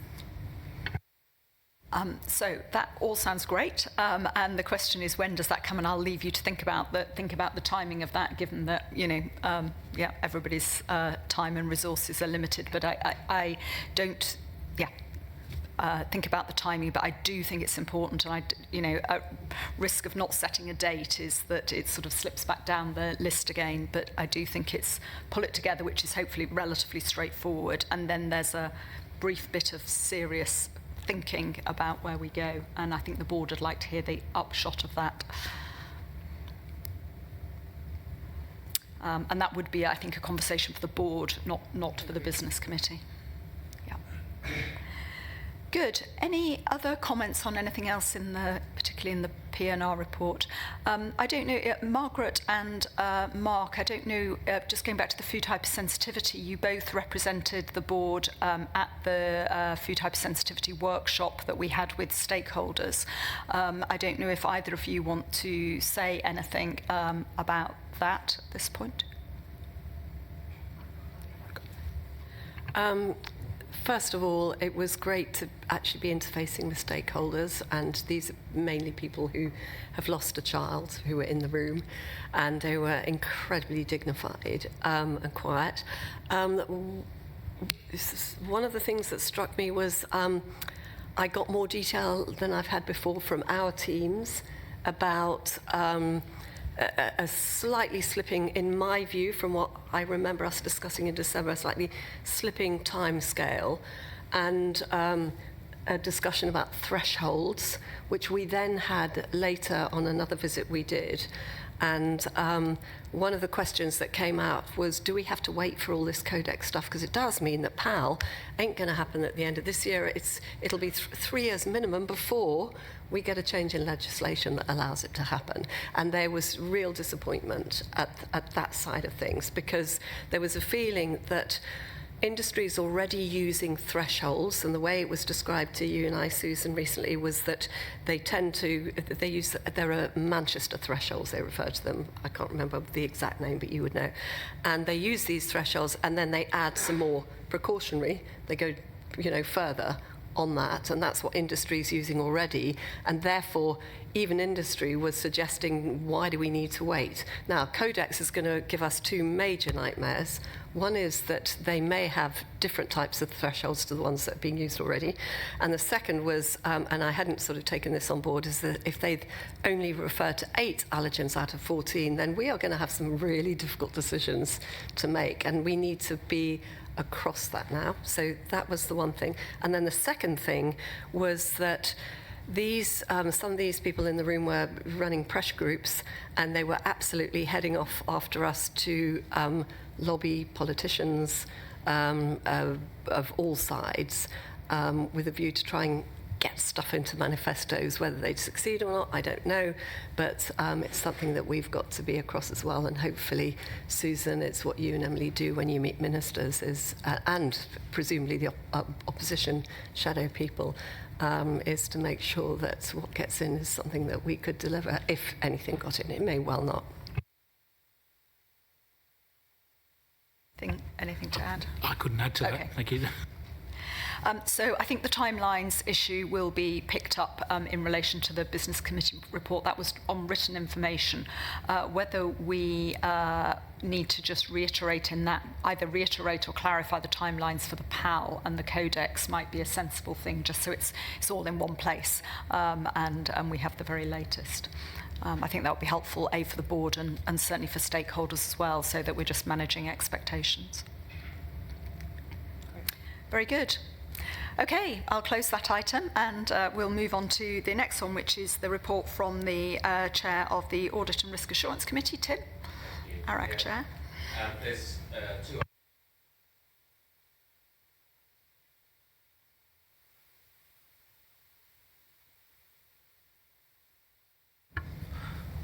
Yes, so there's two updates from the 16th of May and the 13th of June from the last two meetings. I think the 13th of June was my 5th meeting out of the 8 months of having taken on the chair.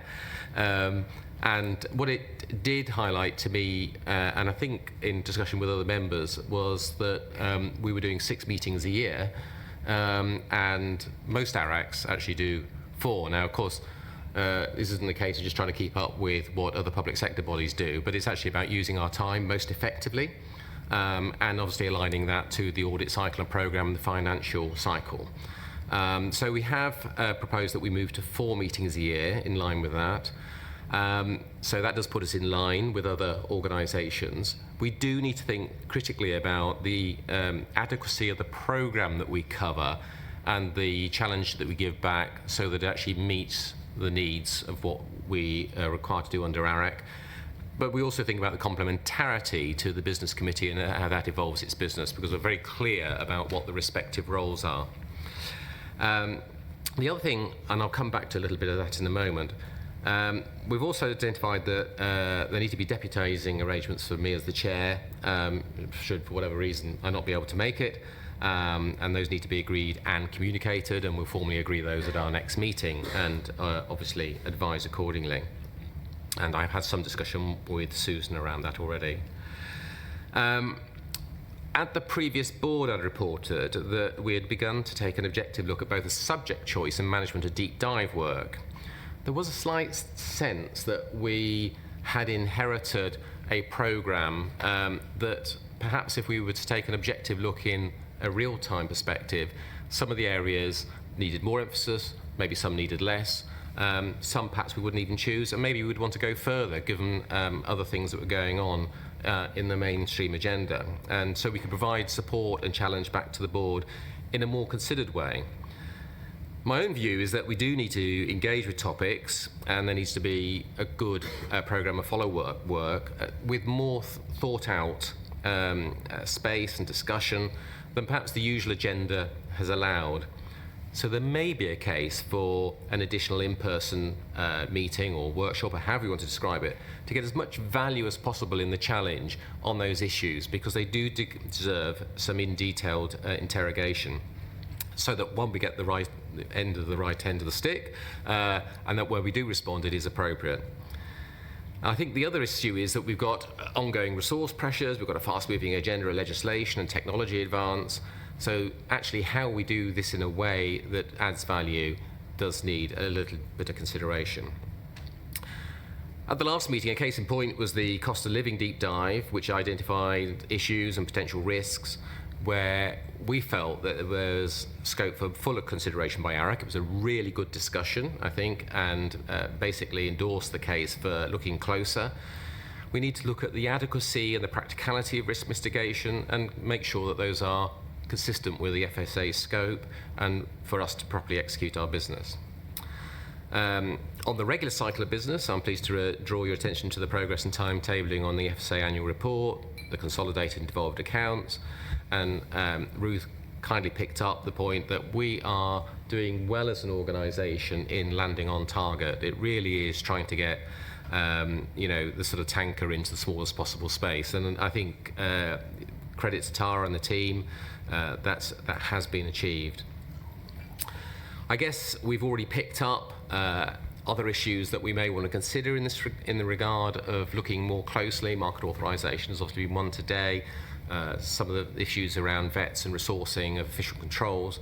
But we'll come back and we'll look at those issues and decide which ones we think will best serve the FSA.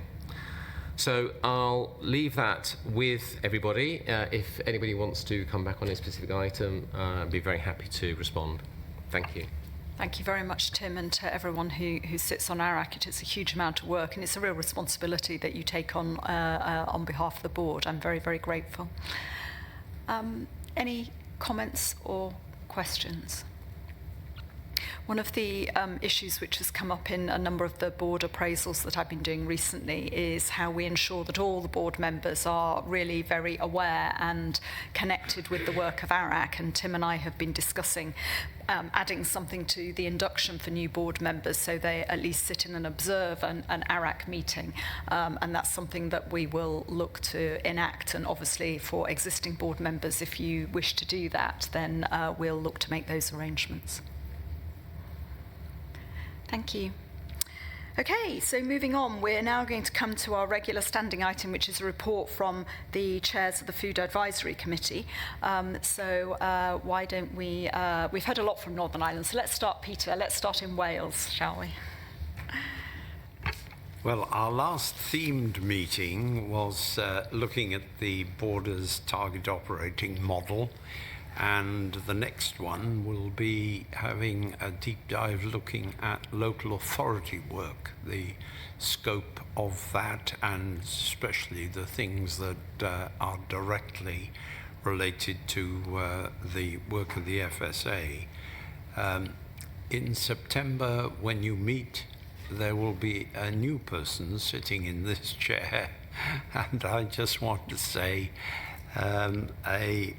thank you, that it's been a great opportunity to be a member of this board, because this board has been a high-performing board in every way. The members around here, the skills that they bring and the analysis of every subject that comes before it, I think that this organisation is extremely lucky in that, and also in the team of staff at every level, which really delivers in a magnificent way. And so the organisation, I'll be sad to leave, in a sense. And yet, at the other hand, I began holding public office of minor to major when I was 14.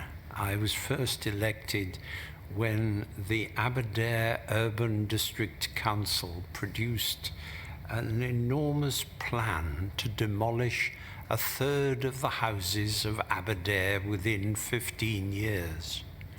I can assure you that my opposition was successful. Most of them are still standing. And from there onwards, it was just a chain of different roles, public roles of boards, committees, commissions, and goodness knows what. And at a certain point in life, you say, gosh, there were a few things that I didn't do, and perhaps I need the space to be able to do them. But a very final two thank yous. One to Anne and Seth, who have given great help at all times to smooth my path, as it were, and also to you, Chair, because the support that you have given me has been extremely valuable and much appreciated. Thank you, Peter. That's very kind, and I think you definitely deserve time off for good behaviour. Very best wishes. And yes, we'll be interviewing, I think I said earlier, for Peter's replacement next week. So very sad to see you go.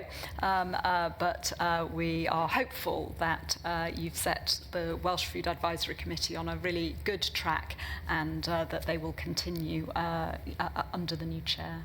Thank you. Anthony, turning down. How do you follow that? The Northern Ireland Food Advisory Committee met in April to consider the theme of feed, and we met with Jill Gallagher, CEO of the Northern Ireland Grain Trade Association, and she's arranged for us to go visit a Fian Valley feed mill, and we had a presentation from Food Fortress as well, so it was very good just to see that whole food security side of it, and beginning at the very start with the feed that comes in and where it goes through. Quite impressive. The committee were very intrigued by the whole process and the whole follow through.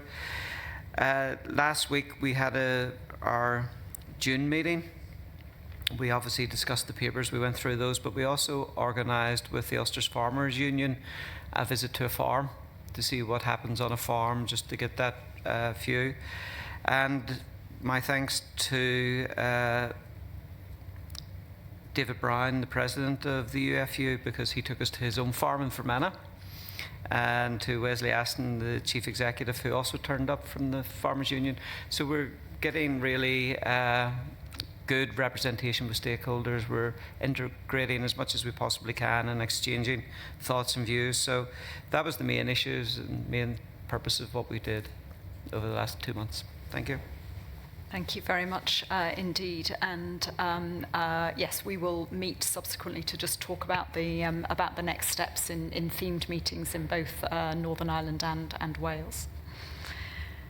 Very good. Any comments from colleagues on the work that's going on in those committees? No, I think one of the things in joining up International has meant that actually the office in Wales and the office in Northern Ireland are working more closely together, and I think that's also helping the sort of synergies and the mutual learnings between the two organisations, the two committees. Also helped hugely by the two of you working very closely together, and I've really valued that, and I'm confident that Anthony will help your successor, Peter, to settle in so that we can continue on that path. Hayley, sorry, I think you had a question. No, not at all. Thank you. And I think just a broader point that although these committees are sort of set out in the Act and they're a statutory part of the FSA, I think there's a lot to be taken from just that additional enhanced layer of engagement that it gives you with industry. And so don't sort of balk at the idea. I'm not suggesting we set up a new committee, but this idea of Food Advisory Committee and actually thinking about our engagement with industry on a much more deep dive level about issues that are important to the agency. I think the remit of that concept is something that we could look at, because it could bring huge value on some of our kind of hot topic items, to have that more established kind of routine engagement that complements that sort of day-to-day contact that the team have with individuals. But just something to think about, because it's such a successful model. Thank you. Good.